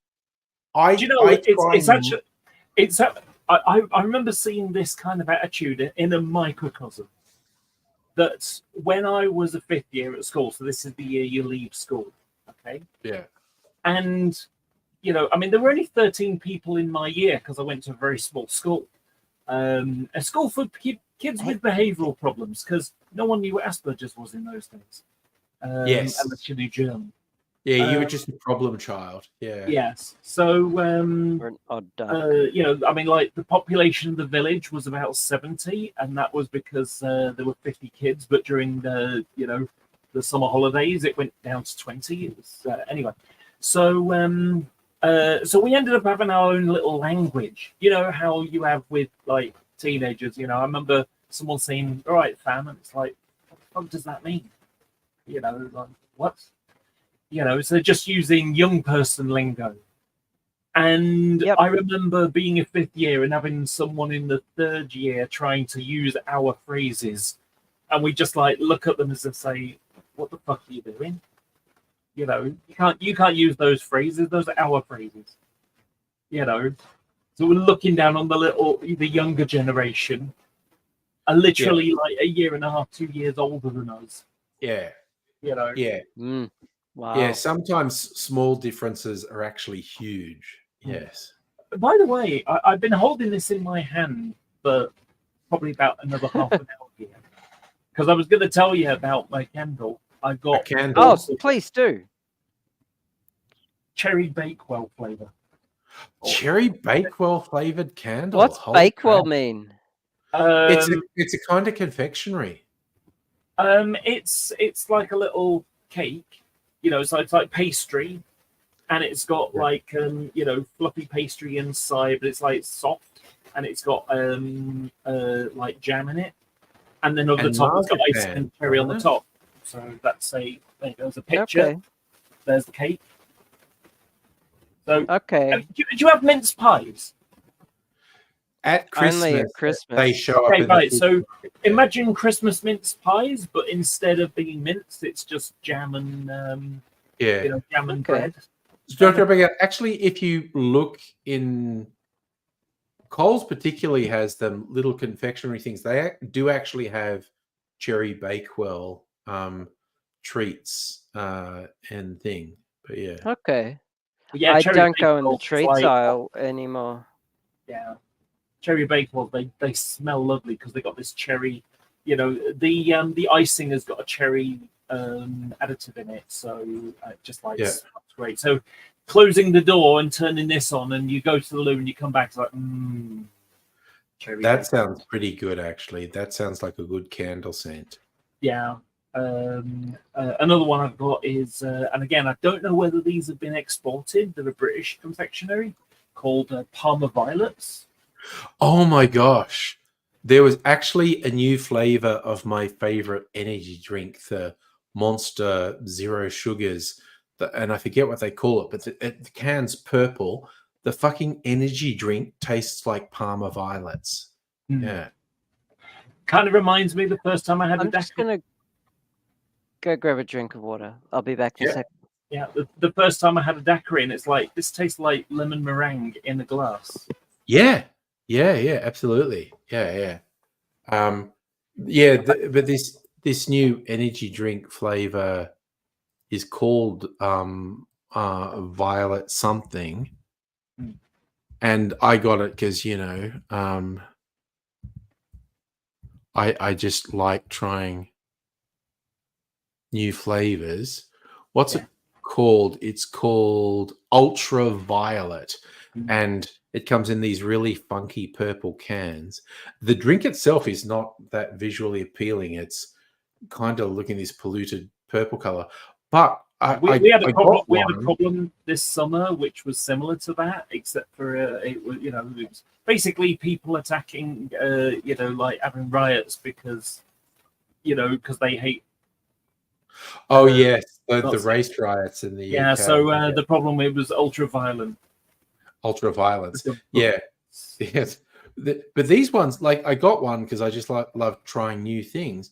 When I tasted it, it was like this really, even though it's like no sugar, there's the artificial things that make it taste really sweet. And I went, this is just like those British Parma Violet candies. It was very well. I love them. I really do. I mean, I used to buy 10, so have five big the big ones a week.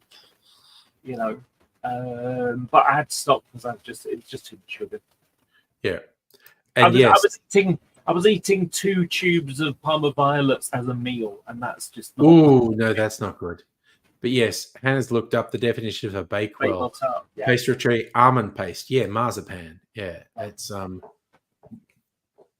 and they do have them here in the supermarkets, little packets of them with a few variations, which I quite like. So whenever I'm in the supermarket and I see them and they're on half prices, going, no, walk away, get thee behind me, Satan. I don't want to buy a whole packet of those little treats. Do you know, I remember way back. I mean, we were talking like early 90s. So I was like, I'd just turned 18 and I had a bit of money in my pocket now. And I occasionally would go to a supermarket and buy a block of marzipan and just eat it. Oh wow! Okay, that's hardcore. That's Yeah. Just eating marzipan is quite hardcore. Yeah, Yeah. like marzipan with other stuff, I'm on board with. And it's very sweet. Like almond paste. Like I actually made this sugar syrup here. This is orgeat, which is sort of a nut sugar syrup. Traditionally, it is almond, but I got this paste. It was almond and macadamia paste to make. You get almond milk or whatever. This is a concentrate that some like health food places sell that you add water to, and you've got your almond milk. But this one was almond and macadamia. So this is, I've added the water and I've added sugar and made a cocktail sweetener called Orgeat. But it's basically, yeah, you know, almond paste and water. You know, Oh, yum. yeah, grab the almond flavor liquid. You know, it's right there next to the cyanide. Yeah, well, that's the other thing. Yes, bitter almonds being a poison, and in fact, a lot of the things when they say orgeat and being almond stuff, it's actually like peach pits or something, which produce the same flavor as almonds, but again have the same risk of being poison. You've got to prepare them right. Oh my God, sweetened condensed milk. I was not that long ago had my mind blown finding out you can get sweetened condensed coconut milk, and damn, that's a good thing to use in some cocktail syrups. I'm really annoyed because I wanted to make my own. Oh shit! It's called the cocktail I like that rum and pina colada. So I wanted to make my own pina colada, and I looked on the thing, and it's like, okay, I need the ingredients, and Yeah. so I needed the coconut cream, not coconut milk. I didn't want coconut Yeah. milk. I needed Cream of coconut is what you want. Yeah. yeah, and so when my what's it arrived, I thought it was like a little bottle, you know, like a little plastic, Yeah. you know, little bottle that you just like undo a cap and just pour it Yeah. out, you know, like juice boxes you give to kids. Yeah. Pack lunches. But it was like a block, like marzipan. It's like a not like marzipan. It wasn't that. It was much more dry. Like you Yeah. like scrape it and mix it with water or something. But it never seemed to work. No, to make your own cream of coconut, you just want coconut milk, like literally 50-50 coconut milk and sugar, and you just mix it in a saucepan. Just get coconut milk from the supermarket, and then just make a 50-50 mix of coconut milk and sugar. Just warm it up slightly in a saucepan so it all goes, and that's your cream of coconut that you use for pina coladas and other tropical drinks. Ask me how I know. I just made some of it this week. Hannah, you have an inbuilt, this is danger for almonds. You like almonds, but nothing almond flavored. Yeah, but because it's the cyanide is like an almond extract. It's dangerous. But yeah, this I saw someone on YouTube do a thing like, this is the easiest way to make this orgeat sweetener, which is often used in tropical drinks. And yeah, go to one of the shops and they'll have these little things of concentrate, and it'll be almond paste or some sort of nut paste. And their intention is you add that to water, then you've got almond milk. But if you're a cocktail person, you add it to water and sugar, and then you've got a cocktail sweetener, which is what I did. Can I change the subject for a bit? Yes. So tonight, I went to an event. I went run by a group here in Melbourne called Queers in Science. And the event was called Queers in Sci-Fi, and they showed an episode of Star Trek. Yeah. And then had a panel discussion about the episode. Yeah. And that was fun. And Yeah. finally, my encyclopedic knowledge of Star Trek paid off. Nice. Which was great. And I found out something very interesting tonight. Yeah. When they were making Star Trek Discovery, Yeah. they didn't start making it as a Star Trek show. It was Okay. it was a science fiction show. Generic and sci-fi. then Yeah. generic sci-fi, and then the studio came in and said, "No, we want to make it Star Trek." Hmm. And I felt that I've been saying that for years. I've been Yeah. saying this just feels like generic sci-fi with the veneer of Star Trek on it. Yeah, I know what you mean. And ever since I've been saying that, I've got the receipts to prove it all over Facebook. I've made memes about it. Yes. No, serious. I've been saying No, this no, for no, no. years. I just love that you've got the Tonight- receipts. Yeah. Yeah, I've got the receipts. Tonight, all of that culminated in someone actually backing me up with facts. And Confirmed. I just Confirmed. felt so fucking justified in my opinion that it's hot garbage. Nice. Do you know? It just felt so good. And Hannah's from a gonna fucking be- astrophysicist, no less. Sorry, Hannah's going to be responsible out and go to sleep because you got work tomorrow. Big emotional shit. Okay, so yes. Call. Good Um, night, Hannah. So go to yeah. your sleep bolstered with all our support and whatnot. Yes, for sure.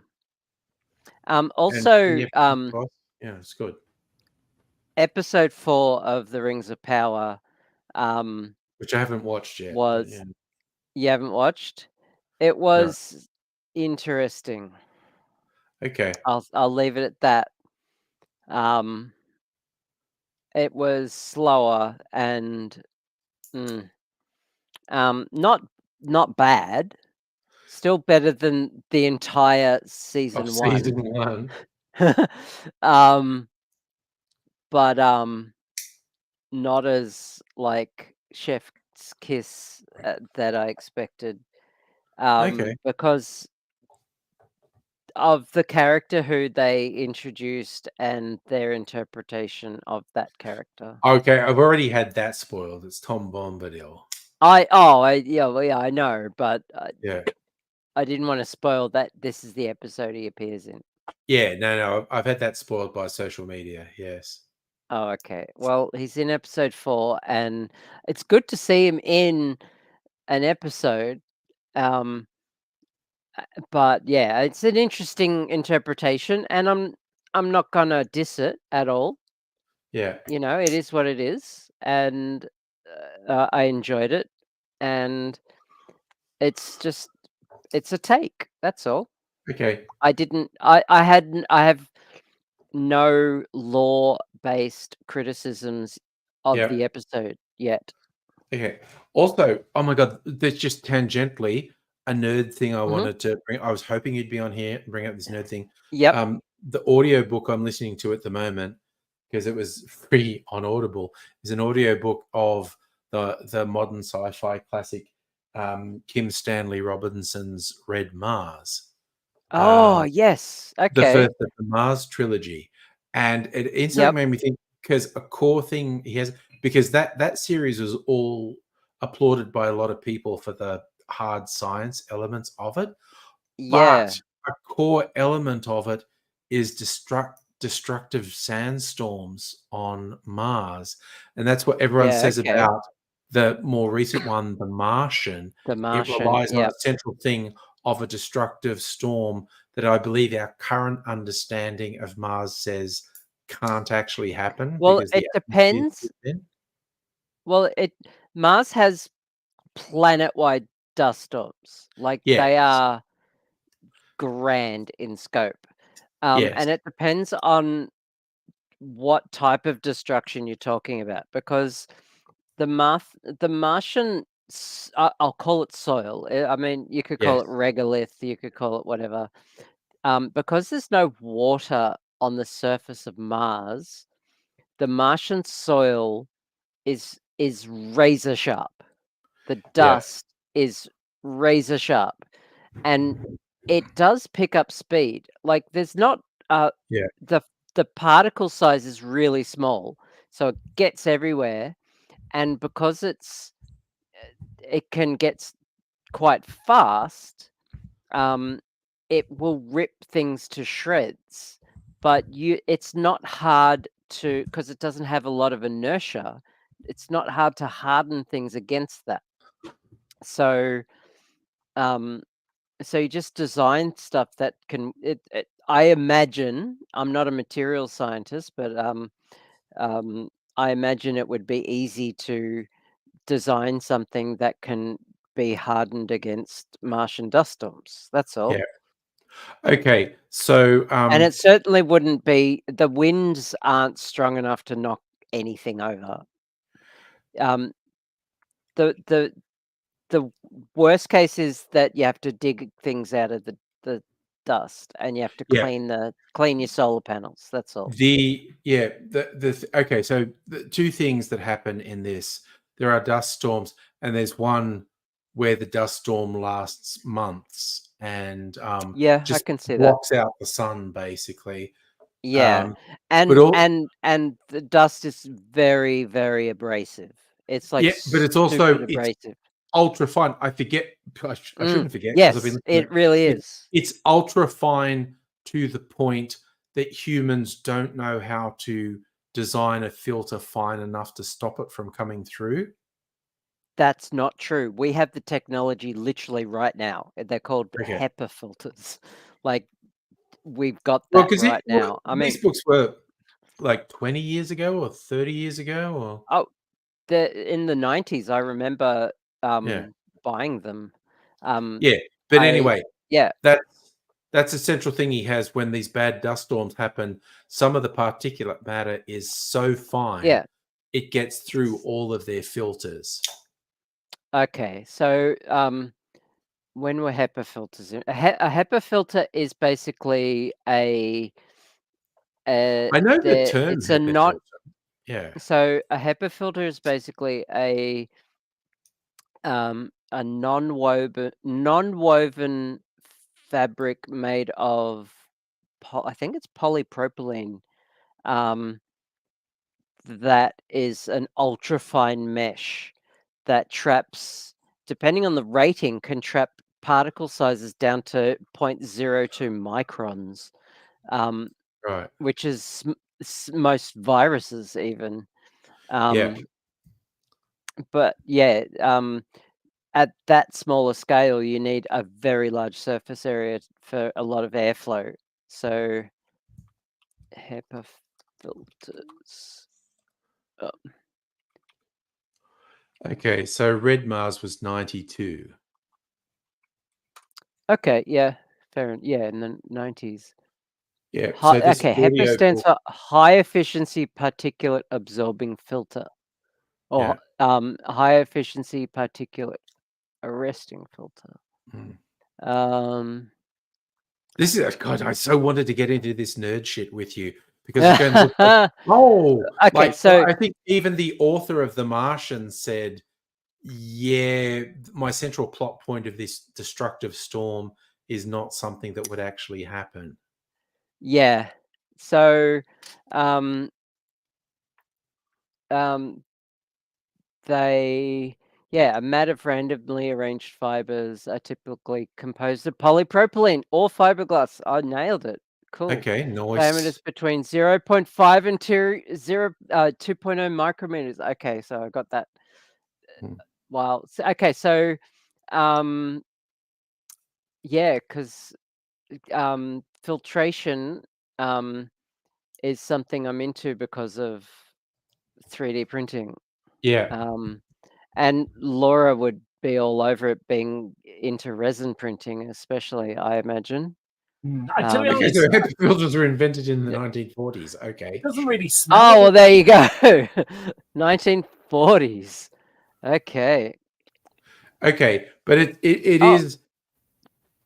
is a plot point in Red Mars that the fine particulate matter on Mars is so fine it works its way through all their filters. So the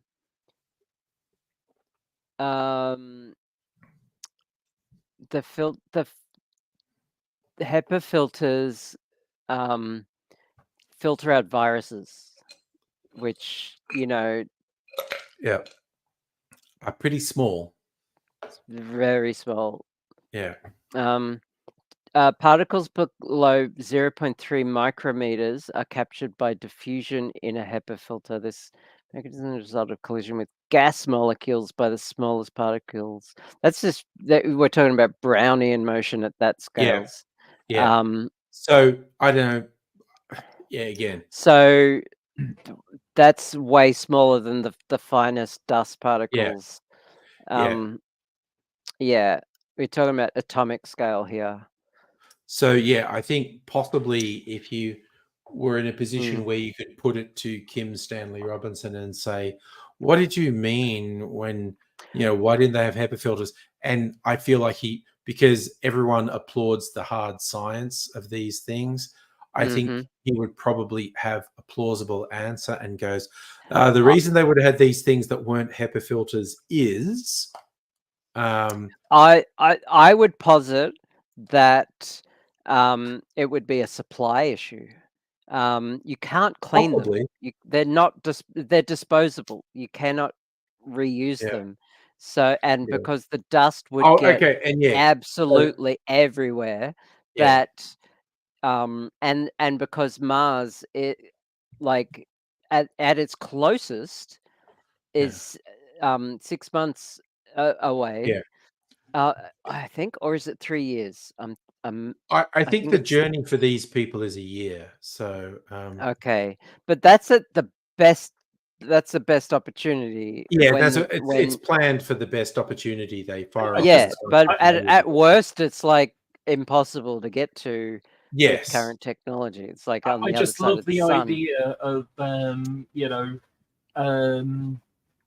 let's say it's 400 years from now, and we've got a Mars colony, but every month a ship drops by full of filters. You would have to, like, the dust is so fine and so abrasive. That So that might be filters would be worth your weight in water and salt. That'd be essential. So that might be it. That HEPA filters aren't practical. That they have to have permanent filtration systems. And reusable filters. Reusable and permanent filtration. And they can only filter down to a particular level, and the really fine particulate matter on Mars is small enough to get through it. And also I mean, I would. You could say that the Martian, it's so abrasive that it just often just shreds HEPA filters.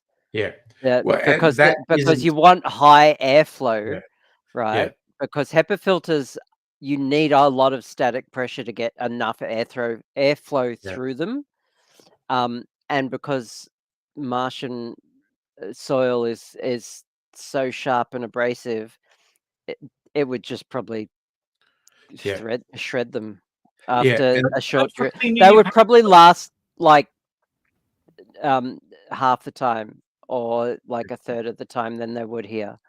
I'm guessing. I don't know. That could be a plot point. It could be a plot point. Good for cleaning your pans, though. Yeah, but in the book they don't talk about HEPA filters. They literally just say the regular filter things. Keep everything. If there's one of these major dust storms, it is not possible to keep the really fine particulate matter out because it's so fine. Yeah, I as someone who has to deal with filters, I call it plausible. Yeah, I give it my nerdy scientist stamp of approval.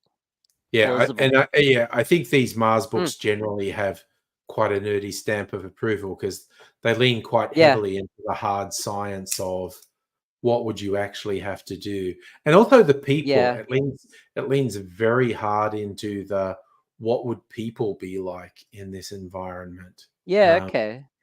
And the conflicts between people, and my favorite bit is the people going like, okay, we're so far away from Earth now.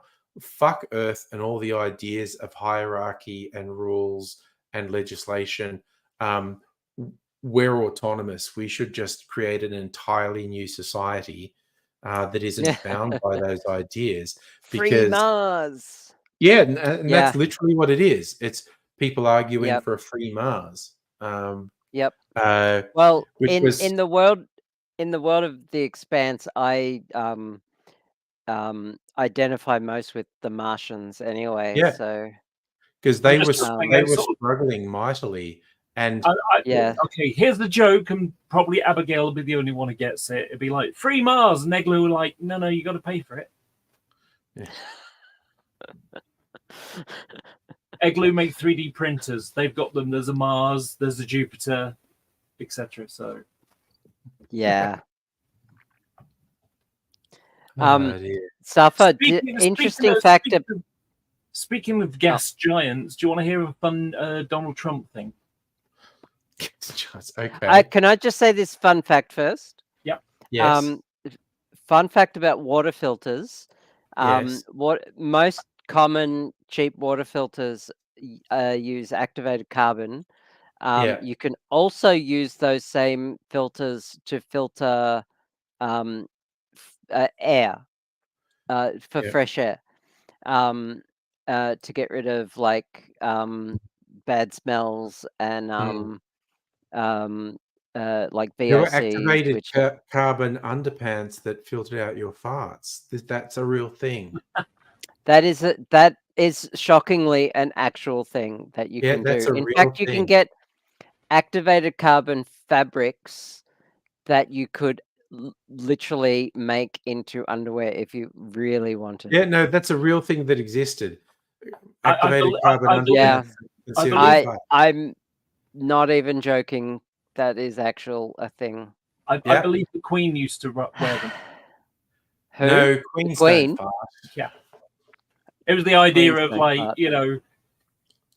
She's above all of these things, including sitting on the no, toilet a couple of times a day. The Queen has a special envoy who farts for her. Yes. Yes, Mm. literally points to one of her ladies when in she waiting was and goes, when she was "You, with I us. feel some gas. Fart for me." Mm-hmm. That's how it Yeah. works. That's how it works. Exactly. She had one for burping, one for farting, one for queefing. Yeah. Oof. Anyway, go on. So Donald Trump this week accidentally said that he lost the election in 2020. He did. Yes, he said stuff did. that was like he was admitting he lost the election. Yeah, Yes. he's like, I Mhm. became. So now the problem is, I'm going to try to read something that Donald Trump said, which of course is that sort of weird winding, God. where the fuck is it going territory. Yeah. I became president. He said referring to 2016. Then the second time, I got millions more votes than I got the last time. I was told that if I got 63 million, which is what I got the first time, you would win. You would win. You can't not win. And I got millions more votes than that and lost by a whisker. Yeah. Yep. The So the first time he whole said thing- something that was Unfortunately, basically acknowledged Biden was- got more. Like, Yeah. It is. He literally got more votes in his second election than in his first one, but he's such a monster. He motivated millions more people to go out and vote against him. So he's not Mhm. lying when he says, "But I got more votes than when I won the first time," because he did. He absolutely did.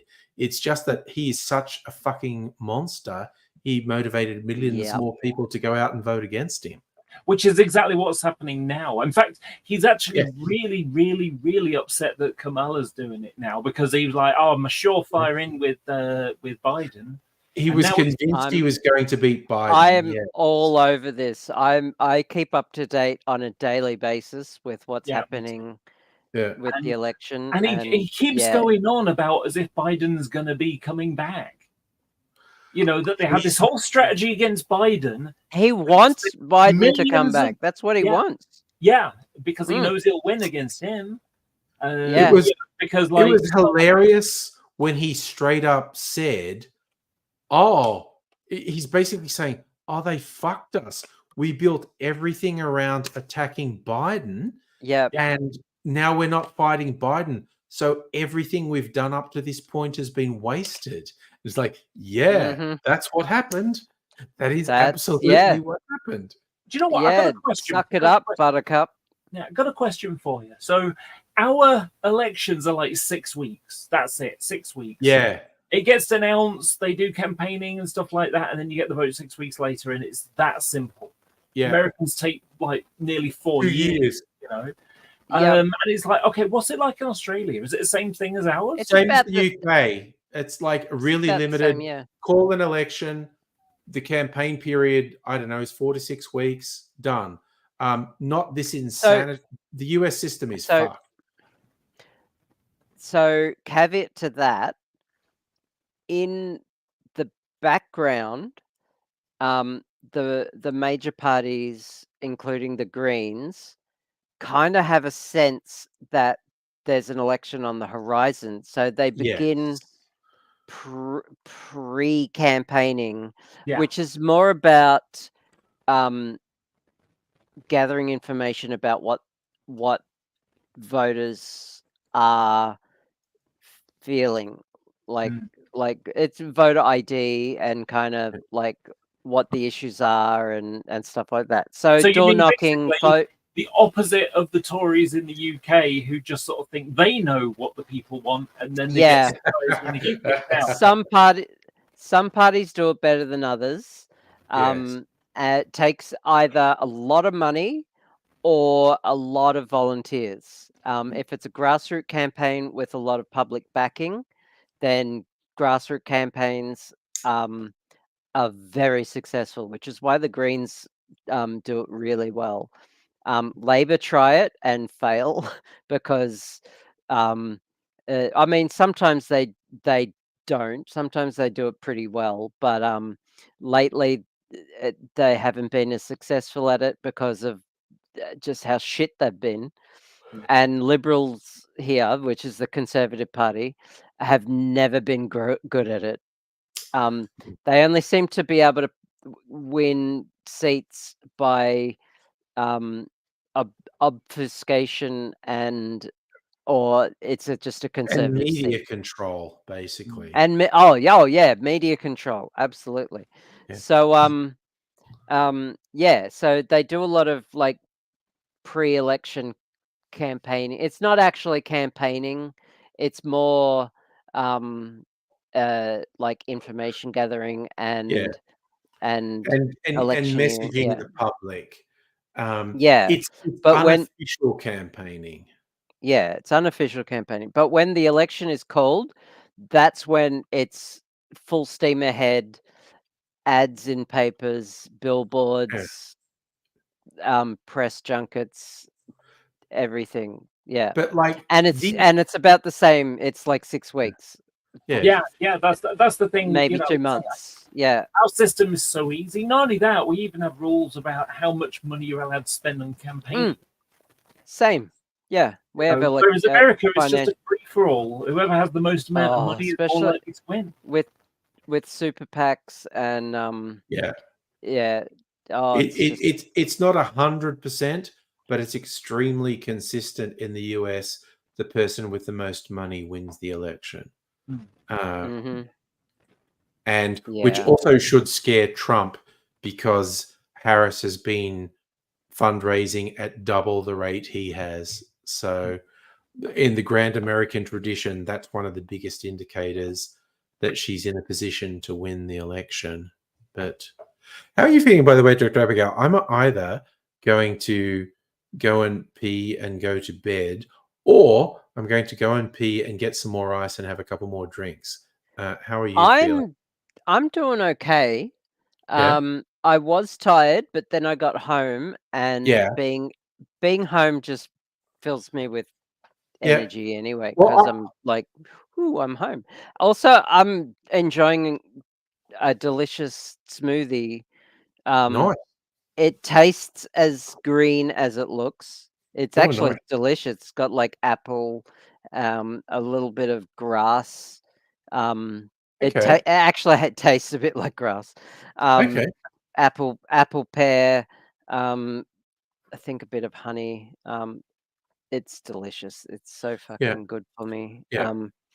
Okay, I want to know. No, I'm feeling good. I'm feeling good. So, So- if you wanted to stay on for a I, bit I need longer, to go and I'm get some ice then if we're going to keep going because I have a mineral water I haven't opened yet that I was going to try. So I fed my cat. He's sleeping now. So yeah, I'm good. all right. Well, I'll leave you two for a while. I'm going to go get some more ice. Oh, So does this mean that it's okay to use a gender-specific insult and say, if you're now drinking stuff with grass in it, I can call you silly cow? I'm not eating the grass. I'm I'm done. certainly not. I'm not regurgitating it and then chewing on it and then re-swallowing it. And it's got this grass extract. It's made from like wheatgrass and barley and stuff. Right. So it is, and they're all grasses, but they're edible. Don't worry, I'm only making a joke anyway. You know, I know. Cows are, you know what? cows It are great. reminds me I of, like cows. yeah, it reminds me of a time when I was riding my bike. Someone overtook me, you know, and I see a couple of passengers sort of like leering out the window at me, you know, just like, okay, I'm expecting something now. Yeah. So they literally round the corner is traffic lights, so I fell to the front. And as once the lights change, we start moving, they overtake, and I hear someone shout out the window something. I didn't catch what it was, but all I heard was Mary Poppins. And, you know, it's like, you look like Mary Poppins or something, because I would have looked fabulous on my pink bike with a dress and, you know. Yeah. Yeah. Okay. That sounds like a compliment to me. Well, you know, that was the thing. At first, I was insulted because there's another fuckhead shouting abuse at me from out of the car. Because this happens half the time I go out. Not last week, the week before, I went to the dentist. And going up to the dentist, I had someone shout something at me. And coming down back from the dentist, I had someone shout something at me. It's all a fucking time. Yeah. Okay. No I'd say wonder it you must don't be leave your home. fabulous and gorgeous. But anyway, so he shouts out like Mary Poppins. And like I say, at first I was annoyed another bastard shouting out the window at me. And then I thought to myself, wait a minute. Mary Poppins, you know, cultural icon, practically perfect in every way. Perfect. I can't have some of that. Yeah. So Yeah, that talk about threatening with a good time. That sounds awesome. yeah. Yeah, own it. Yeah, like not an insult. Well, I think they were trying to make it an insult and didn't, you know. So. Task failed successfully. Yeah. Yeah.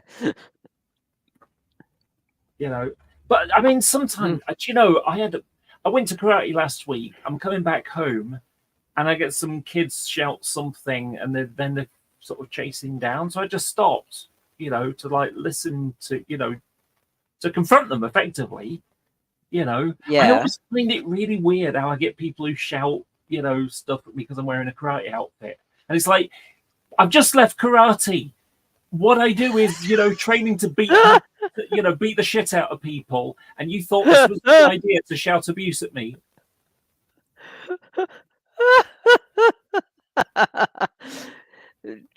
People aren't very bright.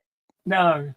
So we're talking some 12, 13-year-old kids. Okay. And one of them said that, you know, I'm riding a pink bike with flowers on the front. And one of them sort of, you know, like says, you know, are you a boy or a girl? And I said, I'm a girl. I'm trans, but I'm a girl. And his immediate question was, do you have a willy or not? Oh. And I said, why would you ask that? If I asked you that question, that would be really, really creepy, wouldn't it? Yep. Yeah. That's the kind of question that really pisses me off being trans. Yeah. You know? Like, I'm sorry. Yeah, I know. Like, you need to know intimate details of my genitals. Are you circumcised or not? Would you like to answer that? Yeah, my go-to response is, before we talk about my genitals, can we have a conversation about your genitals first? Perhaps. And and then- see how you feel. And watch the and- squirming begin. Yeah, because that's what that is. It's you go straight to that, or like, have you had the surgery yet? And like, before we talk about my genitals, can we talk about yours first? Can I ask Yeah. you particular details about how yours look like? Has it ever been pierced? Yeah. Plus, You know, Does it kind of lean to the left or the right? yeah. Um, You know, uh, do Oh, you God. sometimes No, I wasn't Yeah. asking actually. Oh, for fuck's but sake. also, while we're talking about church Always rights, one thing, while it was kind of awful for the person involved, the recent Olympics, I have to admit, what I loved about yes. it was a great example of TERFs will throw cisgender women under the bus in a heartbeat if it fits their ideology. And they're trying to prescribe this incredibly narrow thing of this is what it is to Mhm. people. And I'm like, I'm sorry, you are Oh my God. attacking a cisgender woman. How long has JK been silent since then? Like, has sadly she only as even- long as a transgender Paralympian came, failed to make the heats. Ugh. No, So, she you did know, actually. She had such an apparently- advantage that she didn't get in, win the heats in order to get into the actual. Doesn't that disprove her case though? Yes, Yes, it does. but- But, But also, this proves her They're case. not that she strong was- with logic, TERFs. in the Olympics, she was attacking a cisgender woman who was raised. But Yep. when she was named in, because good on that Algerian boxer is actually Mm. trying to sue them for defamation, or whatever. But Oh, I've got opinions. Rowling apparently She's not- deleted a bunch of tweets and didn't tweet anything for a couple of weeks. But then she did. She deleted another. She tweeted another slur against that Algerian boxer, and it's just like, what the fuck is wrong with you? It's the thing just- to bear in mind Yeah. here is the Algerian boxer Khalid, she's not suing J.K. Rowling, not as far as I'm aware. She went to the French police. This is a criminal thing, not a civil complaint. Oh, really? Mm. Hound. I don't know. I don't know what you're talking about. So Oh, okay, right. Here's the reality of the situation. So basically, what happens is you got a couple of boxers in the women's, Olympics. I mean, I know the events Oh, right. that Okay. transpired. So So here's the background to this whole thing. Okay. So what happened Mhm. was there was the you got a boxing organization called the I think it was the IBA, International Boxing. I know about Association, yeah, something like yeah, I know about that. Yep. And what happened was that they decided that Khalif and the other guy, I can't remember her name, It was another woman, yeah. failed the testing, but they never actually said what kind of testing it was. People have just drawn conclusions to suggest Yeah. they're trans when they may just have It's- had a heightened amount of testosterone, which is natural. But Yeah.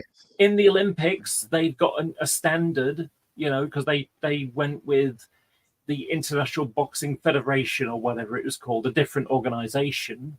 And they're like, yes, under our rules and under the Olympic rules, their testosterone levels are perfectly fine and they can Does it- compete. I don't But- understand that. I just want at to finish all. off the last bit that goes with it, and this is the important bit. Yep. So this is the why did this happen in the first place thing. So what happened was the International Boxing Association is run by a couple of Russians. And it turns Mhm. out the person who was the third tier was a Russian girl. Right. And so if we say, oh, they're ineligible because we did testing and they failed, but didn't tell them what they failed on, then therefore they thought they can't take part. And funnily enough, the Russian girl won. And that's all Right. it was. It was basically corruption in the Russian-led boxing Yeah. association, and they tried to get rid of the top tier competitors. The And they- IBA has They're Mm. trans. the IBA has had problems with corruption for decades, and in fact, the International Olympic Committee actually said they don't recognize any of the calls from the IBA because they refuse to address the corruption issues in it. So, yeah, it's just friggin' weird, basically. Yeah. What I find funny is that the French boxer complained. Well, she didn't complain. She was upset after being punched in the face in a boxing match. In the punching by in the face the Algeri- competition. Yeah. in a punching in the face competition, and saying, "I've never felt punched in the face as hard as that." Yeah. At the Olympics, which is the top Yeah. tier Yeah. of human achievement in a Yeah. sport, Yeah. in I the reached sport of top being tier of punched this in the sport. face. Yeah. I reached the top tier of this sport and I got punched in the face harder than I've ever been punched in the face before. Yes, Probably in the 'cause you're at the sport top of tier being of the punched in sport. the face. Yeah. Like, I always- it just.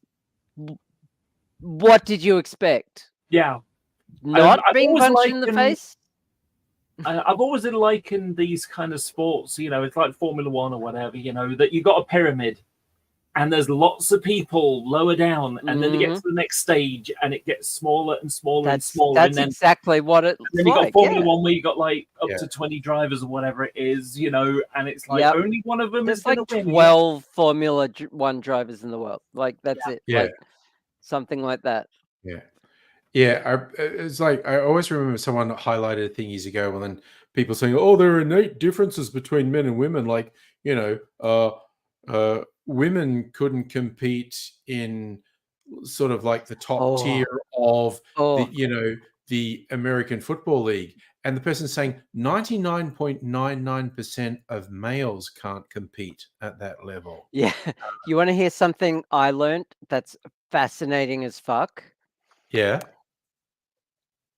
I learned that the only reason that okay, so women's soccer or women's football, Yes. was banned. Yeah. Because the crowd sizes got so large that they thought that It would upstage the guys. it would upset the male soccer players. But then World War One happened, right? And then World War Two happened. And of course, what happens is all the men go off to war and all the women have to do all the men jobs. And so they reinstated women's football. And it turns and everyone's like, women can't play football. Turns out women are good at football. Women are good at a lot of things. And so women got really good at football, which of course they are. And so all the men finish fighting their war. They come back and they realize, oh shit, women are good at football, and they ban it again because everyone's watching women's football. And it's only been a recent thing. I could you tell? I don't know when they unbanned it, but I mean the recent craze with the here in Australia, Laura, the women's soccer team here just went nuts. It's so popular now. It's so much, and they still get paid a pittance compared to the men's team. Yeah. Also, another fun fact: a vast majority of sports only segregate between men and women because the women outclassed the men so much that the men found it unfair and couldn't compete. Yeah. Like men's golf, for example. Women's golf is a thing because The men didn't want to be beaten. yeah, the men got so butthurt about not being beaten. About being beaten. Reminds me of Yeah. Women's bathrooms in the UK started because the men got fed up of sharing with women. Yeah. Right. So okay. so men's egos throughout time are just have been proven time and time again to be fragile as fuck. It's just it's a thing. The weirdest one to Insecure. me is women's chess. And I know. recently with the male grandmasters not being able to cope with being beaten by women. Yeah, because their egos are just so fragile. Oh, there's been a new one, or one somewhat recently, like during the summer or something. Oh, the transgender. The trans one. So, you know, basically trans women have been banned from competing with women because they've got an advantage, which is basically saying women aren't as smart as men. It's the people who that's govern, exactly it. The people who govern chess championships are fucking Fruit Loops. They're just they say shit that makes no sense. I wonder. Oh, okay, we've got a guy called Michael O'Leary. He's the CEO of an airline called Ryanair. Yeah, and he's the kind of person, I suppose, a bit like Trump. Any news, even if it's bad news, if it mentions the name of the company, therefore that's publicity, free publicity. Yeah. So, you know, you'll get these sort of like, you know, you're going to have to pay to use the bathroom if you want to go on a Ryanair flight, you know. And, you know, and it's like, almost like alert warnings, like, oh my God, they're going to do this thing. You know, they're probably not going to anyway. But they're looking into it. I wonder if they're looking into it because they really look into it, or they just like, oh, this will be some free publicity.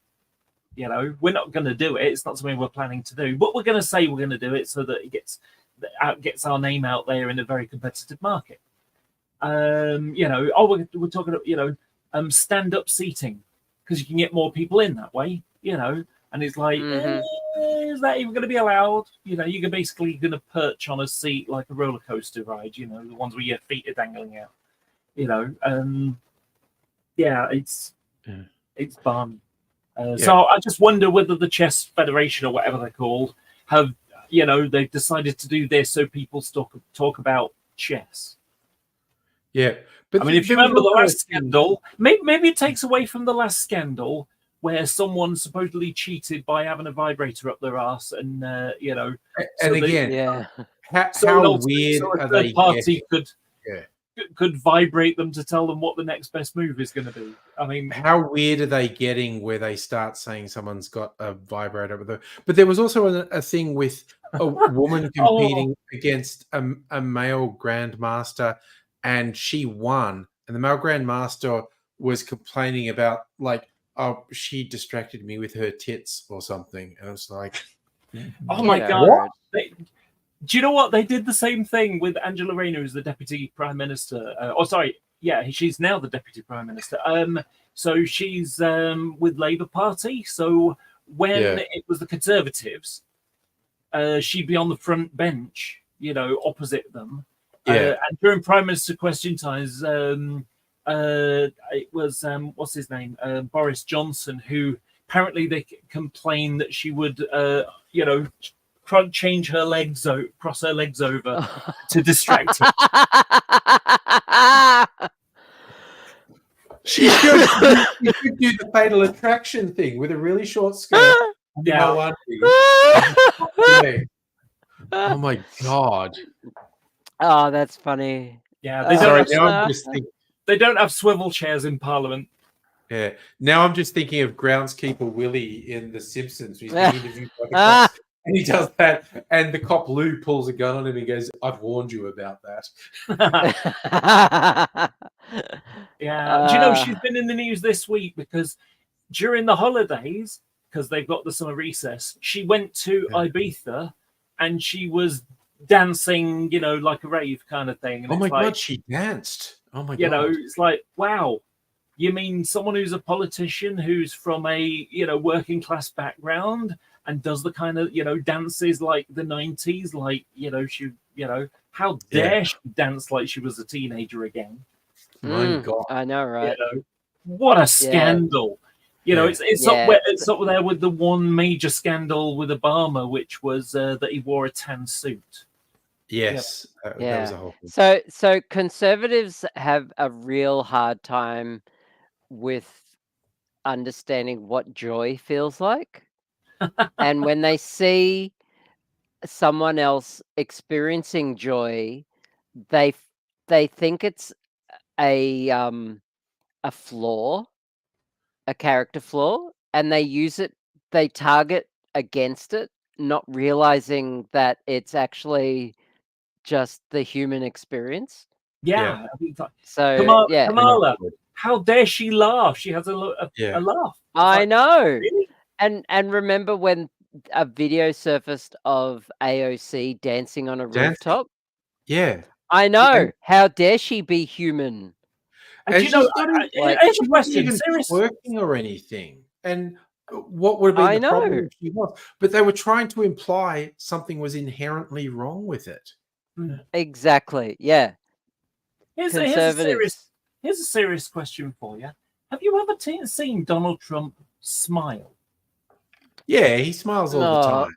Well, I've seen him do I've seen him do smug grin, but I've never actually. Smug grin. He doesn't. The only joy he experiences is when he gets his way, and it's more like psychopath grin. He's a sociopath. He doesn't experience empathy. He doesn't experience like the same joy that you think like when has Trump ever done the washing up? When has Trump ever cooked a meal for his family?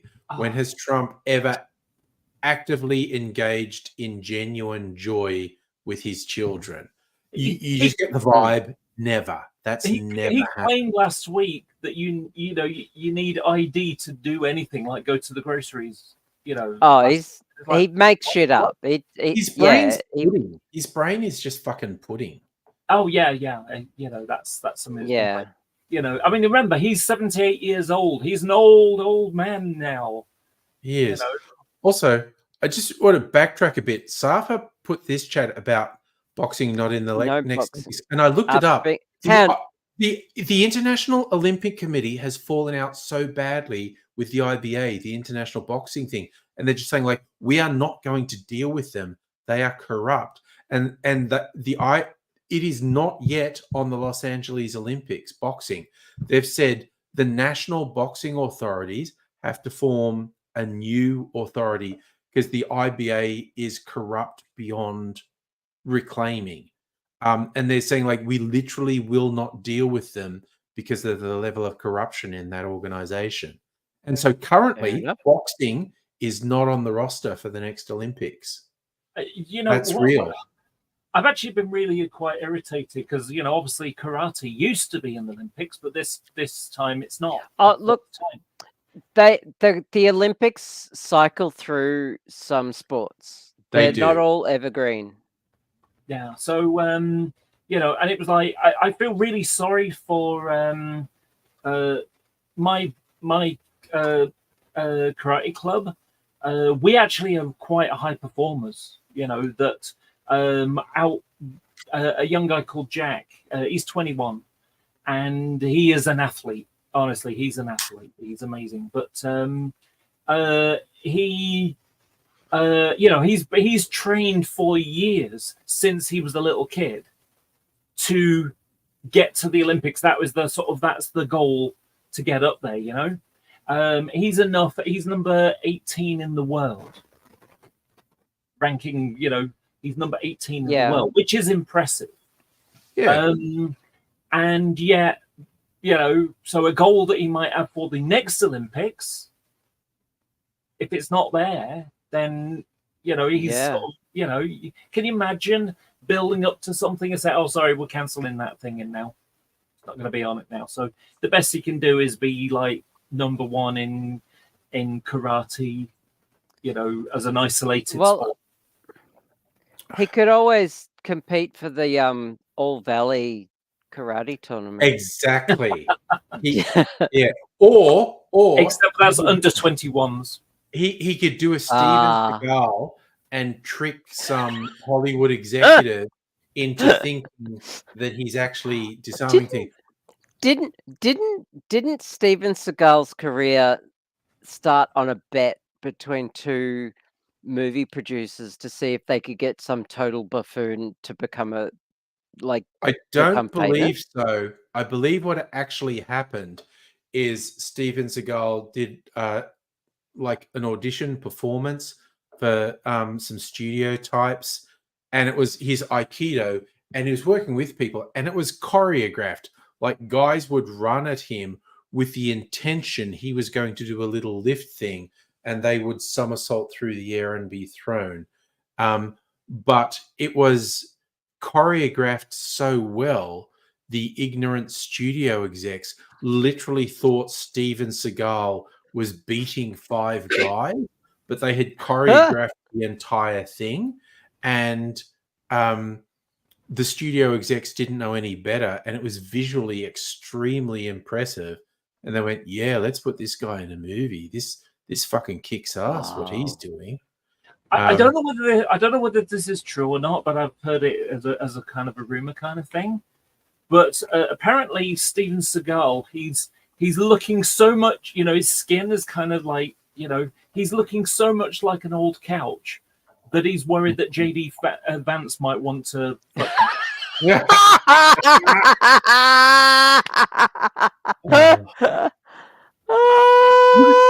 Okay, my personal favorite thing about that JD Vance thing is it was started by just a quite small Twitter shit posting account, and they just phrased it in a way that caught people's attention because they gave a citation. It was a page number in his book, and people just looked at it and went, "Yeah, JD Vance said fuck a couch. That's probably real."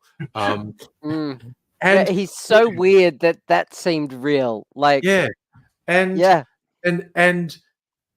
like that guy even shut his Twitter account because he got so much fucking flack over it. But it was just like, it was just a joke. I just thought I'd phrase it in a particular way that made it seem serious, and it just blew up.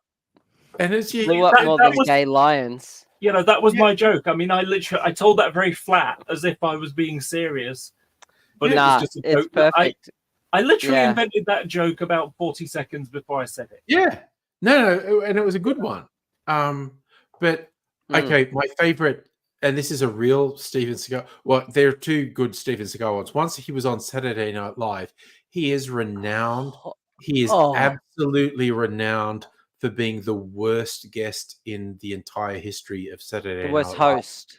There are so many YouTube videos of ex-Saturday Night Live people being interviewed and going, "Yeah, Steven Seagal was definitely the worst ever." It's hilarious.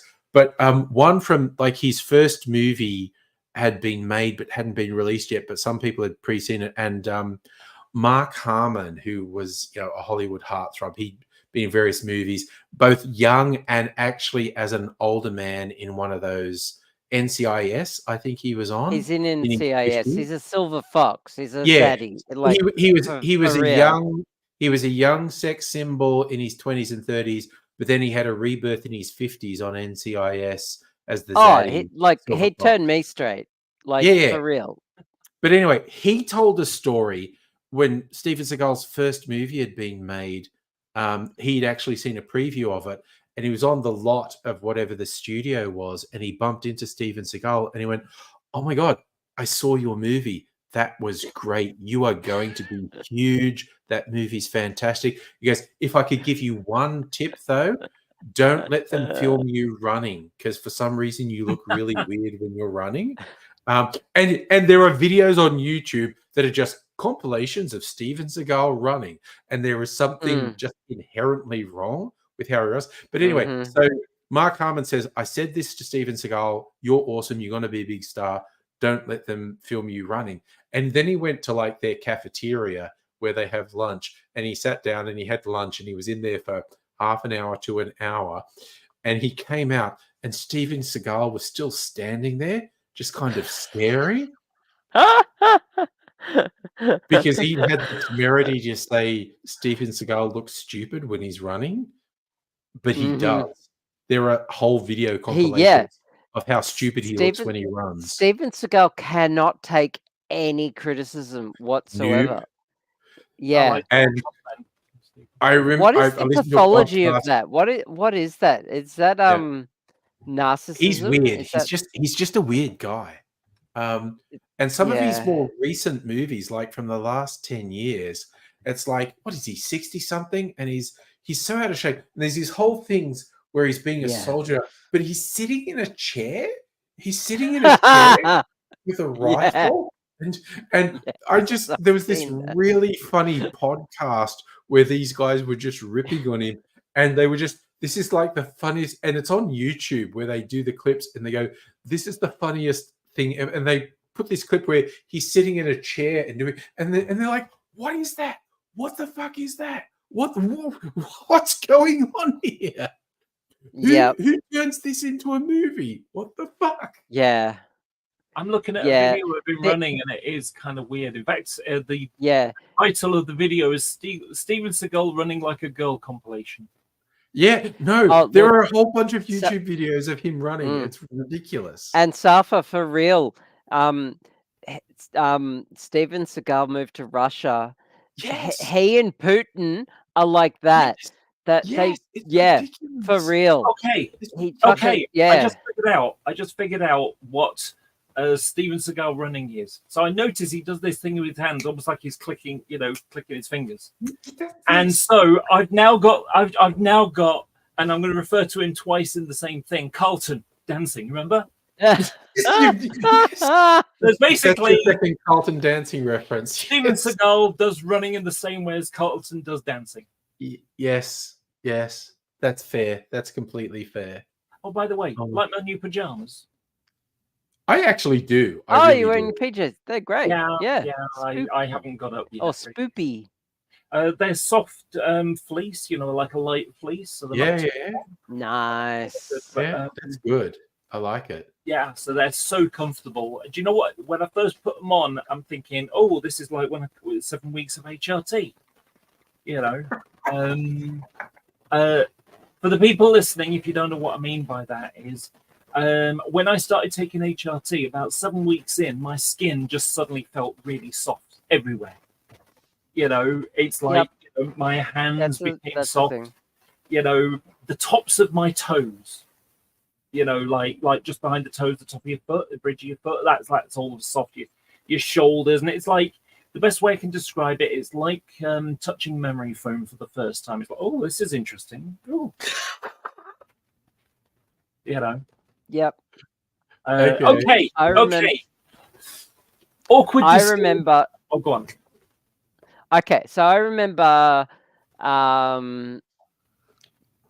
kissing my ex for the first time after HRT, and she hadn't kissed a girl before, and so she had a direct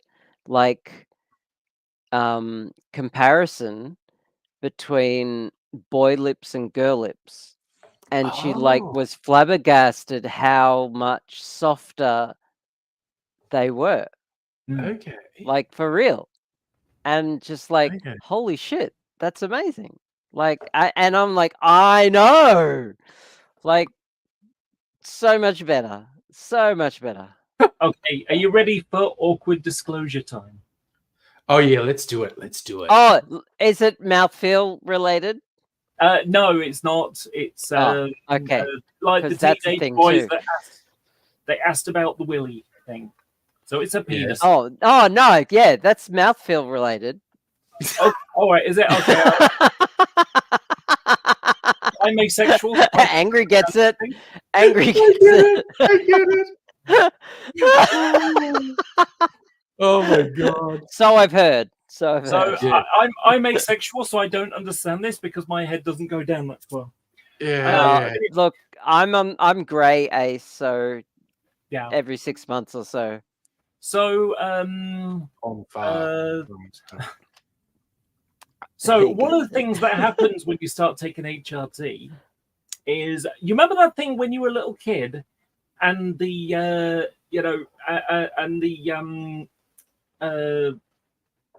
oh shit, what do you call it? The foreskin stops holding it. Is it used to be able to hide it in there, and then you get older and suddenly it kind of, you've always got something Escapes. poking out the end, right? You've always got Yeah. the bell end. Basically, it's That's the what that means. it's the Steve Jobs look.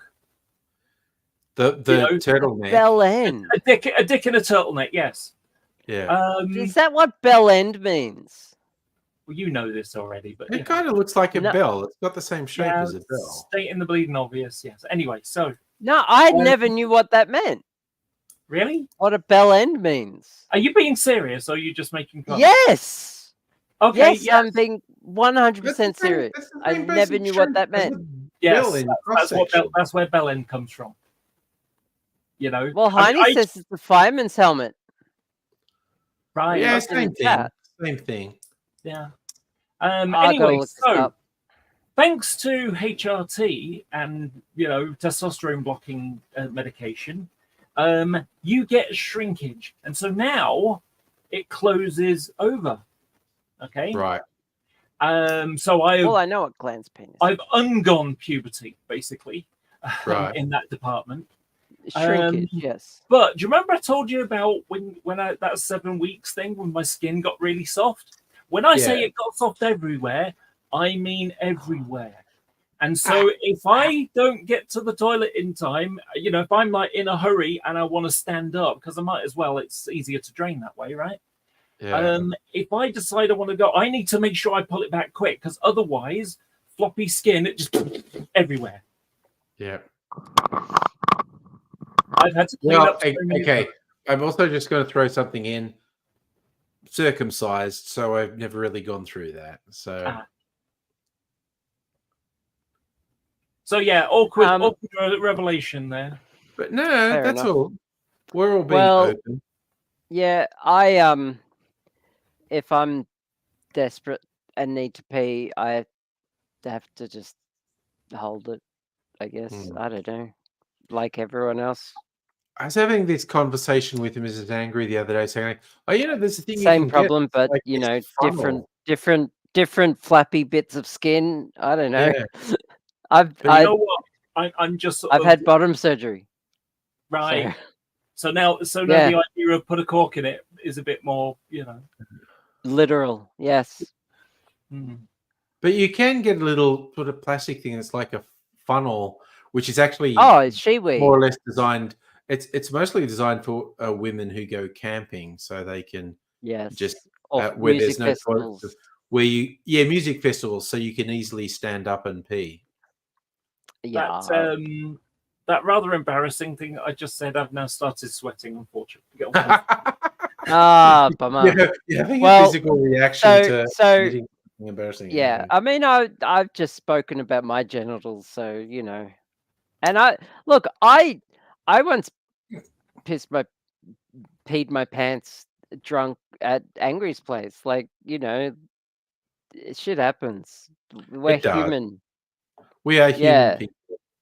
and shit. Yeah, like whatever. No shame. It Sorry. happens. I knew this guy who, he was, I don't know, he was tall, he was Polish, he was really drunk once, and he just like, he was peeing in a bush, and he just said, "Don't you hate it when you've got so much foreskin that you don't roll it back in time and you just pee on your leg because it's just flapping everywhere. And I'm like, dude, that is way too much information.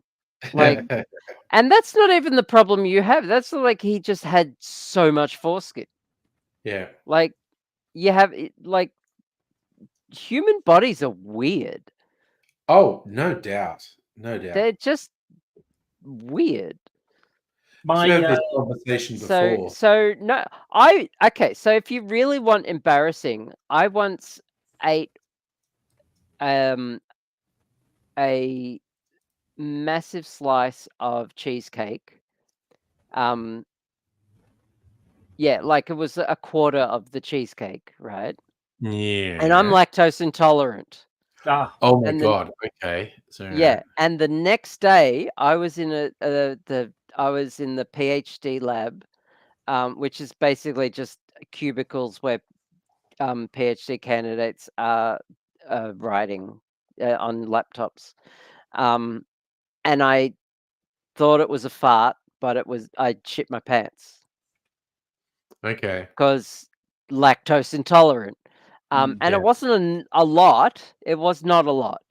Yeah. But it's enough. Even a tiny amount is enough. And I'm like, holy shit! I just pooped my pants. So I went to the bathroom. I ran and cleaned it up, and it was a tiny amount. It was like a tiny amount, but any amount of poop that is in your underwear is enough. And I just went home. I felt awful, like my stomach was just grinding away, like all my intestines, because of all that lactose and all that cheesecake. So misery loves company. I hope you Yeah. feel better now that I've embarrassed myself on the internet. Yeah. My father said got a prostate exam a few days ago. Spoke to him last night. So apparently the old-fashioned way of doing it is in doctor with a rubber glove. Apparently that's the less popular version nowadays. Now they use ultrasonic. He said, "I've never had an erection so fast in my entire life."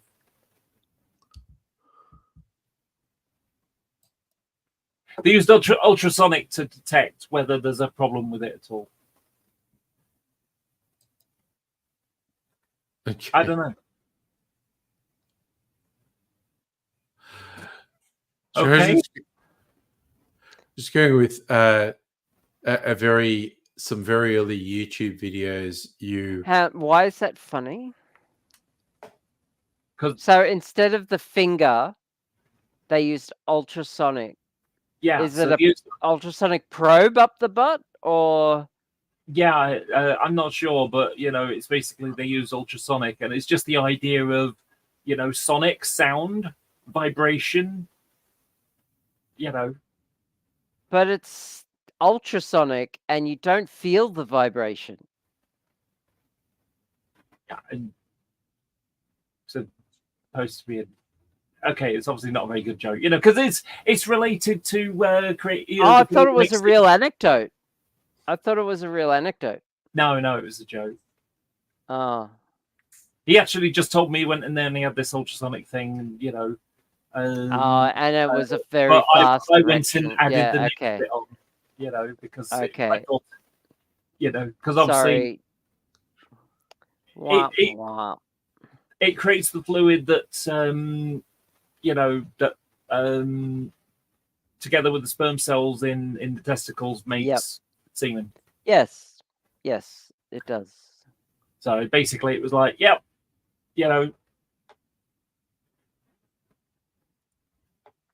Yeah, I get it. Yeah, Sorry. I remember, do you remember the movie Fletch? I do. Yes. And the there's sequel, a bit, Fletch Lives. yes, and there's the bit where he gets a prostate exam done by a doctor he's trying to get some information out of. And it's like not the whole hand there, doc, or something like that. I think he says, and of course, I kind of hold jokes in my head for many years, just waiting for the right time. And so, you know, it's like, Yeah. okay, if I ever have to get that happen, you know, I'll just, I don't, you know, I was just going to, okay, can you make sure you're still wearing your watch? You know, this isn't very comfortable at all. Can you make sure you're wearing your watch when pull it out? Yep. 'Cause Yeah, it's no, I do the same. I keep jokes on standby just for that. Yeah. I think one of the jokes that I've come out with, because again, I can do things very flat and it sounds like I'm being serious until the punchline comes. And Yeah. my one, I love that shit. Yeah, the one that I have used the most has been, you know, sort of when I'm complaining about the size of my feet, as in, worst thing about being trans, can't get cute shoes. You know, difficult to find cute shoes. Oh, I'm lucky in that regard. I'm 6'4". I'm size 11, which is like 12/13 for women, depending on whether they fit. Or I'm not. 5'6". I wish I was short. I really do. I'm envious of your height. The only advantage of We're being both short. yeah, there are only two advantages of being tall. One is that if I go to you know, the market or something, I just literally can look over the heads of the little old ladies to see if there's anything I want. And because I'm overweight, but it doesn't show up quite as much because I'm tall. Otherwise, I'd just be. I lost weight. Yeah. I lost 15 kilos this year. Wow. Damn. I know. Did I tell you Eating about healthy and doing exercise? Did I tell you about my weight loss thing with Japan? Is that eating bad think sushi so. or? So basically, what happened was I went to Japan, and it was very hot, and you know, well, I got dehydrated, and one of the aspects that happened was my feet swell up, so I had edemas on both my feet. Coming back on the plane from Tokyo to Helsinki, my left leg swelled up so much. It was like, you know, when you get an edema, it's like your skin being. I'm talking right now. I'll catch you after. Okay.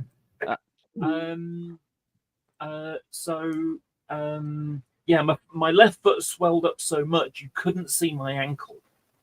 Damn. You know, it just looked like a weird tentacle looking thing with toes on the end of it. You know, and it felt like, you know, I literally felt like my skin was being stretched around it. It was, you know, just I thought I was worried I had deep vein thrombosis. It was that, you know, it worried me. Oh, that bad. Yeah. Okay. I had to get up and walk around for a bit, and you know, sort of just hung around the galley at the back chatting to the steward and stewardesses. Anyway, so when I went to Japan, I weighed 135.5 kilos. Yeah. And so, well, of course, I got home and I'm thinking, okay, I wonder how much weight I've lost, because of course, I've got my own scale. So it's like, you know, there'll be like how well have I done? And I'd lost about 0.5 kilo, and I've been out walking every day, knackered, you know, just constantly on my feet. So much exercise, you know. And then, well, after a week, maybe not even that, maybe 5-6 days, the swelling had gone down in my leg. And I went and stepped on the scales again, and it was 131 and like nearly 0.5 kilos. So I was carrying about like 3.5-4 kilos of weight on my feet. Water weight. That's just water. Yeah. Yeah, I couldn't believe how much, you know, it was. I mean, my feet are still swollen. I don't know if you can see. You know, my feet are still quite. You know, let me do the dimple thing. So I'll just hold it on for a couple of moments. Yeah, you better watch out. You'll end up on Wiki Feet. I know. Oh, there's a whole thing showing your feet on the internet. There's a whole thing. Can you see the dimple? Yeah. Yeah. Oh, yeah, the dimple. Yes. Yeah. Oh, wow. That's profound. Yeah. Yeah. You know, so I would show my feet, but wearing socks. I'd show my feet, but I've had weirdos asking me to show my feet on the internet before. I'm not joking. Do you know what? There's a funny little YouTube short of sort of a cat. It's like a compilation of cat videos type territory, and it's a sort of she's got a cat in front of her, and she says, like, times are tight, we're gonna have to start selling you foot pictures, and the cat just happens to stretch and just go like that with the feet. Yeah. Yep. And she just laughs. It's oh my god. Okay, I just need to show you. The feet is one thing that's super obvious. Because I've known, particularly in my first 5 years on YouTube is when I was really active, knew a lot of people, and one of the young women I knew told me a thing that caught me by surprise. She said, like, she was just like doing one of her vlog videos, and she had sneezed during it, and she left it in the video, and she didn't realize, but there's this one video that was getting way more views than a lot of her videos, and she wasn't really sure why. And there was nothing a real giveaway, but someone put a comment with a timestamp in it on the video, and she went, "What's that?" And when she clicked on the timestamp, it jumped to a point in the video where she sneezed, and then over the next couple of days, there were a couple of comments like, "Don't be so obvious, she'll know," type of thing. And then she finds out there are sneeze fetishists who go on YouTube trying to find videos where women innocently sneeze, not knowing they get turned on. And she was like, "Oh, so that's a thing." Wow. Rule 34. Yeah. God damn. Okay. Damn. Yep. Wow. I think the most like cringeworthy foot thing I've ever seen was someone who'd stepped on like a cactus or something of that nature, and so you've got the picture at the doctor's, and they're videoing it because it's like, okay, and they thought it'd be good for showing how to get a thorn out of someone's foot. Cactus spines out, yeah. And so, so what they do, they've got this little tool which is almost like a bit like an ice cream scoop, but it's tiny and it's used for scraping skin away to just remove the top skin so it will be free to open out. So what happens is you've got this, if you can imagine, there's the toe, and so they sort of like scrape the top off, and then they squeeze it, and then suddenly this thing that is like that big sticks out of it. It was huge, and it's like it must have. Oh, you don't have a link to it, do you? Yeah, okay. This is Dr. Pimple Popper getting really interested here. Oh my god. Okay. I used to have to put up with that with AIDS. You get really fixated on Pimple Popper videos, and I'm going, "Can you please get that off the fucking screen? I don't want to." He's going, "No, but look, it's fascinating." It's not fascinating. It's fascinating. Dr. Abigail thinks it's fascinating. That's okay. And that's okay. It's fine. Oof. But you know what? It's like getting real close to 2 a.m. Even though I actually kind of feel fine, but if I don't go to bed, I won't function on Saturday. And God, I didn't even open the mineral water I was going to, because I'll have to get up during the next 6 hours 3 times to pee if I drink a can of mineral water as well. I'll save it for because I'm probably doing a Saturday night stream. Nice. It's not a date night, so I'm probably doing a Saturday night stream. Cool.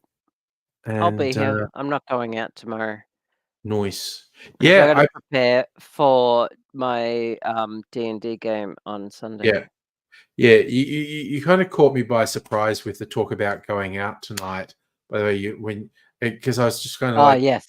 oh yeah, no, in my head, this is what I was doing tonight, and Oh yeah, for sure. I was just kind of like, Oh, totally. I'm not.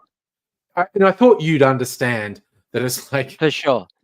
Yeah. when you have a mindset and someone says, "Do you want to do something outside that mindset?" You go, "Not really." Oh no. No. Yeah. No, I get it. And that's For yeah, sure. I love that you got into that meme I put on the Discord of someone's wearing headphones and when someone's doing so, oh, they must have something really important to say. How you doing? They're Yeah. just burying them later. Oh yeah, that's just that should be everyone's response. Just It is the biggest bullshit thing Their- to tell someone to their take life their is headphones off. forfeit. Yeah, Yeah. I know, It is right? bullshit. Especially like creepy guys on public transport Oh, doing which it is to women. the absolute worst. Yes. Mm, Yeah. yeah. Oh Yeah. yeah. Tell me. Ask me how I know. Yeah. Yeah. Yeah. Yeah. But yes, okay. So probably it would have to be something weird would have to happen in the next 20 hours for me to not do a stream for Saturday night. So probably doing that. And Okay. gotta get some sleep Cool. and maybe watch. I haven't watched episode 3 of Rings of Power yet. So Oh, or maybe even or 3. maybe I know I know all 3 episodes were there last week. I just watched episode 1 and 2. Okay.